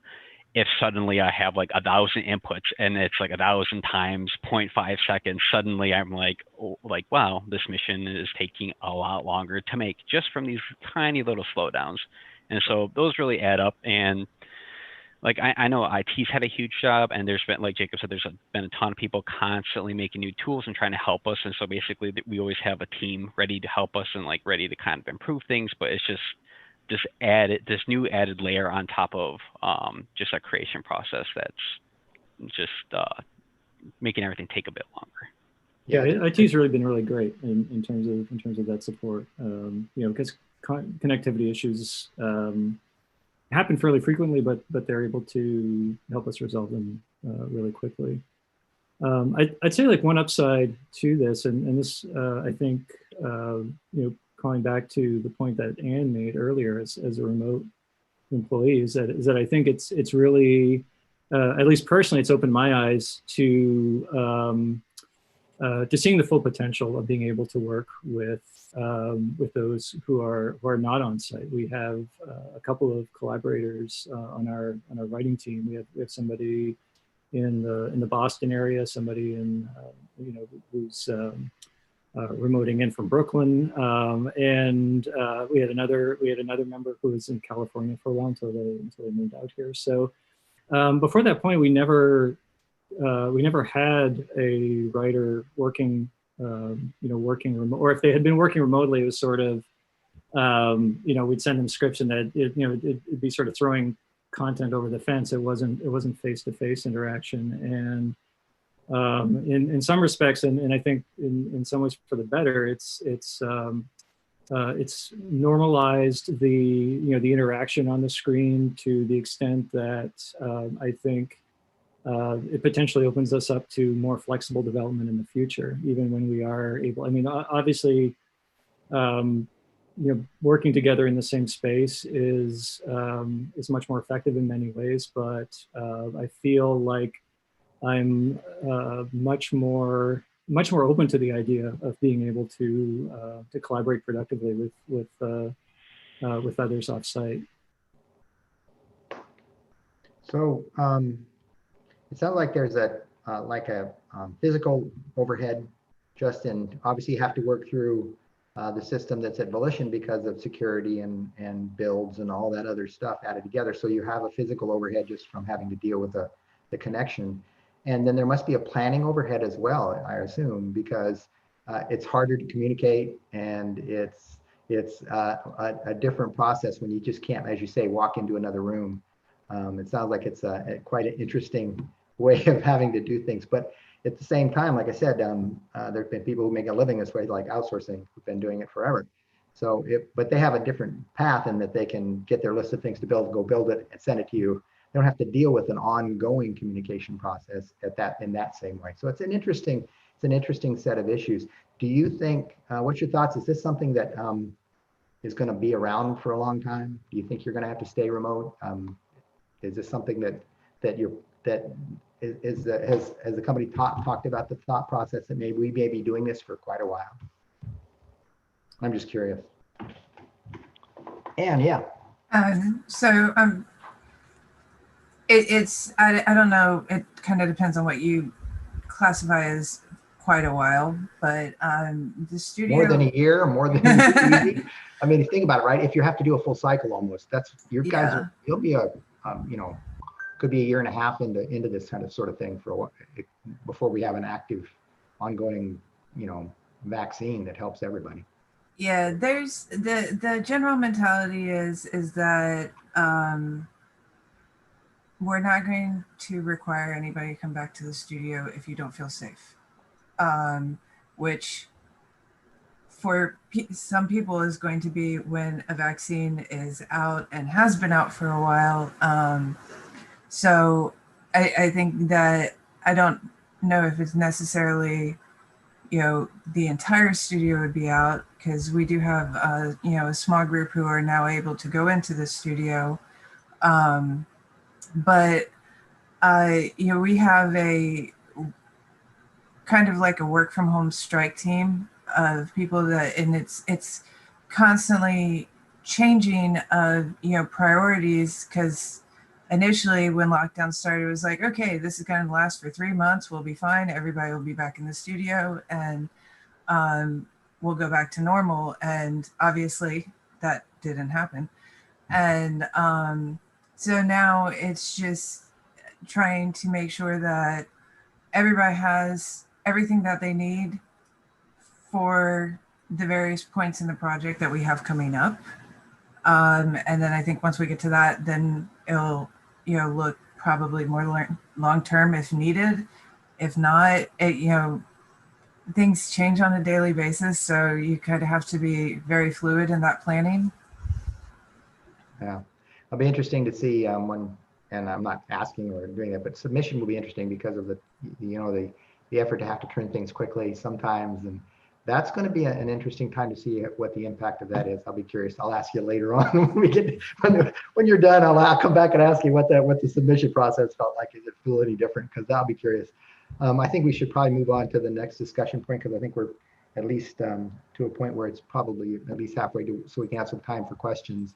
I wanted to talk a little bit about the next generation, this new generation of consoles that's coming. Obviously, you've had to have been working on that for a while, because you can't launch product. I mean, the development systems have had to have been out there for at least a year. So has it had, with the new consoles coming out and the dev systems, has it changed any of the pipelines? Are you doing things differently because they're there, or because they're more powerful, it's not changed anything and maybe made it simpler? What do you think?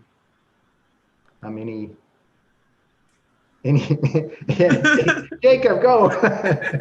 I would say, yeah. The general path towards making what we make has not changed significantly, just because our own in-house tools, like either it starts there, either it's born there and then makes it to the game, or it passes through there on its journey to the game. Like we export everything out to every platform. It's just an automated process.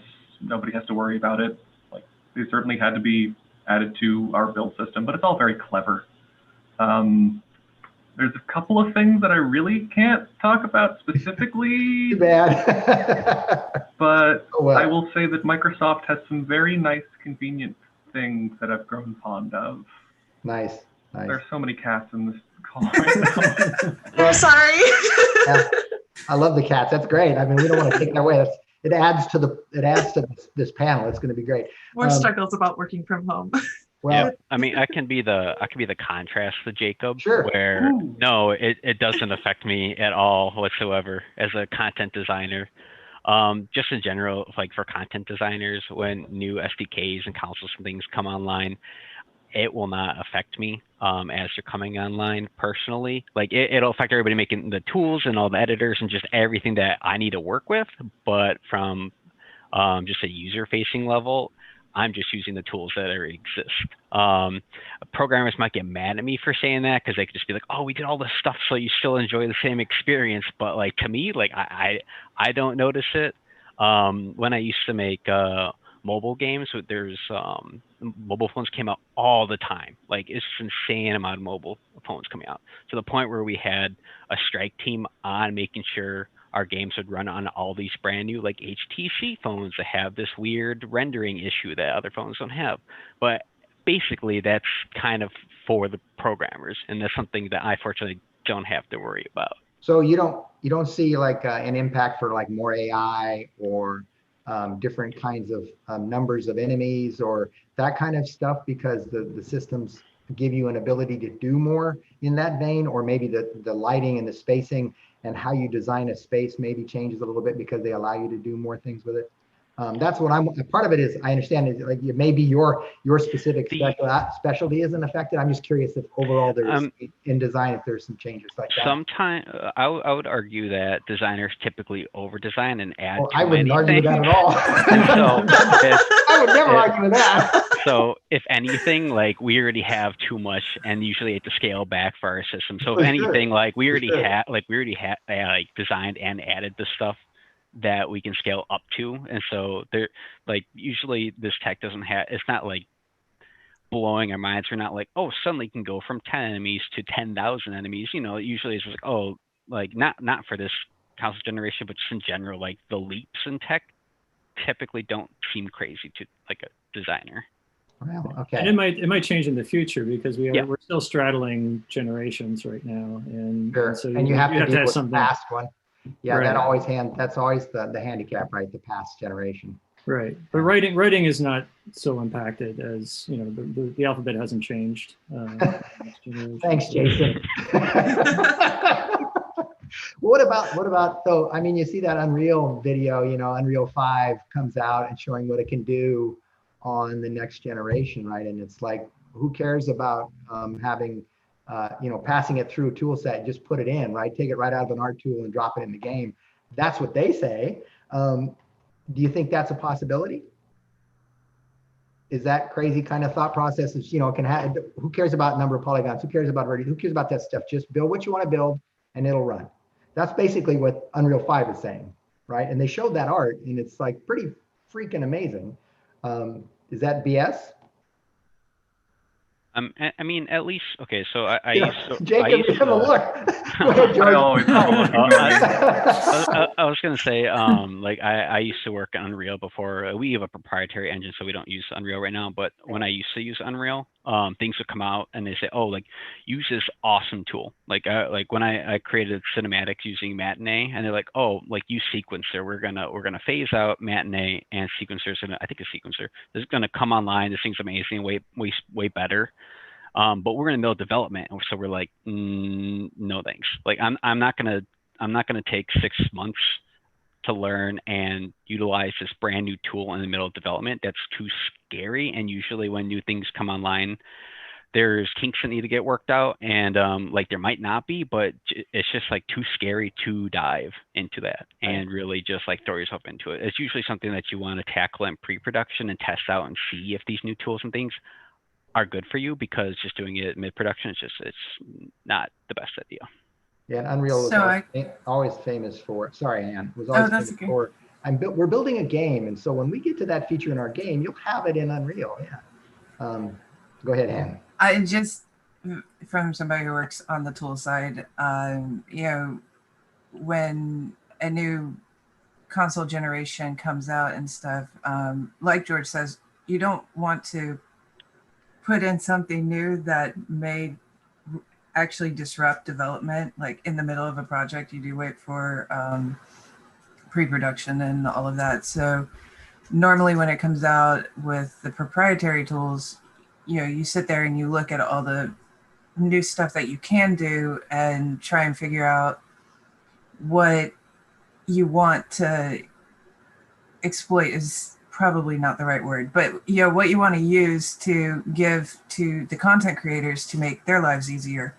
And so that's, you know, it is one of those things that you normally don't see it on proprietary tools until, you know, after you're not splitting generations. True. Yeah. It's an interesting issue because you still have, then sounds like to me it would fall on programming more than anybody else, because they still have to do something to make the new content look next generation, right? So you may be designing to the old, because you have to, the lowest common denominator is what we always talk about. What is the lowest common denominator of the platforms? That's what you should work to, because then it's easier to do the rest of them. But you still have to compete from a look, you know, at least visually on the new platform. So that means that, you know, all the fun of ray tracing and all that other stuff is going to come from mostly programming, and then art has to take advantage of it, I would assume. So you do have some impact there. I think design, sounds like to me, design might be the least impacted, but Danielle, what do you think? About Unreal 5 specifically, or just no, like... just about impacts. Do you think it's because, as you said, you're straddling both generations? Yeah, for sure. I think Volition is very lucky in the respect that a lot of our systems are in-house and a lot of our software is in-house. And we have like people who work on it and fix it all the time and make it better. So we don't, at least my experience, my very limited experience, I really haven't had any issue, especially because as for UI in particular, a lot of it's two-dimensional. I don't have to worry about polygons. I don't have to worry about, you know, rendering too much stuff in the world, or, you know, that kind of thing, paying attention to how much is being displayed on screen. So I don't have too much I can say on it with much confidence, truthfully. But I mean, I think that George is right where, I mean, when I was in school and I was like learning Maya and all these different softwares, if you jump from one to the other right away, sometimes they'll phase out old things and you won't be able to use or continue on making what you're making with the new software or the new abilities it has, which can be really frustrating, especially when people are used to working in one particular way over another. I don't know if that helps at all or answers anything, but it's interesting to me because I think about like, is there anything that's easier? And it seems like you would think it would be easier with the new, you know, especially if they seem like they got smarter with the way they run their stuff and the memories now, except all that stuff seems like it's smarter and better and easier this time around.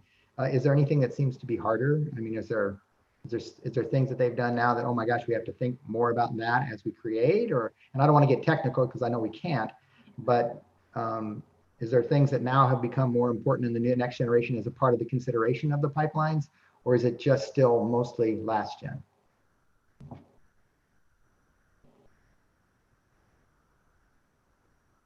I don't get to touch too much of this, so please someone else jump in if you have more experience, because you touch more things than I do. But for me, it's not, it doesn't really make a difference at all. Because so it's really just another platform that just is more of the same, right? Mm-hmm. Yeah, basically, yeah. I'd say that we have a pretty clever rendering team, and that any changes that have been made to take advantage of new hardware there have been changes. So I think that they have to deal with it the most, for sure. Right.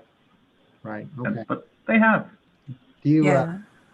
I was just gonna say our engine team is really, tries very, very hard not to do anything that's going to impact the project. So when they do stuff, it is very easy not to necessarily notice it from a content creation side. But yeah, there is stuff that, does happen, and our engine team just kind of takes it and does their magic, and you don't notice it outside of them talking. If they can sit there and be like, hey, look at this, but outside of that, everything is set up in such a way so that it is minimal impact to the content teams. Are you all you leveraged some procedural creation of assets and things, buildings and stuff like that, as I recall, in the engine? Are you all pushing that? I mean, I don't have that as one of the questions I asked you, but it's like machine language, AI, and procedural are all buzzwords, right? They're all the, oh gee, what? Hopefully, that's where the future is going. Is that something that Volition's focused on? That's not a console question. It's just the general engine question, I guess. Really, is that something you guys are pushing? Anybody? Who's to say? I don't know if we can answer yes or no. Oh well, it's a good question. We've shown the tools before. I mean, procedural stuff and stuff that we have. Now I don't know if this is new stuff that wasn't in the engine before, but the engine's been shown. So it's not a big secret that procedural stuff happens in the engine. So the reason I asked that is because I know that I actually have shown it. So I'm just curious, are you pushing the envelope? Let's put it that way. You don't have to say what, but are you pushing those envelopes in terms of machine learning and procedural and things like that? Or is it just kind of taking what we've done with the engine that we created and pushing it for just using that system to grow the game? Well, yeah, I'd say we're throwing some buzzwords around. We're synergizing the. I'm so glad to hear it. That's good. That's nice to hear. I think we always strive to kind of grow, and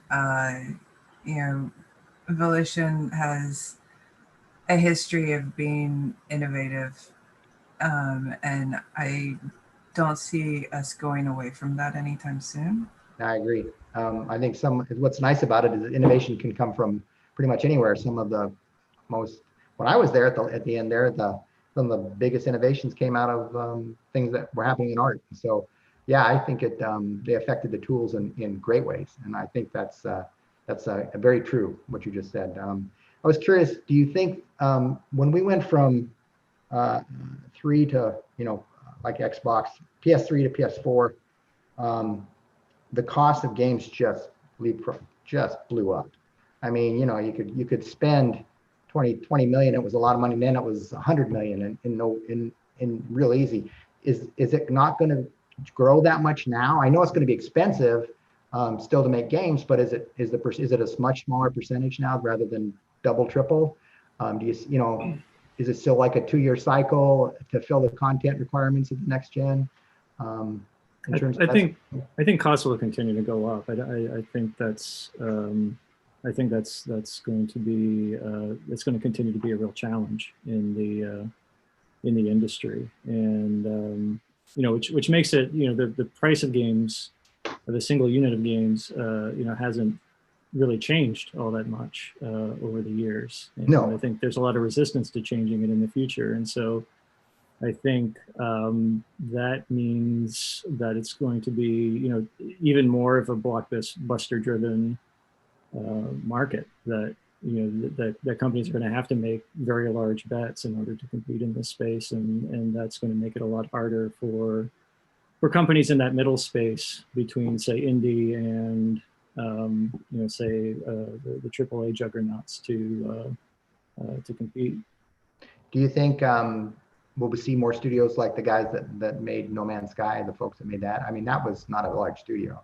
A lot of procedurally generated gameplay. Of course, the game launched and at launch it was awful, and the expectations were out the roof. But now it's an amazing game, and now they've turned it into something that you know, if it had launched that way, it would have been a massive hit. I think. I think it still did well, but now it's amazing. And so the question is, you know, I think like it's almost not the new console generations pushing expectations. It's almost like this expectation of blockbuster hits, what Jason was mentioning. There's just new expectation over the years now of games to have The Last of Us, Naughty Dog quality cinematics and writing, and basically I would say the biggest thing in the last 10 years is a pressure to have like top tier movie quality writing, cinematics, like just character building, for like all games. And so things like No Man's Sky to come out, and even though it's like procedure generated, it's like a really good world, and like the marketing is going to market, you know, they're going to try to make it seem like the biggest experience ever. And what's happening is people have these huge expectations compared to other AAA studios, and then you're going to apply it to like other games. Like if you make an indie game that looks amazing and the marketing says, hey, look how amazing this is, people are going to put AAA expectations on this stuff, because it's hard nowadays to also tell people like the difference between AAA and an indie game, because you don't want to come out and say, oh, we're just an indie game, don't expect too much of us. Not that you know, is indicative of indie games, but just there's this player expectation you kind of have to handle with marketing and then just kind of content nowadays. Yeah, I think India is, you know, you kind of have the, you know, the indie on one side and the, you know, the massive companies, the massive spends on the other side. And you're right in that an indie can have a breakout title, but it's also, you know, how many indie studios are out there? How many indie teams? It's a huge number. So in terms of percentage of success, it's a pretty low percentage. It's like self-publishing. It's similar to other media, where you do have self-publishers who have tremendous success, on par with say the big publications, but it's an anomaly, and it's a very small percentage that are able to achieve that. But the other side of that, Jason, though, is the fact that there's just less and less big AAA products coming out. Mm-hmm. They just can't, because if you fail, you're dead. Yeah, absolutely. It's just so what are they all becoming? They're all becoming sequels, and unless you're a first party game, and then they'll throw money at it and they won't worry about it being a sequel so much. But the fact is that there's just, I mean, it was in the 20s the last year, I think, the number of big AAA games coming out. It's just starting to drop out. You know, it's kind of scary. So there is that big side, that other side of it, which that's why I asked about the cost. It just seems like that's a scary end of it. So I think we're going to get down to one last few questions, and then and then we're going to take questions from the audience. This is just personal preference stuff. So I'm going to put you on the spot here. Is from a production standpoint, is one system easier to use than the other? And I'm not talking technical. I'm not talking, I want to know about aspects of that stuff. But do you see one that is easier in terms of content creation or that kind of stuff, just easier to use, to develop for? Are they the same? I think our tools make content creation project or platform agnostic. So yeah, they're pretty much all the same, because our tools make it that way. Jacob, you same? For the most part. If you get down to the code level, I gotta go Microsoft every time. Danielle's the same with Anne. You feel the same way as Anne, George, Danielle? Yeah. Yeah. I'm not asking the writer. I'm not going. I know what he's going to. No way. Yeah. I don't think I've even seen the other consoles. I can't even get to those. I don't even know what they look like. Right. What about personal preference? Just having fiddled with them. Is there one? If you're going to go, let's put it this way: if you're going to go out and buy one when they come out, what are you going to buy? George? I just bought a 3080, so not buying I'm not buying a console anytime soon. So you have no preference. You're a PC guy. I switched back and forth because I was like 360 PS, like I had 360, my sister had a PS3, and then I'm like, oh, PlayStation's kind of nice. And then I went to PS4, and it's just, I'm just back and forth. I'm not super picky. See, And if you were gonna, Danielle, what? No, I'm sorry. Go ahead. Which one would you buy? I mean, I think for me, a lot of times it boils down to like exclusive titles are always like a really huge thing. But as of recent, I've noticed like, yeah, I know. We're a Nintendo household mainly. He wants me to mention that. Okay. That makes sense. Okay. Yeah. So, so like, you know, Outer Worlds or Horizon Zero Dawn, like those were, you know, games that were only for Microsoft or only for the PlayStation, but now they're, you know, available on Steam. And primarily I use my computer, like my PC is where I have all my games. So I think it kind of depends on what's going to be released as like, you know, the consoles. So for you, it's game driven? Mm-hmm, absolutely. Yeah. I don't really have the only kind of, I guess, like brand loyalty. I don't really know like if that's a thing that exists for gaming really, but for me, like that's Nintendo because it has things like Animal Crossing or like, you know, system or games that I have IPs that are exclusively Nintendo. And so I think that, you know, you can't get that experience anywhere else on other systems as opposed to, you know, like one third-person shooter with a brown-haired guy is, you know, like another one, you know, that kind of thing. Ain't that true? And do you have any preference? I'm a PC gamer. Yeah. Jacob? I live in the same house as Danielle as we are married, so okay. Same answer. Nice. The newest console. Secrets came out. Okay, cool. The newest console that we own that is not Nintendo is a PS3 because we wanted a Blu-ray player. Like, don't expose us like that. We were looking at the PS5 though. Yeah. Do you think that Bethesda purchase was a really smart move or not? I have dreams and hopes for a remastered New Vegas, and that's basically the end of my thought process on that. Is I just want New Vegas again. $7 billion New Vegas. Yeah. Yeah. I can't believe that once again Todd Howard did it. He sold Skyrim. Amazing. Yep. Jason, you got any thoughts? Any thoughts? Oh, that's all right, Danielle. I'm sorry. I had a PlayStation this last generation. We also have the Switch at home. I'm actually using a MacBook, so not too heavy into the PC gaming, but that might change. I mean, there's some interesting titles that are coming out. But yeah, it is largely title driven. Looking forward to the new Spider-Man, which you can only play on the Sony platform. Do you think that the Stadia style stuff, you know, the streaming stuff, is that going to be the end of it? Is this the last console generation? Anybody? Any thoughts? Really no Do you care? Just make me another damn game. I don't think that people are going to want to ditch their home console just yet. It's a very new idea. Well, I'm talking 5-7 years from now, though. You know, the end of this cycle, is it the last one? That's the interesting question, right? It's like, do we say no more with 5, 6, 7, 8G, whatever the hell it's going to be, and you know, online streaming, who knows? I'm just curious if you had any thoughts. I mean, it seems possible, right? I mean, you just look at the, you know, what streaming has done to, you know, to other media like TV and movies, and so it doesn't seem like a stretch that model becomes dominant for games, especially if you can, you know, if it's priced in such a way that okay, I feel like playing this game instead of having to buy a whole library of games at $60 a piece. You pay a subscription fee and then you can just play what you want when you want. That seems really appealing as a consumer. You know, so I could see a model like that being extremely successful once the technology and the infrastructure catches up to it.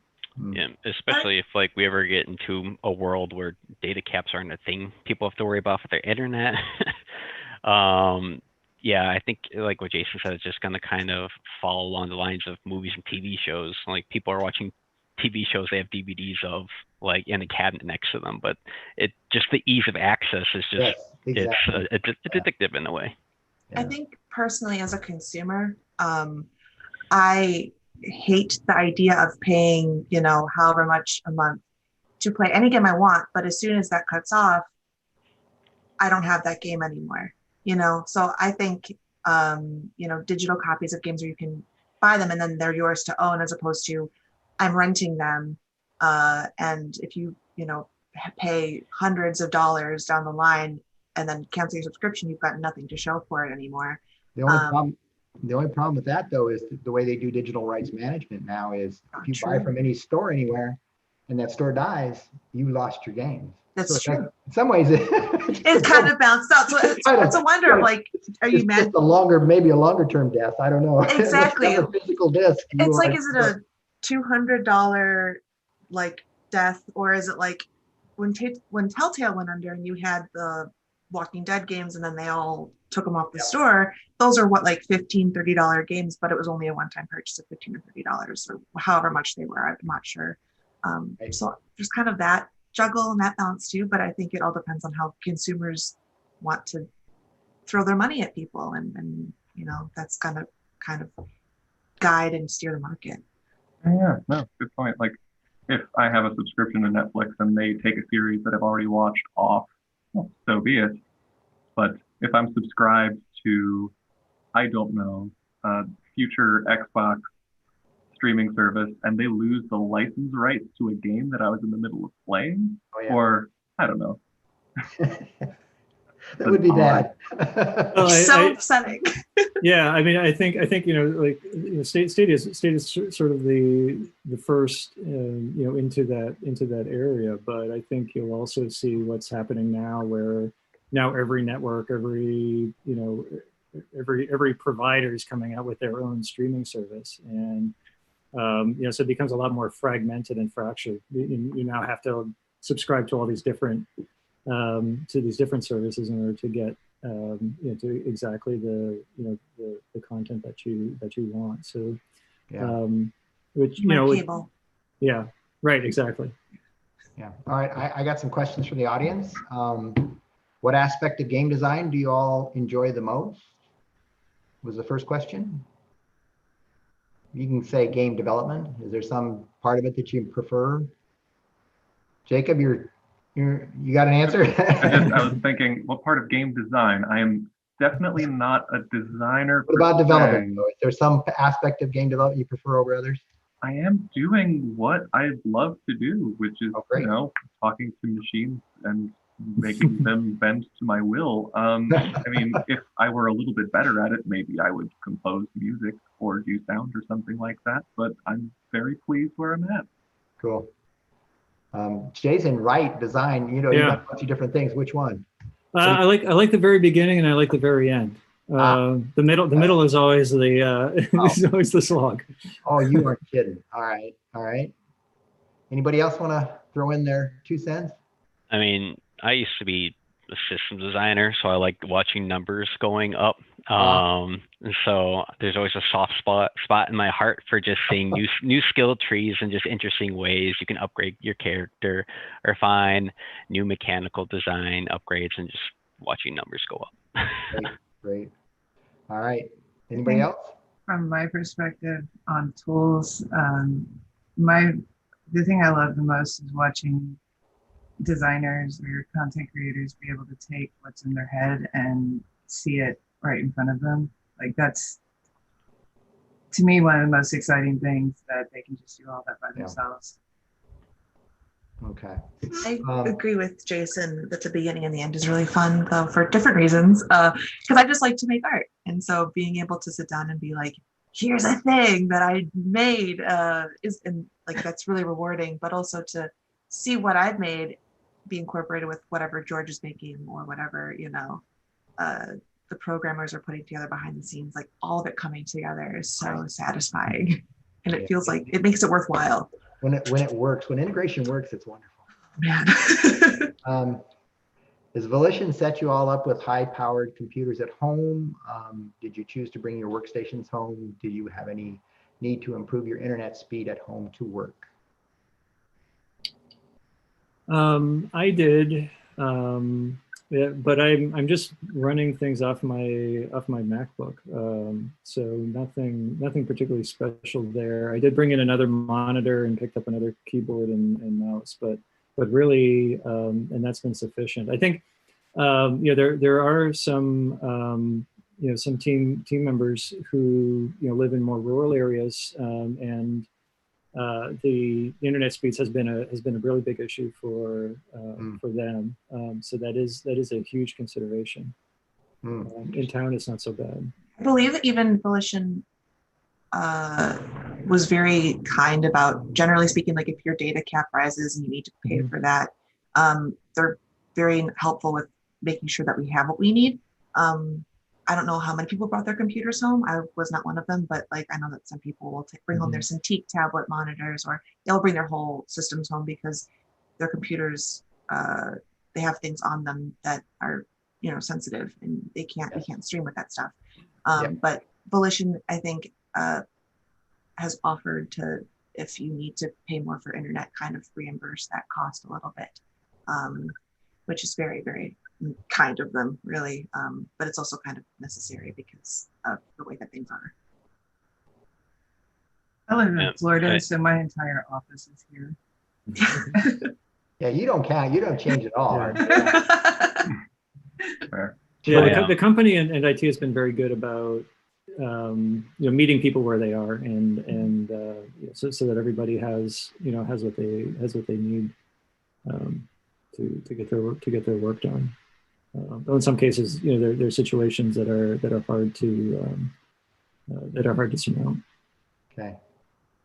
All right. Another question is: Have you all made adjustments to your creative processes due to the distance?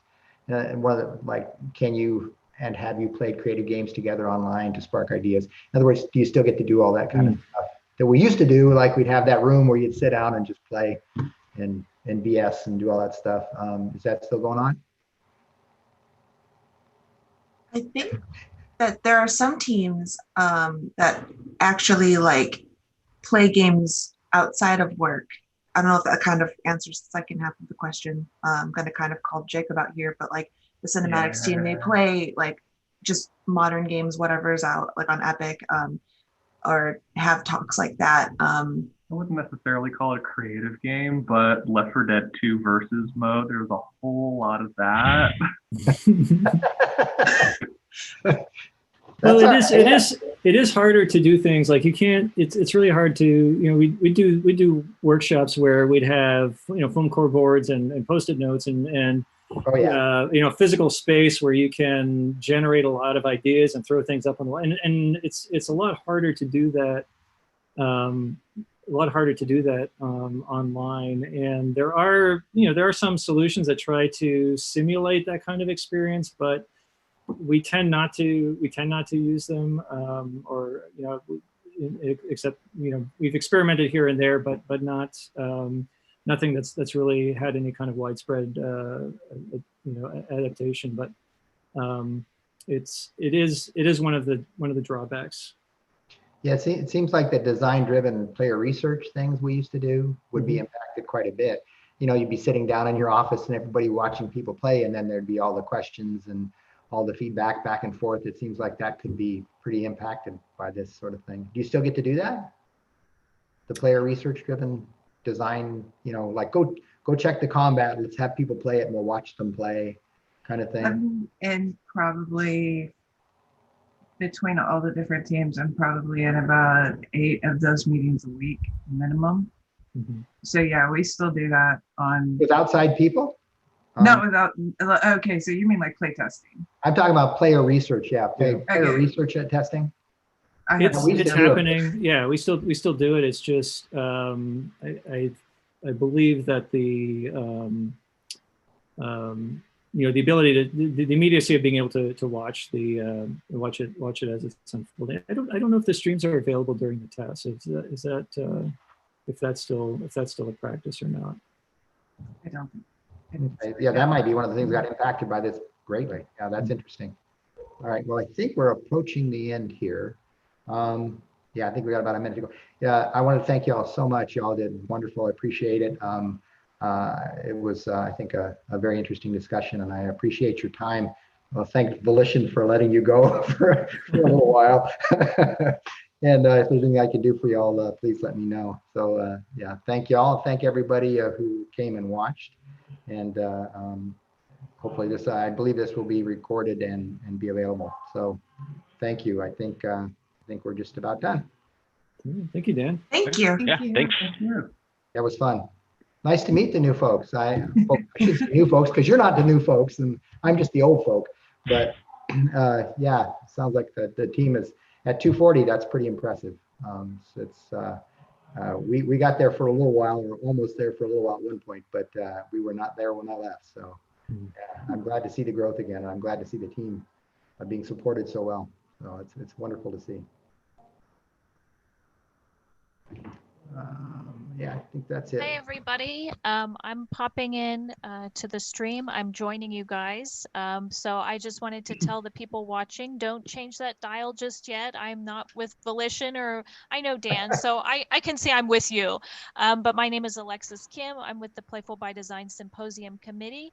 I'm here again just to give some important announcements before we kind of head off, because this isn't the end for tonight.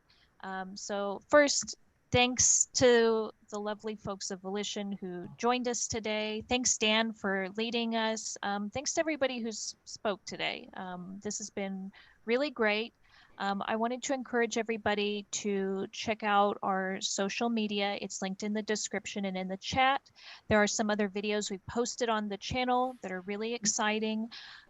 Please like, subscribe, and hit the bell. After this, we actually have 3 after-hours events from Illini Esports that you can find linked on our webpage. Again, that's in the chat. And please return here tomorrow because we've got our final day of talks that's starting at 1 p.m. with Anne and Chris Lukeman. And they'll be doing a talk titled Escape Rooms in 2020, How We Adapted Our In-Person Adventures to Become Critically Acclaimed Digital Games. So thank you guys again. Thanks to everybody. Virtual claps. Yes.